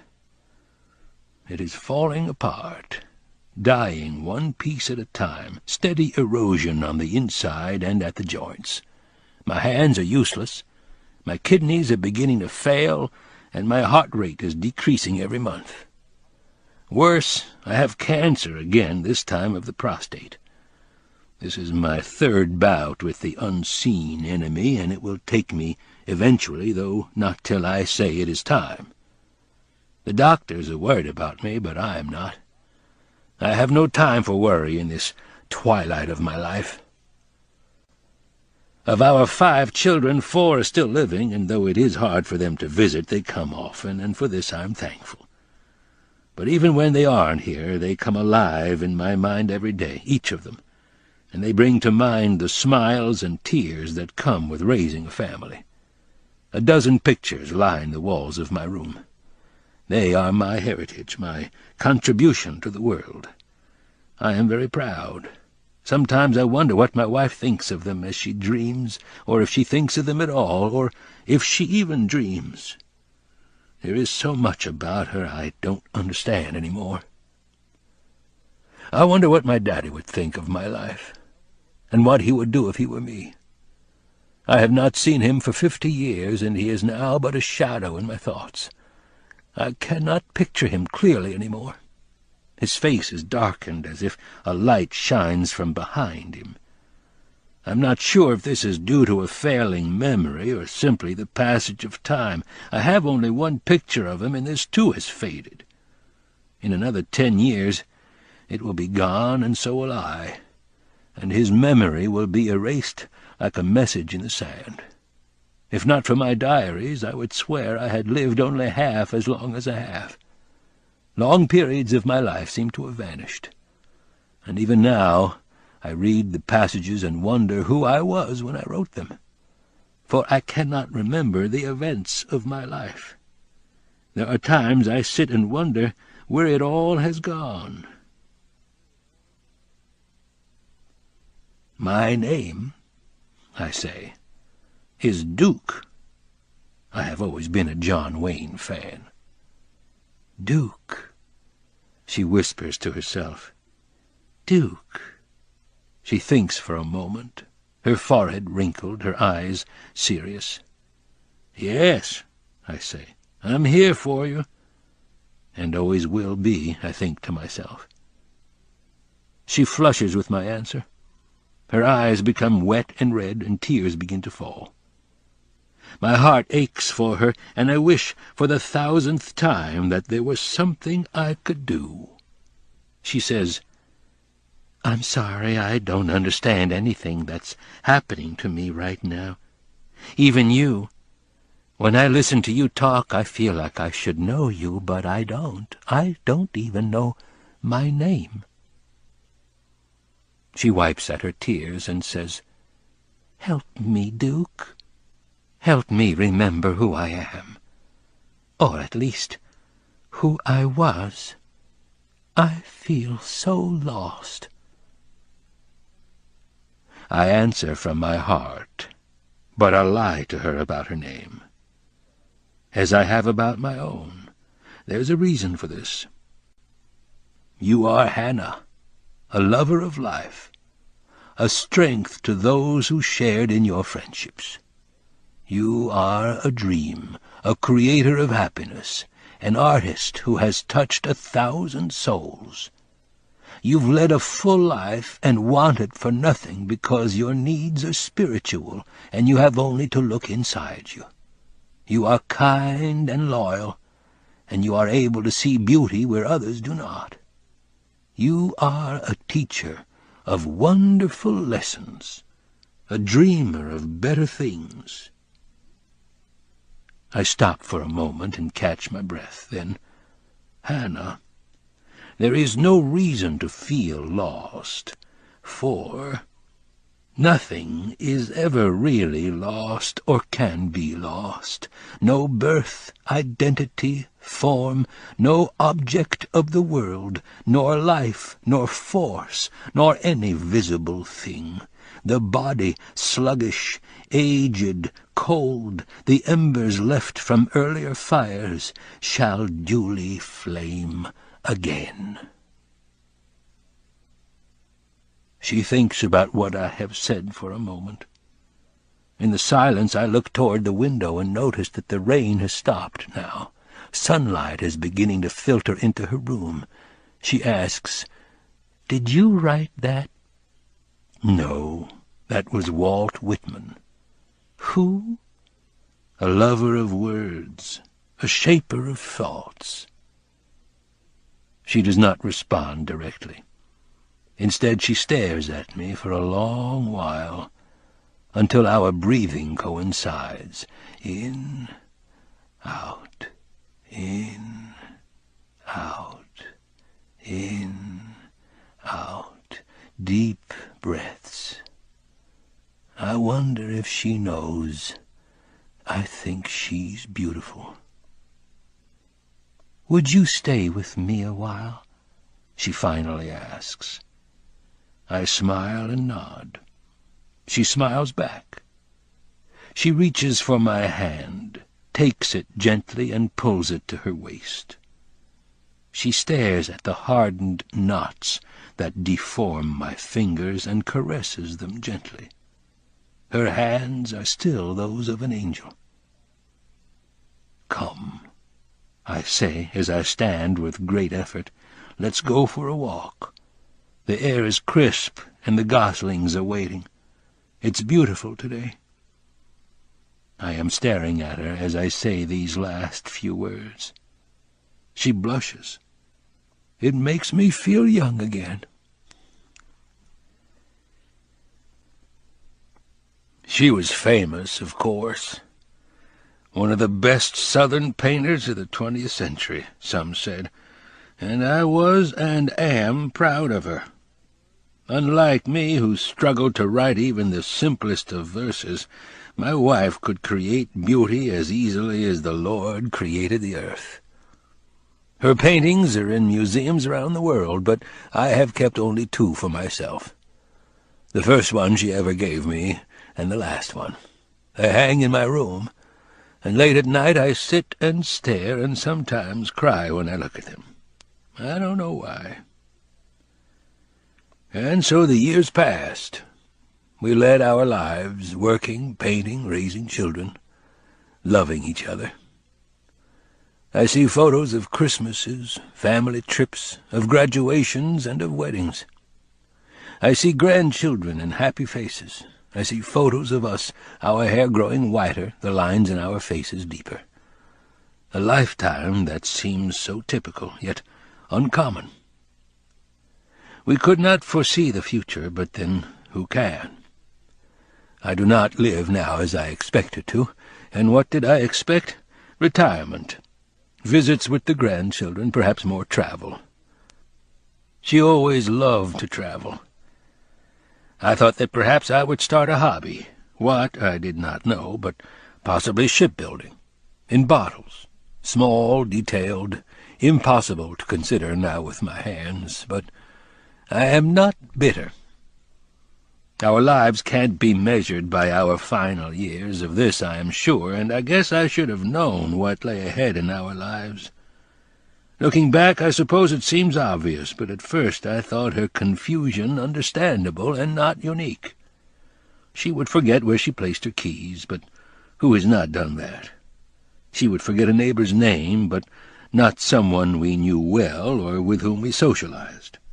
Sometimes she would write the wrong year when she made out her checks, but again I dismissed it as simple mistakes that one makes when thinking of other things. It was not until the more obvious events occurred that I began to suspect the worst. An iron in the freezer, clothes in the dishwasher, books in the oven. Other things, too, but the day I found her in the car 3 blocks away, crying over the steering wheel because she couldn't find her way home, was the first day I was really frightened. And she was frightened, too, for when I tapped on her window she turned to me and said, "Oh, God, what's happening to me? Please help me." A knot twisted in my stomach, but I dared not think the worst. 6 days later the doctor met with her and began a series of tests. I did not understand them then, and I do not understand them now, but I suppose it is because I am afraid to know. She spent almost an hour with Dr. Barnwell, and she went back the next day. That day was the longest day I ever spent. I looked through magazines I could not read, and played games I did not think about. Finally he called us both into his office and sat us down. She held my arm confidently, but I remember clearly that my own hands were shaking. "I'm so sorry to have to tell you this," Dr. Barnwell began, "but you seem to be in the early stages of Alzheimer's." My mind went blank, and all I could think about was the light that glowed above our heads. The words echoed in my head, "the early stages of Alzheimer's." My world spun in circles, and I felt her grip tighten on my arm. She whispered, almost to herself, "Oh, Noah, Noah." And as the tears started to fall, the word came back to me again, Alzheimer's. It is a barren disease, as empty and lifeless as a desert. It is a thief of hearts and souls and memories. I did not know what to say to her as she sobbed on my bosom, so I simply held her and rocked her back and forth. The doctor was grim. He was a good man, and this was hard for him. He was younger than my youngest, and I felt my age in his presence. My mind was confused, my love was shaking, and the only thing I could think was, no drowning man can know which drop of water his last breath did stop. A wise poet's words, yet they brought me no comfort. I don't know what they meant, or why I thought of them. We rocked to and fro, and Allie, my dream, my timeless beauty, told me she was sorry. I knew there was nothing to forgive, and I whispered in her ear, "Everything will be fine." I whispered, but inside I was afraid. I was a hollow man with nothing to offer, empty as a junked stovepipe. I remember only bits and pieces of Dr. Barnwell's continuing explanation. It's a degenerative brain disorder affecting memory and personality. There is no cure or therapy. There's no way to tell how fast it will progress. It differs from person to person. I wish I knew more. Some days will be better than others. It will grow worse with the passage of time. I'm sorry to be the one who has to tell you. I'm sorry. I'm sorry. I'm sorry. Everyone was sorry. My children were broken-hearted. My friends were scared for themselves. I don't remember leaving the doctor's office, and I don't remember driving home. My memories of that day are gone, and in this my wife and I are the same. It has been 4 years now. Since then we have made the best of it, if that is possible. Allie organized, as was her disposition. She made arrangements to leave the house and move here. She rewrote her will and sealed it. She left specific burial instructions, and they sit in my desk in the bottom drawer. I have not seen them. And when she was finished, she began to write. Letters to friends and children, letters to brothers and sisters and cousins, letters to nieces, nephews, and neighbors, and a letter to me. I read it sometimes when I'm in the mood, and when I do, I am reminded of Allie on cold winter evenings, seated by a roaring fire with a glass of wine at her side, reading the letters I had written to her over the years. She kept them, these letters, and now I keep them, for she made me promise to do so. She said I would know what to do with them. She was right. I find I enjoy reading bits and pieces of them, just as she used to. They intrigue me, these letters, for when I sift through them I realize that romance and passion are possible at any age. I see Allie now and know I've never loved her more. But as I read the letters, I come to understand that I have always felt the same way. I read them last 3 evenings ago, long after I should have been asleep. It was almost 2 o'clock when I went to the desk and found the stack of letters, thick and tall and weathered. I untied the ribbon, itself almost half a century old, and found the letters her mother had hidden so long ago, and those from afterward. A lifetime of letters, letters professing my love, letters from my heart. I glanced through them with a smile on my face, picking and choosing, and finally opened a letter from our first anniversary. I read an excerpt. "When I see you now, moving slowly with new life growing inside you, I hope you know how much you mean to me, and how special this year has been. No man is more blessed than me, and I love you with all my heart." I put it aside, sifted through the stack, and found another, this from a cold evening 39 years ago. "Sitting next to you, while our youngest daughter sang off-key in the school Christmas show, I looked at you and saw a pride that comes only to those who feel deeply in their hearts, and I knew that no man could be more lucky than me. And after our son died, the one who resembled his mother, it was the hardest time we ever went through, and the words still ring true today. In times of grief and sorrow I will hold you and rock you, and take your grief and make it my own. When you cry, I cry, and when you hurt, I hurt, and together we will try to hold back the floods of tears and despair, and make it through the potholed streets of life." I paused for just a moment, remembering him. He was 4 years old at the time, just a baby. I have lived 20 times as long as he, but if asked, I would have traded my life for his. It is a terrible thing to outlive your child, a tragedy I wish upon no one.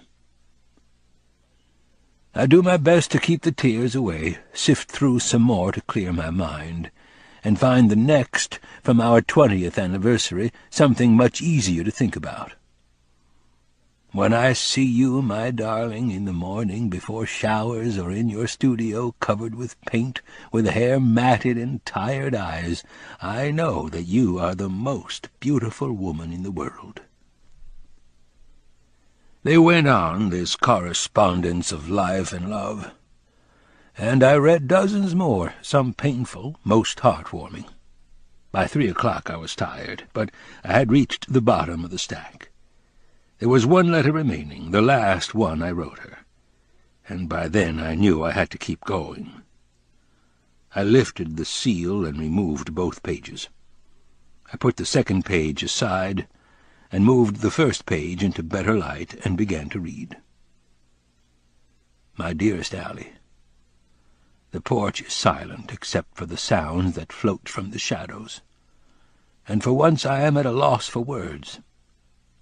It is a strange experience for me, for when I think of you and the life we have shared, there is much to remember, a lifetime of memories. But to put it into words, I do not know if I am able. I am not a poet, and yet a poem is needed to fully express the way I feel about you.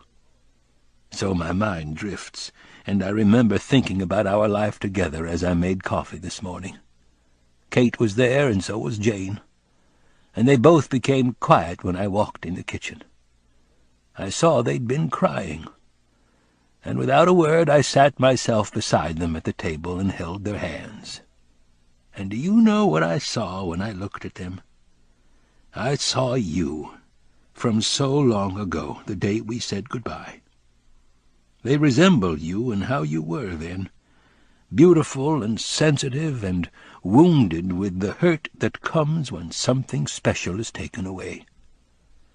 And for a reason I'm not sure I understand, I was inspired to tell them a story.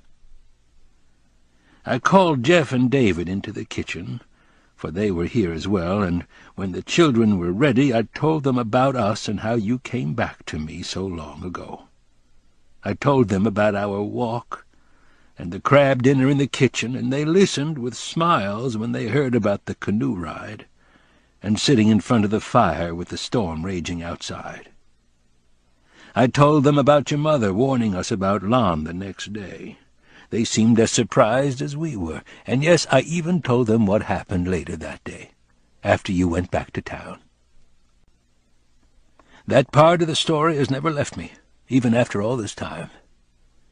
Even though I wasn't there, you described it to me only once, and I remember marveling at the strength you showed that day. I still cannot imagine what was going through your mind when you walked into the lobby and saw Lon, or how it must have felt to talk to him. You told me that the two of you left the inn and sat on a bench by the old Methodist church, and that he held your hand even as you explained that you must stay. I know you cared for him, and his reaction proves to me he cared for you as well. No, he could not understand losing you, but how could he? Even as you explained that you had always loved me, and that it wouldn't be fair to him, he did not release your hand. I know he was hurt and angry, and tried for almost an hour to change your mind, but when you stood firm and said, "I can't go back with you, I'm so sorry," he knew that your decision had been made. You said he simply nodded, and the two of you sat together for a long time without speaking. I have always wondered what he was thinking as he sat with you, but I'm sure it was the same way I felt only a few hours before. And when he finally walked you to your car, you said he told you that I was a lucky man. He behaved as a gentleman would, and I understood then why your choice was so hard. I remember that when I finished the story, the room was quiet until Kate finally stood to embrace me. "Oh, Daddy," she said with tears in her eyes. And though I expected to answer their questions, they did not ask any. Instead, they gave me something much more special. For the next 4 hours, each of them told me how much we, the two of us, had meant to them growing up. One by one they told stories about things I had long since forgotten. And by the end, I was crying because I realized how well we had done with raising them. I was so proud of them, and proud of you, and happy about the life we have led. And nothing will ever take that away, nothing. I only wish you would have been here to enjoy it with me. After they left, I rocked in silence, thinking back on our life together. You are always here with me when I do so, at least in my heart, and it is impossible for me to remember a time when you were not a part of me. I do not know who I would have become had you never come back to me that day, but I have no doubt that I would have lived and died with regrets that thankfully I'll never know. I love you, Allie. I am who I am because of you. You are every reason, every hope, and every dream I've ever had. And no matter what happens to us in the future, every day we are together is the greatest day of my life. I will always be yours. And, my darling, you will always be mine. Noah.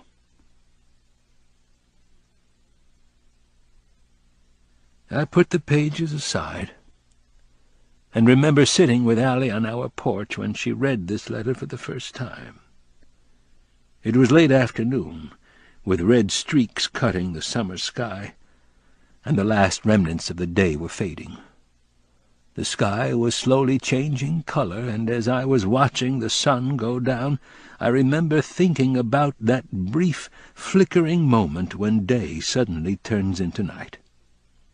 Dusk, I realized then, is just an illusion, because the sun is either above the horizon or below it, and that means that day and night are linked in a way that few things are.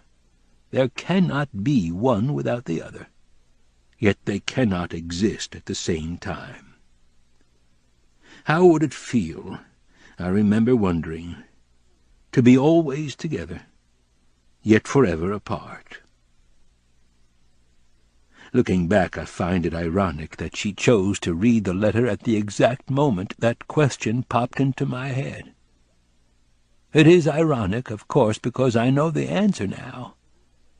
I know what it's like to be day and night now, always together, forever apart. There's beauty where we sit this afternoon, Allie and I. This is the pinnacle of my life. They are here at the creek, the birds, the geese, my friends. Their bodies float on the cool water, which reflects bits and pieces of their colors and make them seem larger than they really are. Allie, too, is taken in by their wonder, and little by little we get to know each other again. It's good to talk to you. I find that I miss it even when it hasn't been that long. I am sincere, and she knows this, but she is still wary. I am a stranger. "Is this something we do often?" she asks. "Do we sit here and watch the birds a lot? I mean, do we know each other well?" Yes and no. I think everyone has secrets, but we have been acquainted for years. She looks to her hands, then mine. She thinks about this for a moment, her face at such an angle that she looks young again. We do not wear our rings. Again, there is a reason for this. She asks, "Were you ever married?" I nod. "Yes." "What was she like?" I tell the truth. She was my dream.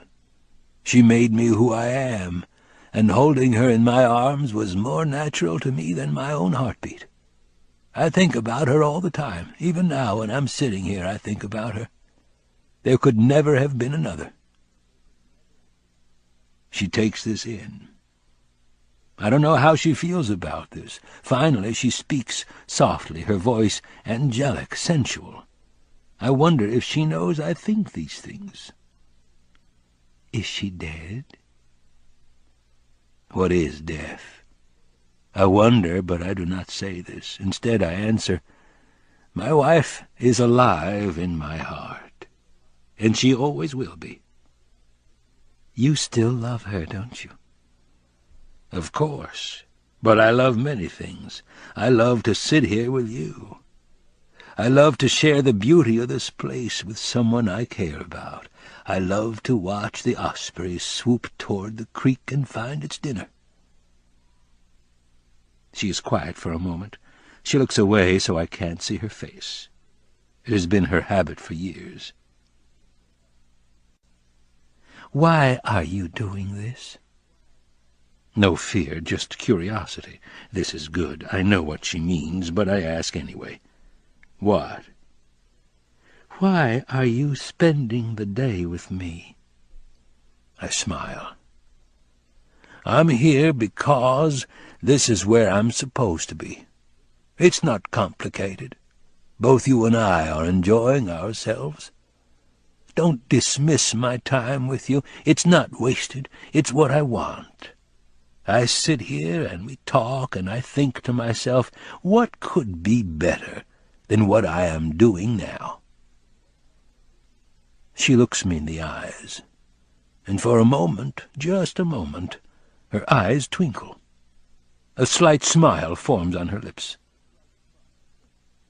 "I like being with you. But if getting me intrigued is what you're after, you've succeeded. I admit I enjoy your company, but I know nothing about you. I don't expect you to tell me your life story, but why are you so mysterious?" I read once that women love mysterious strangers. See? You haven't really answered the question. You haven't answered most of my questions. You didn't even tell me how the story ended this morning. I shrug. We sit quietly for a while. Finally I ask, "Is it true? Is what true? That women love mysterious strangers. She thinks about this and laughs. Then she answers as I would. I think some women do. Do you? Now don't go putting me on the spot. I don't know you well enough for that. She is teasing me, and I enjoy it. We sit silently and watch the world around us. This has taken us a lifetime to learn. It seems only the old are able to sit next to one another and not say anything and still feel content. The young, brash and impatient, must always break the silence. It is a waste, for silence is pure, silence is holy. It draws people together because only those who are comfortable with each other can sit without speaking. This is the great paradox. Time passes, and gradually our breathing begins to coincide just as it did this morning.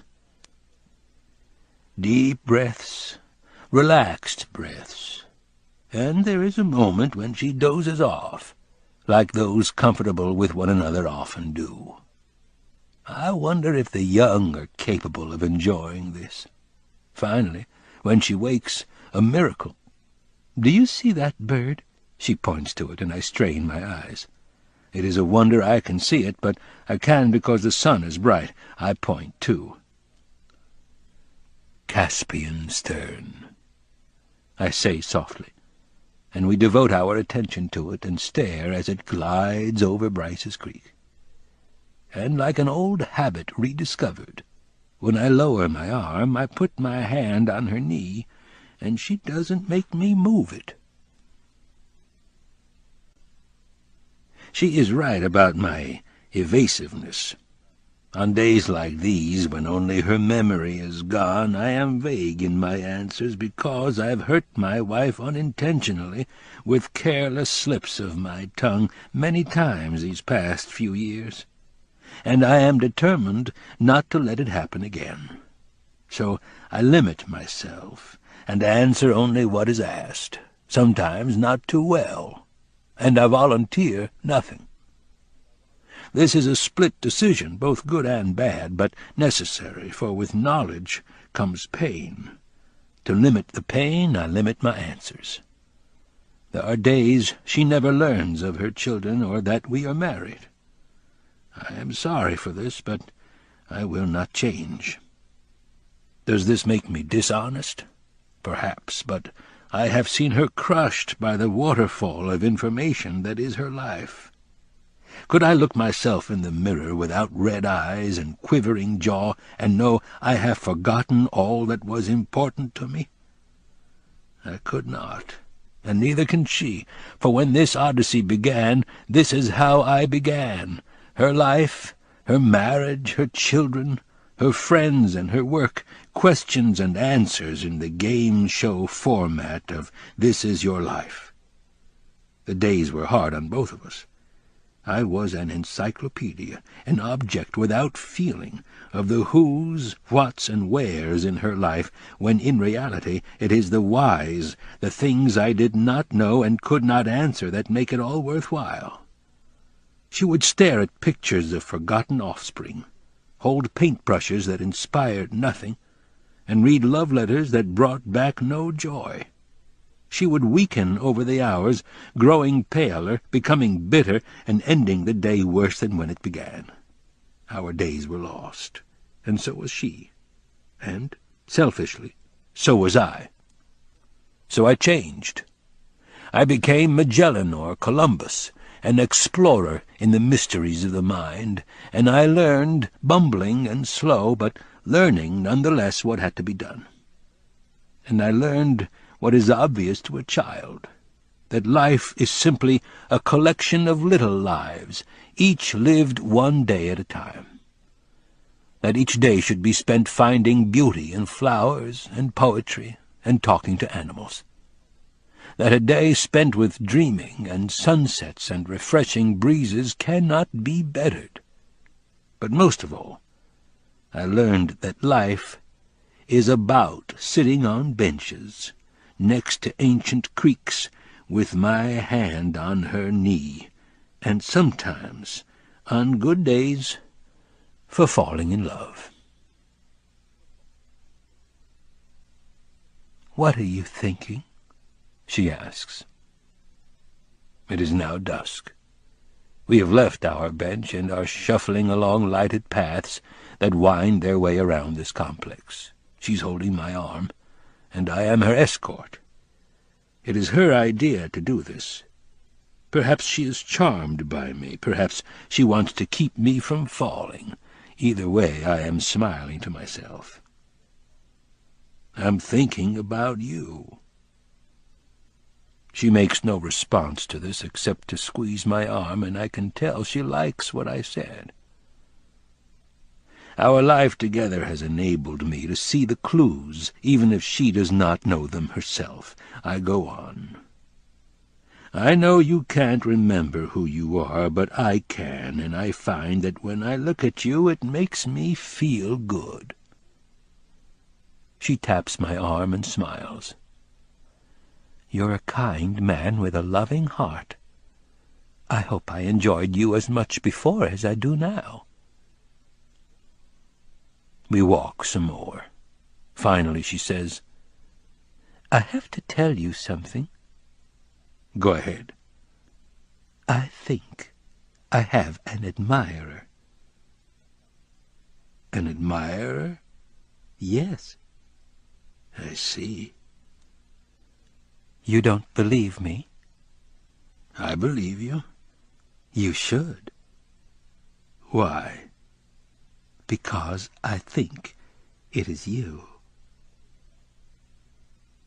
I think about this as we walk in silence, holding each other, past the rooms, past the courtyard. We come to the garden, mainly wildflowers, and I stop her. I pick a bundle, red, pink, yellow, violet. I give them to her, and she brings them to her nose. She smells them with eyes closed, and she whispers, "They're beautiful." We resume our walk, me in one hand, the flowers in another. People watch us, for we are a walking miracle, or so I am told. It is true in a way, though most times I do not feel lucky. "You think it's me?" I finally ask. "Yes." "Why?" "Because I have found what you have hidden." "What?" "This," she says, handing a small slip of paper to me. "I found it under my pillow." I read it, and it says, "The body slows with mortal ache, yet my promise remains true at the closing of our days. A tender touch that ends with a kiss will awaken love in joyous ways." "Are there more?" I ask. "I found this in the pocket of my coat."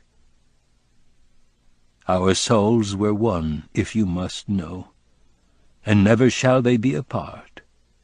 With splendid dawn, your face aglow, I reach for you and find my heart. I see.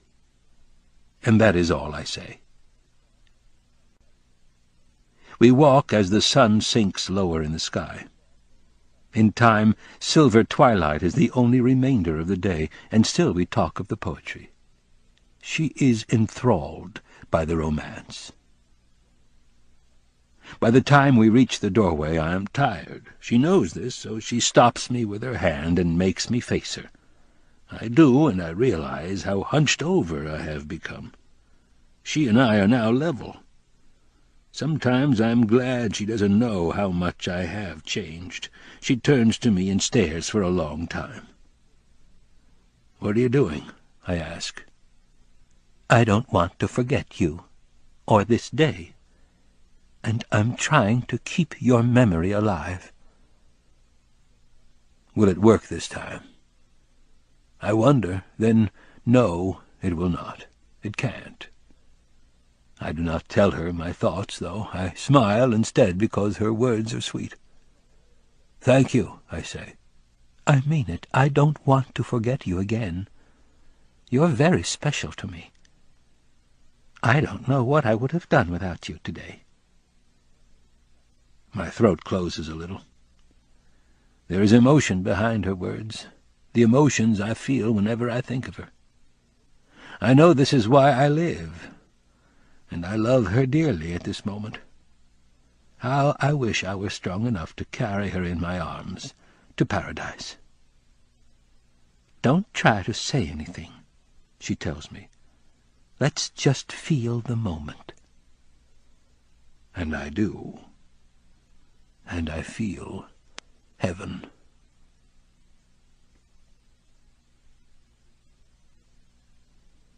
Her disease is worse now than it was in the beginning, though Allie is different from most. There are 3 others with the disease here, and these 3 are the sum of my practical experience with it. They, unlike Allie, are in the most advanced stages of Alzheimer's and are almost completely lost. They wake up hallucinating and confused. They repeat themselves over and over. 2 of the 3 can't feed themselves and will die soon. The 3rd has a tendency to wander and get lost. She was found once in a stranger's car a quarter-mile away. Since then she has been strapped to the bed. All can be very bitter at times, and at other times they can be like lost children, sad and alone. Seldom do they recognize the staff or people who love them. It is a trying disease, and this is why it is hard for their children and mine to visit. Allie, of course, has her own problems, too, problems that will probably grow worse over time. She is terribly afraid in the mornings, and cries inconsolably. She sees tiny people, like gnomes, I think, watching her, and she screams at them to get away. She bathes willingly, but will not eat regularly. She is thin now, much too thin in my opinion, and on good days I do my best to fatten her up. But this is where the similarity ends. This is why Allie is considered a miracle, because sometimes, just sometimes, after I read to her, her condition isn't so bad. There is no explanation for this. It's impossible, the doctors say. She must not have Alzheimer's, but she does. On most days and every morning there can be no doubt. On this there is agreement. But why, then, is her condition different? Why does she sometimes change after I read? I tell the doctors the reason. I know it in my heart, but I am not believed. Instead, they look to science. 4 times specialists have traveled from Chapel Hill to find the answer. 4 times they have left without understanding. I tell them, you can't possibly understand it if you use only your training and your books. But they shake their heads and answer, Alzheimer's does not work like this. With her condition, it's just not possible to have a conversation or improve as the day goes on, ever. But she does. Not every day, not most of the time, and definitely less than she used to, but sometimes. And all that is gone on these days is her memory, as if she has amnesia. But her emotions are normal, her thoughts are normal. And these are the days that I know I am doing right.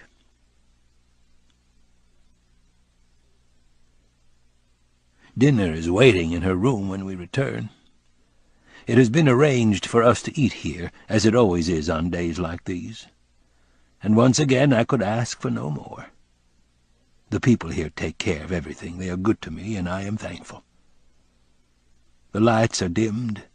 The room is lit by 2 candles on the table where we will sit, and music is playing softly in the background. The cups and plates are plastic, and the carafe is filled with apple juice, but rules are rules, and she doesn't seem to care. She inhales slightly at the sight. Her eyes are wide. "Did you do this?" I nod, and she walks in the room. "It looks beautiful." I offer my arm in escort and lead her to the window. She doesn't release it when we get there. Her touch is nice, and we stand close together on this crystal springtime evening. The window is open slightly, and I feel a breeze as it fans my cheek.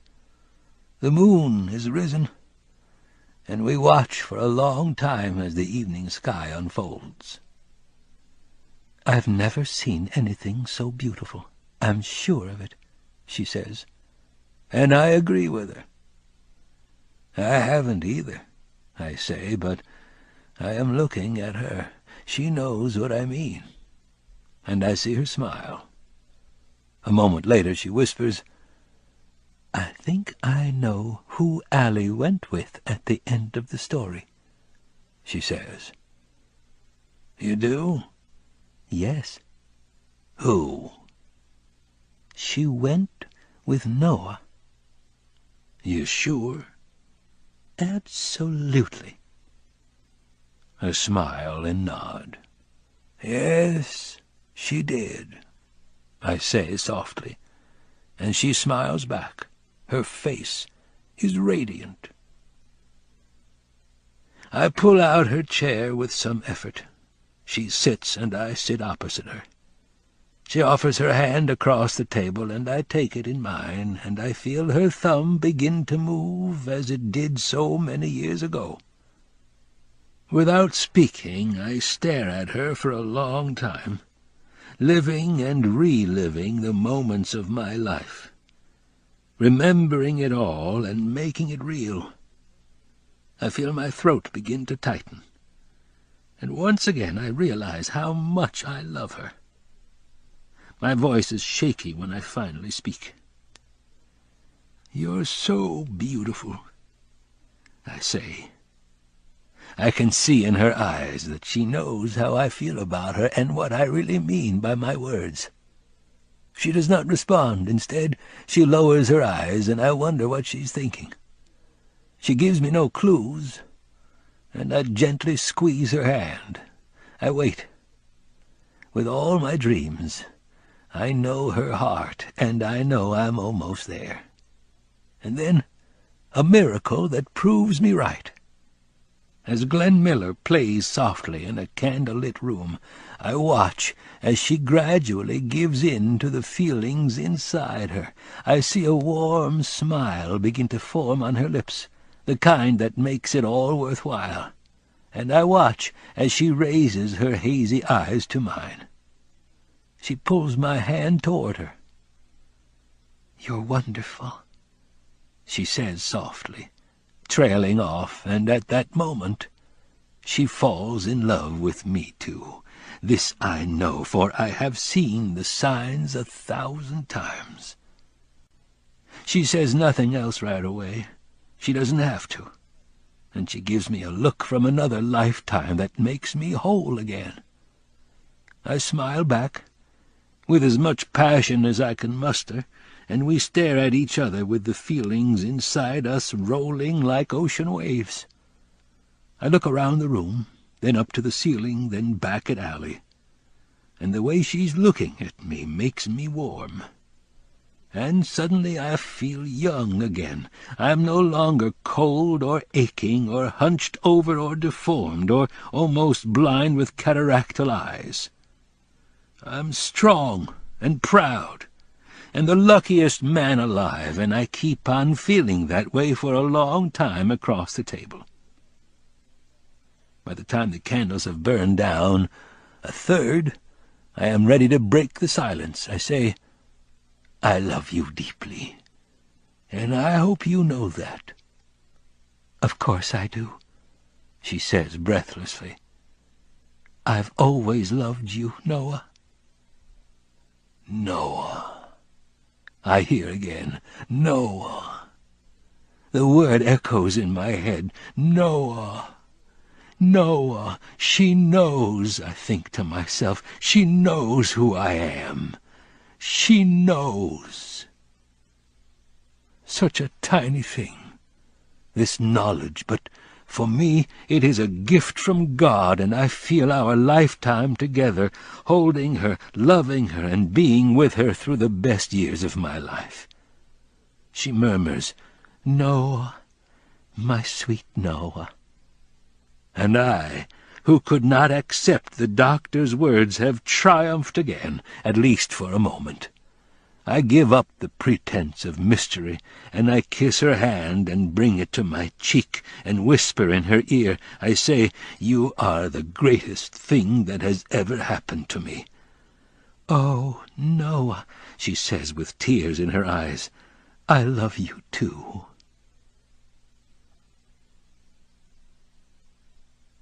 If only it would end like this, I would be a happy man. But it won't. Of this I'm sure, for as time slips by, I begin to see the signs of concern in her face. "What's wrong?" I ask, and her answer comes softly. "I'm so afraid. I'm afraid of forgetting you again. It isn't fair. I just can't bear to give this up." Her voice breaks as she finishes, but I don't know what to say. I know the evening is coming to an end, and there is nothing I can do to stop the inevitable. In this I am a failure. I finally tell her, "I'll never leave you. What we have is forever." She knows this is all I can do, for neither of us wants empty promises. But I can tell by the way she's looking at me that once again she wishes there were more. The crickets serenade us, and we begin to pick at our dinner. Neither one of us is hungry, but I lead by example, and she follows me. She takes small bites and chews a long time, but I am glad to see her eat. She has lost too much weight in the past 3 months. After dinner I become afraid to spite myself. I know I should be joyous, for this reunion is the proof that love can still be ours, but I know the bell has tolled this evening. The sun has long since set, and the thief is about to come, and there is nothing I can do to stop it. So I stare at her and wait, and live a lifetime in these last remaining moments. Nothing. The clock ticks.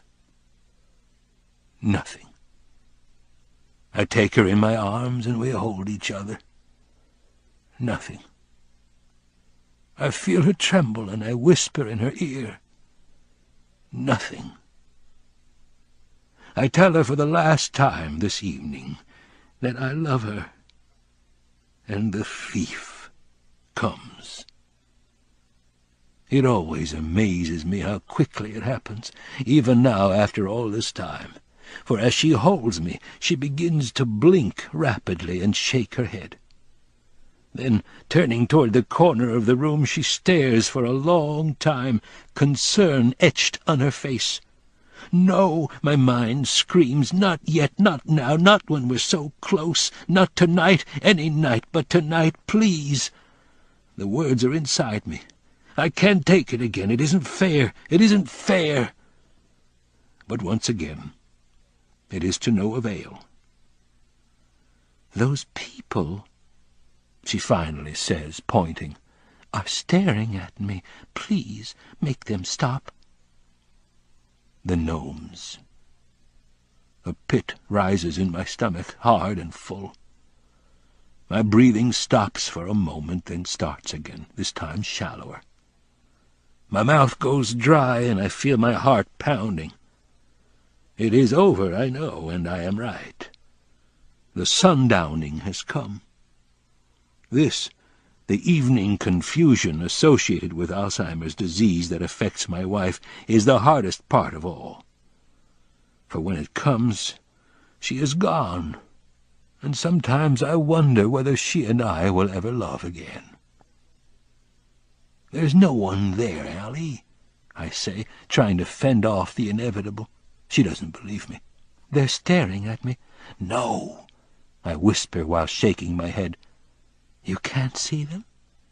"No," I say, and she thinks for a moment. "Well, they're right there," she says, pushing me away, "and they're staring at me." With that she begins to talk to herself, and moments later When I try to comfort her, she flinches with wide eyes. "Who are you?" she cries with panic in her voice, her face becoming whiter. "What are you doing here?" There is fear growing inside her, and I hurt, for there is nothing I can do. She moves farther from me, backing away, her hands in a defensive position, and then she says the most heart-breaking words of all. "Go away! Stay away from me!" she screams.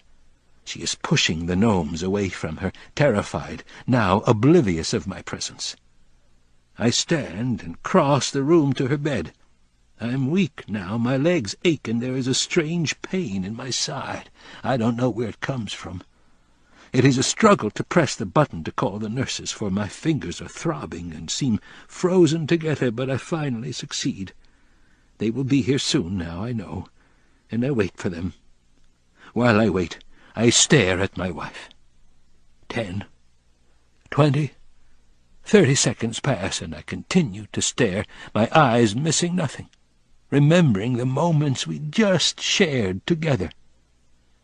But in all that time she does not look back, and I am haunted by the visions of her struggling with unseen enemies.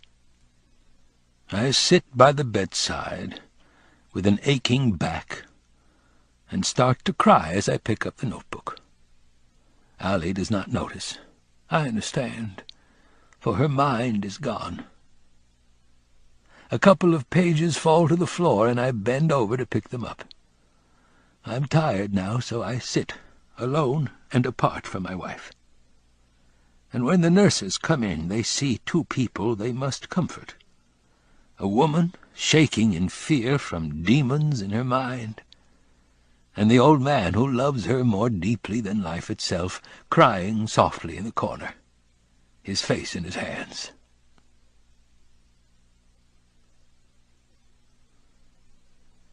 I spend the rest of the evening alone in my room. My door is partially open, and I see people walk by. Some strangers, some friends, and if I concentrate, I can hear them talking about families, jobs, and visits to parks. Ordinary conversations, nothing more, but I find that I envy them and the ease of their communication. Another deadly sin, I know, but sometimes I can't help it. Dr. Barnwell is here, too, speaking with one of the nurses, and I wonder who is ill enough to warrant such a visit at this hour. He works too much, I tell him. Spend the time with your family, I say. They won't be around forever. But he doesn't listen to me. He cares for his patients, he says, and must come here when called. He says he has no choice, but this makes him a man torn by contradiction.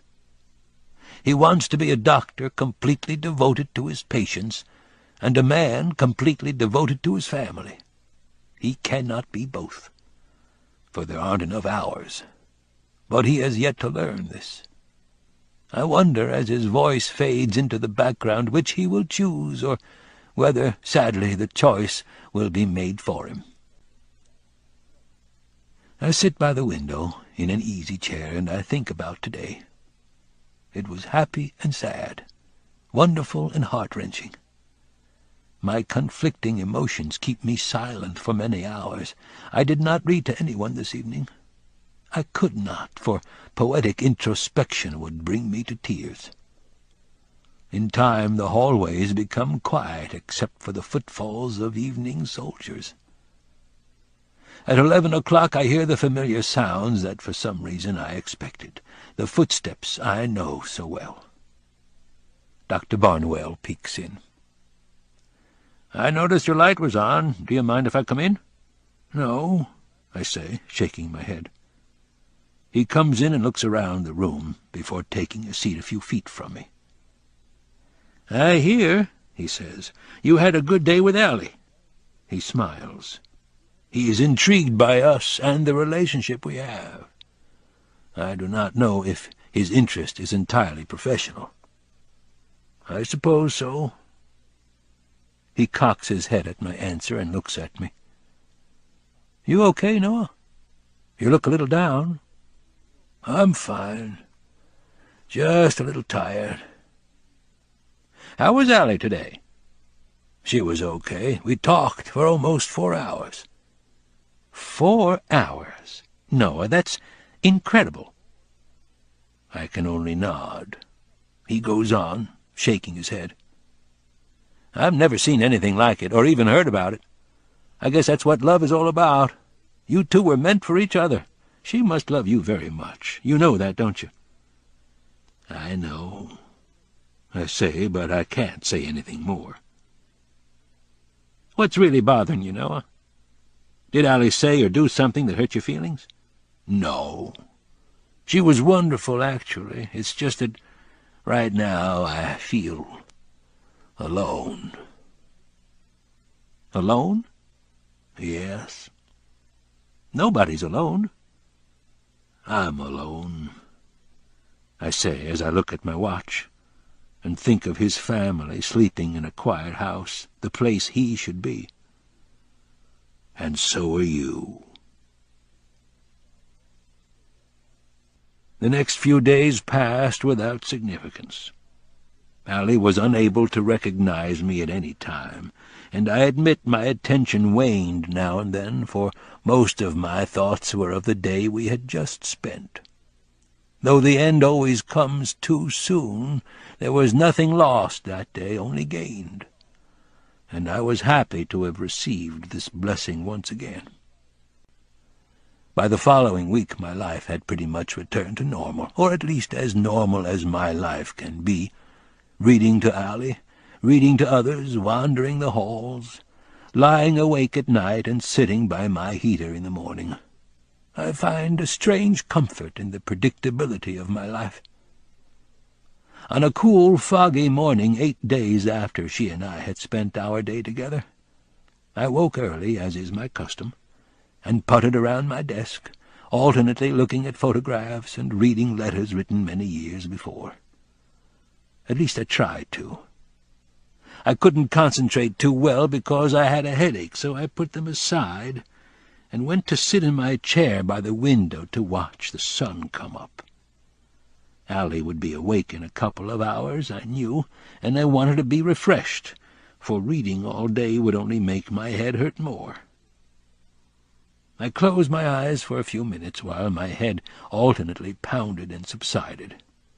Then, opening them, I watched my old friend, the creek, roll by my window.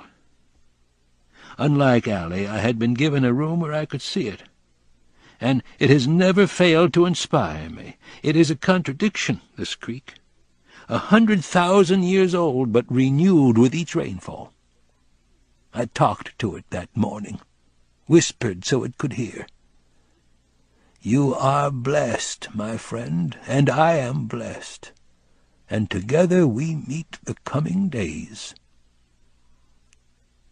The ripples and waves circled and twisted in agreement, the pale glow of morning light reflecting the world we share, the creek and I, flowing, ebbing, receding. It is life, I think, to watch the water. A man can learn so many things. It happened as I sat in the chair, just as the sun first peeked over the horizon. My hand, I noticed, started to tingle, something it had never done before. I started to lift it, but I was forced to stop when my head pounded again, this time hard, almost as if I had been hit in the head with a hammer. I closed my eyes, then squeezed my lids tight. My hand stopped tingling and began to go numb, quickly, as if my nerves were suddenly severed somewhere on my lower arm. My wrist locked as a shooting pain rocked my head and seemed to flow down my neck and into every cell of my body like a tidal wave, crushing and wasting everything in its path.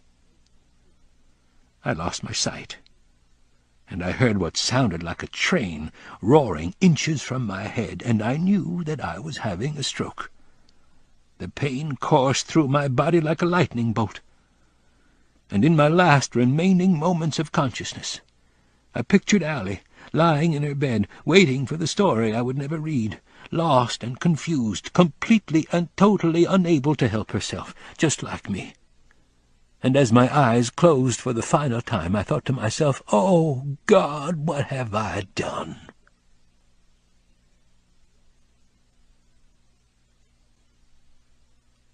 I was unconscious on and off for days. And in those moments when I was awake, I found myself hooked to machines, tubes up my nose and down my throat, and 2 bags of fluid hanging near the bed. I could hear the faint hum of machines, droning on and off, sometimes making sounds I could not recognize. One machine, beeping with my heart rate, was strangely soothing, and I found myself lulled to Neverland time and time again.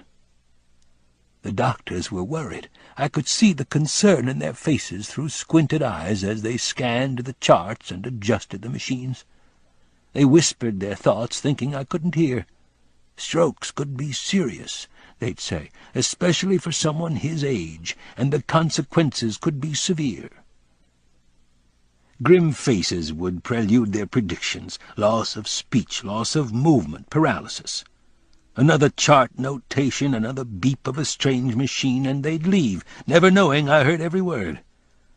I tried not to think of these things afterward, but instead concentrated on Allie, bringing a picture of her to my mind whenever I could. I did my best to bring her life into mine, to make us one again.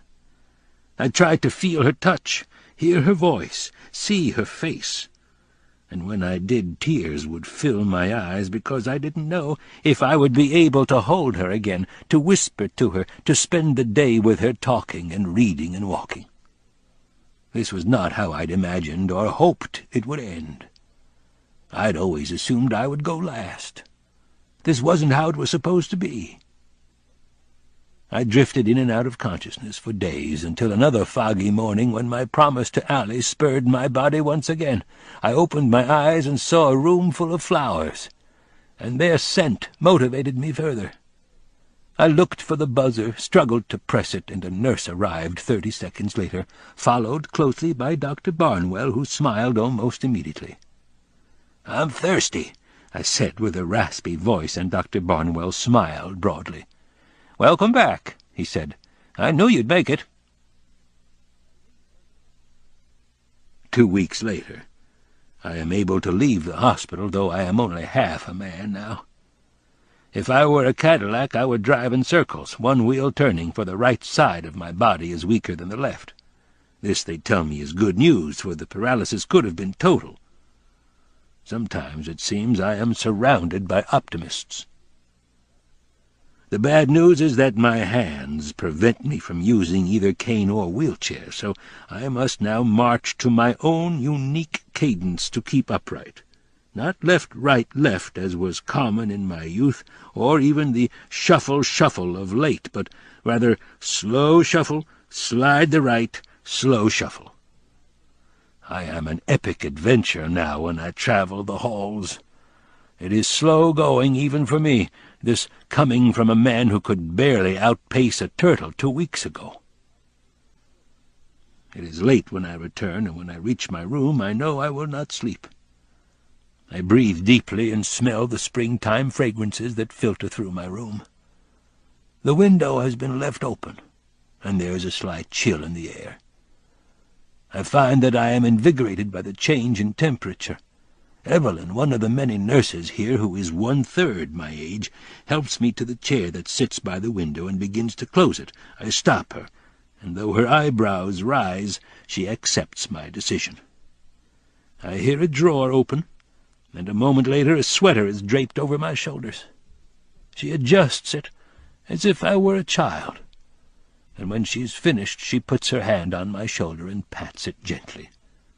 She says nothing as she does this, and by her silence I know that she is staring out the window. She does not move for a long time, and I wonder what she is thinking, but I do not ask. Eventually I hear her sigh.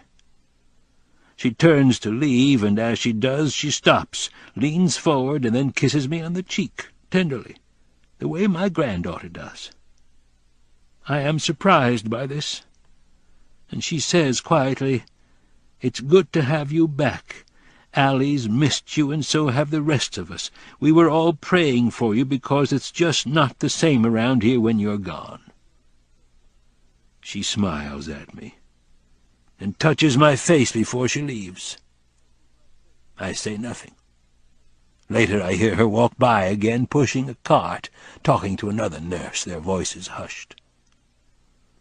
The stars are out tonight, and the world is glowing an eerie blue.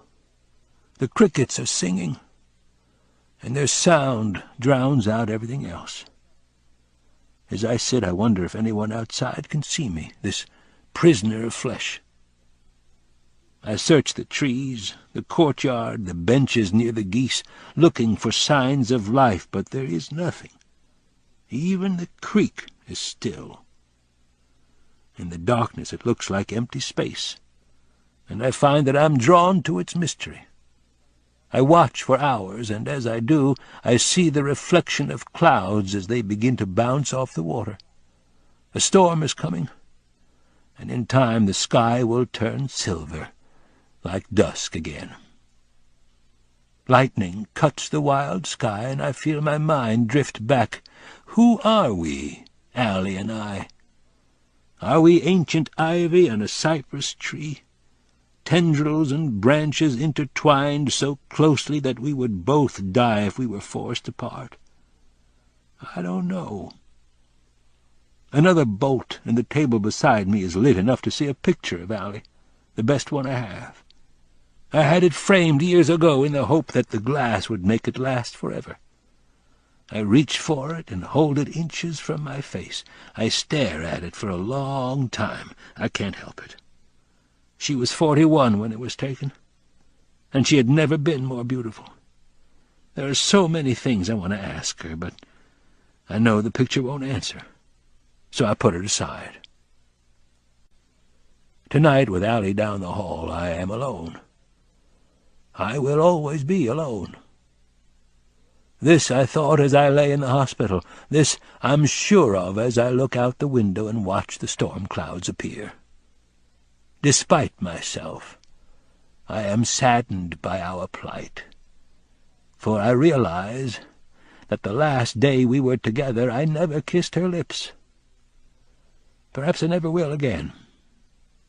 It is impossible to tell with this disease. Why do I think such things? I finally stand and walk to my desk and turn on the lamp. This takes more effort than I think it will, and I am strained, so I do not return to the window seat. I sit down and spend a few minutes looking at the pictures that sit on my desk. Family pictures, pictures of children and vacations, pictures of Allie and me. I think back to the times we shared together, alone or with family, and once again I realize how ancient I am. I open a drawer and find the flowers I'd once given her long ago, old and faded and tied together with ribbon. They, like me, are dry and brittle and difficult to handle without breaking. But she saved them.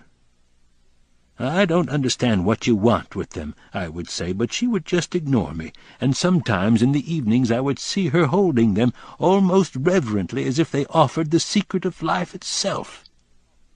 Women. Since this seems to be a night of memories, I look for and find my wedding ring. It is in the top drawer, wrapped in tissue.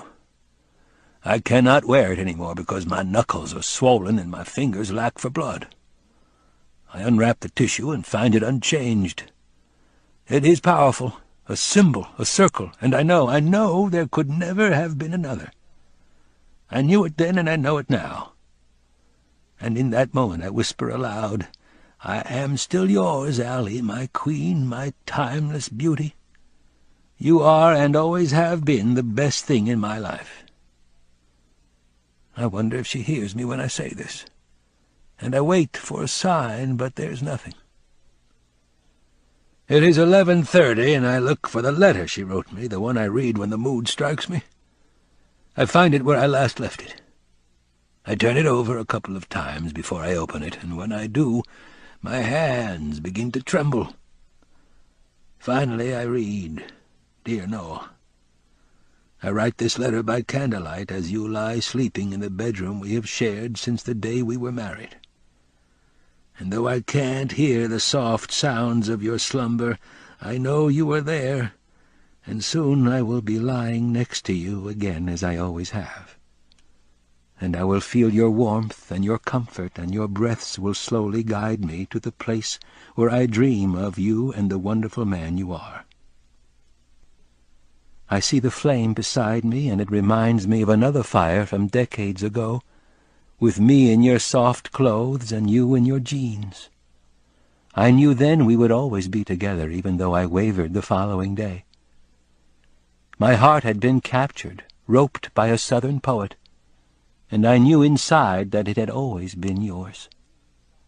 Who was I to question a love that rode on shooting stars and roared like crashing waves? For that is what it was between us then, and that is what it is today. I remember coming back to you the next day, the day my mother visited.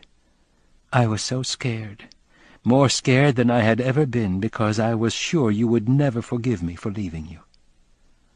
I was shaking as I got out of the car, but you took it all away with your smile, and the way you held your hand out to me. How about some coffee, was all you said, and you never brought it up again, in all our years together. Nor did you question me when I would leave and walk alone the next few days.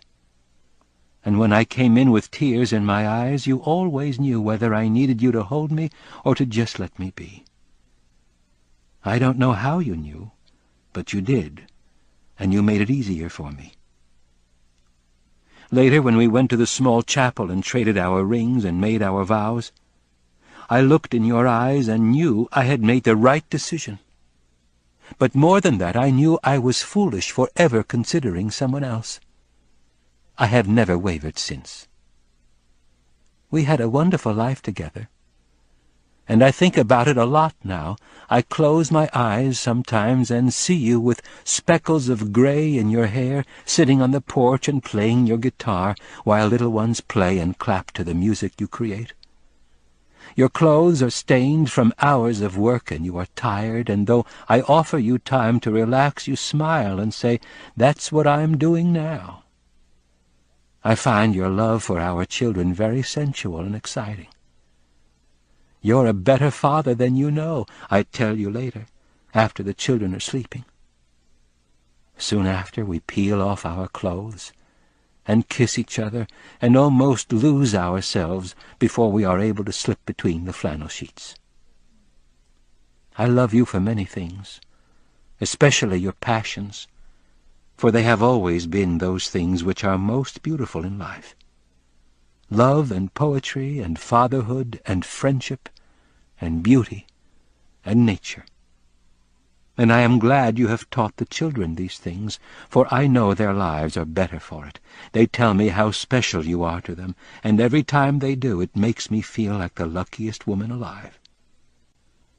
You have taught me as well, and inspired me, and supported me in my painting, and you will never know how much it has meant to me. My works hang in museums and private collections now, and though there have been times when I was frazzled and distracted because of shows and critics, you were always there with kind words, encouraging me. You understood my need for my own studio, my own space, and saw beyond the paint on my clothes and in my hair and sometimes on the furniture. I know it was not easy. It takes a man to do that, Noah, to live with something like that. And you have, for 45 years now, wonderful years. You are my best friend as well as my lover, and I do not know which side of you I enjoy the most. I treasure each side just as I have treasured our life together. You have something inside you, Noah, something beautiful and strong. Kindness, that's what I see when I look at you now. That's what everyone sees. Kindness. You are the most forgiving and peaceful man I know. God is with you. He must be. for you are the closest thing to an angel that I've ever met. I know you thought me crazy for making us write our story before we finally leave our home, but I have my reasons, and I thank you for your patience. And though you asked, I never told you why, but now I think it's time you knew. We have lived a lifetime most couples never know. And yet when I look at you, I am frightened by the knowledge that all this will be ending soon. For we both know my prognosis and what it will mean to us. I see your tears, and I worry more about you than I do about me, because I fear the pain I know you will go through. There are no words to express my sorrow for this, and I am at a loss for words. So I love you so deeply, so incredibly much, that I will find a way to come back to you despite my disease. I promise you that. And this is where the story comes in. When I am lost and lonely, read this story, just as you told it to the children, and know that in some way I will realize it's about us. And perhaps, just perhaps, we will find a way to be together again. Please don't be angry with me on days I do not remember you, and we both know they will come. Know that I love you, that I always will, and that no matter what happens, know I have led the greatest life possible, my life with you. And if you save this letter to read again, then believe what I am writing for you now. Noah, wherever you are, and whenever this is, I love you. I love you now as I write this, and I love you now as you read this. And I am so sorry if I am not able to tell you. I love you deeply, my husband. You are, and always have been, my dream. Allie.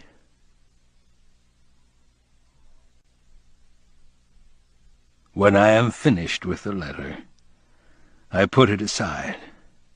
I rise from my desk and find my slippers. They are near my bed, and I must sit to put them on. Then, standing, I cross the room and open my door. I peek down the hall and see Janice seated at the main desk. At least I think it is Janice. I must pass this desk to get to Allie's room, but at this hour I am not supposed to leave my room, and Janice has never been one to bend the rules. Her husband is a lawyer. I wait to see if she will leave, but she does not seem to be moving, and I grow impatient. I finally exit my room anyway.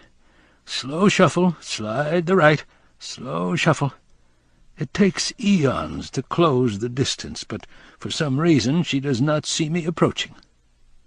I am a silent panther creeping through the jungle. I am as invisible as baby pigeons.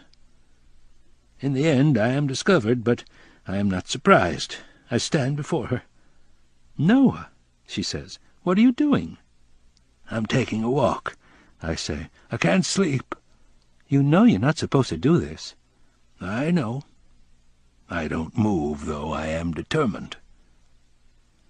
"You're not really going for a walk, are you? You're going to see Allie." "Yes," I answer. "Noah, you know what happened the last time you saw her at night." "I remember." "Then you know you shouldn't be doing this." I don't answer directly. Instead, I say, "I miss her." "I know you do, but I can't let you see her." "It's our anniversary," I say. This is true. It is 1 year before gold, 49 years today. "I see." "Then I can go?" She looks away for a moment, and her voice changes. Her voice is softer now, and I am surprised. She has never struck me as the sentimental type. "Noah, I've worked here for 5 years, and I worked at another home before that. I've seen hundreds of couples struggle with grief and sadness, but I've never seen anyone handle it like you do." No one around here, not the doctors, not the nurses, has ever seen anything like it."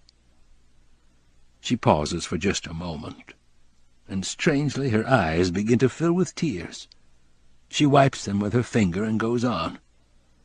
"I try to think what it's like for you, how you keep going day after day, but I can't even imagine it. I don't know how you do it. You even beat her disease sometimes, even though the doctors don't understand it. We nurses do.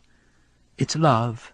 It's as simple as that. It's the most incredible thing I've ever seen." A lump has risen in my throat, and I am speechless.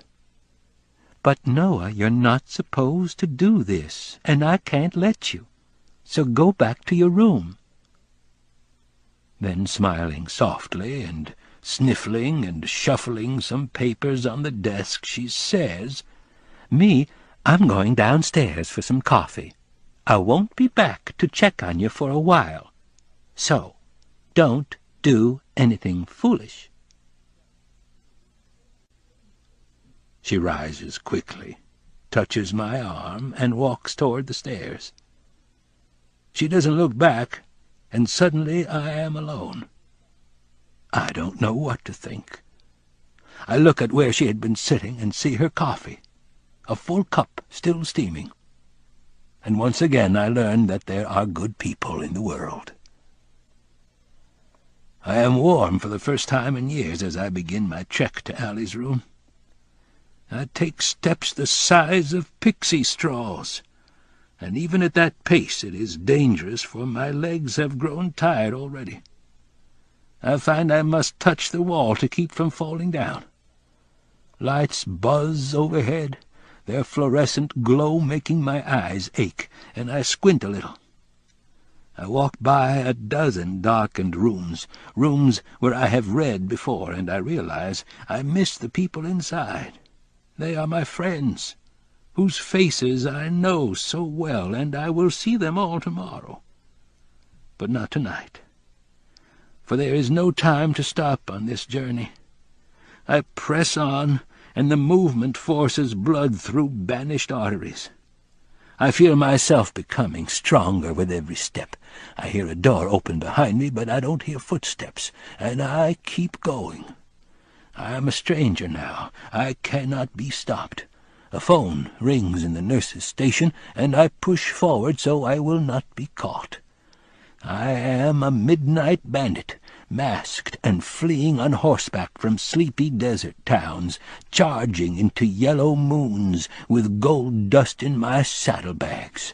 I am young and strong with passion in my heart, and I will break down the door and lift her in my arms and carry her to paradise. Who am I kidding? I lead a simple life now. I am foolish, an old man in love, a dreamer who dreams of nothing but reading to Allie and holding her whenever I can. I am a sinner with many faults, and a man who believes in magic, but I am too old to change and too old to care. When I finally reach her room, my body is weak, my legs wobble, my eyes are blurred, and my heart is beating funny inside my chest. I struggle with the knob, and in the end it takes 2 hands and 3 truckloads of effort. The door opens, and light from the hallway spills in, illuminating the bed where she sleeps. I think, as I see her, I am nothing but a passer-by on a busy city street, forgotten forever. Her room is quiet, and she is lying with the covers halfway up. After a moment I see her roll to one side, and her noises bring back memories of happier times. She looks small in her bed, and as I watch her I know it is over between us. The air is stale, and I shiver. This place has become our tomb. I do not move on this our anniversary for almost a minute, and I long to tell her how I feel, but I stay quiet so I won't wake her. Besides, it is written on the slip of paper that I will slide under her pillow. It says, "Love, in these last and tender hours, is sensitive and very pure.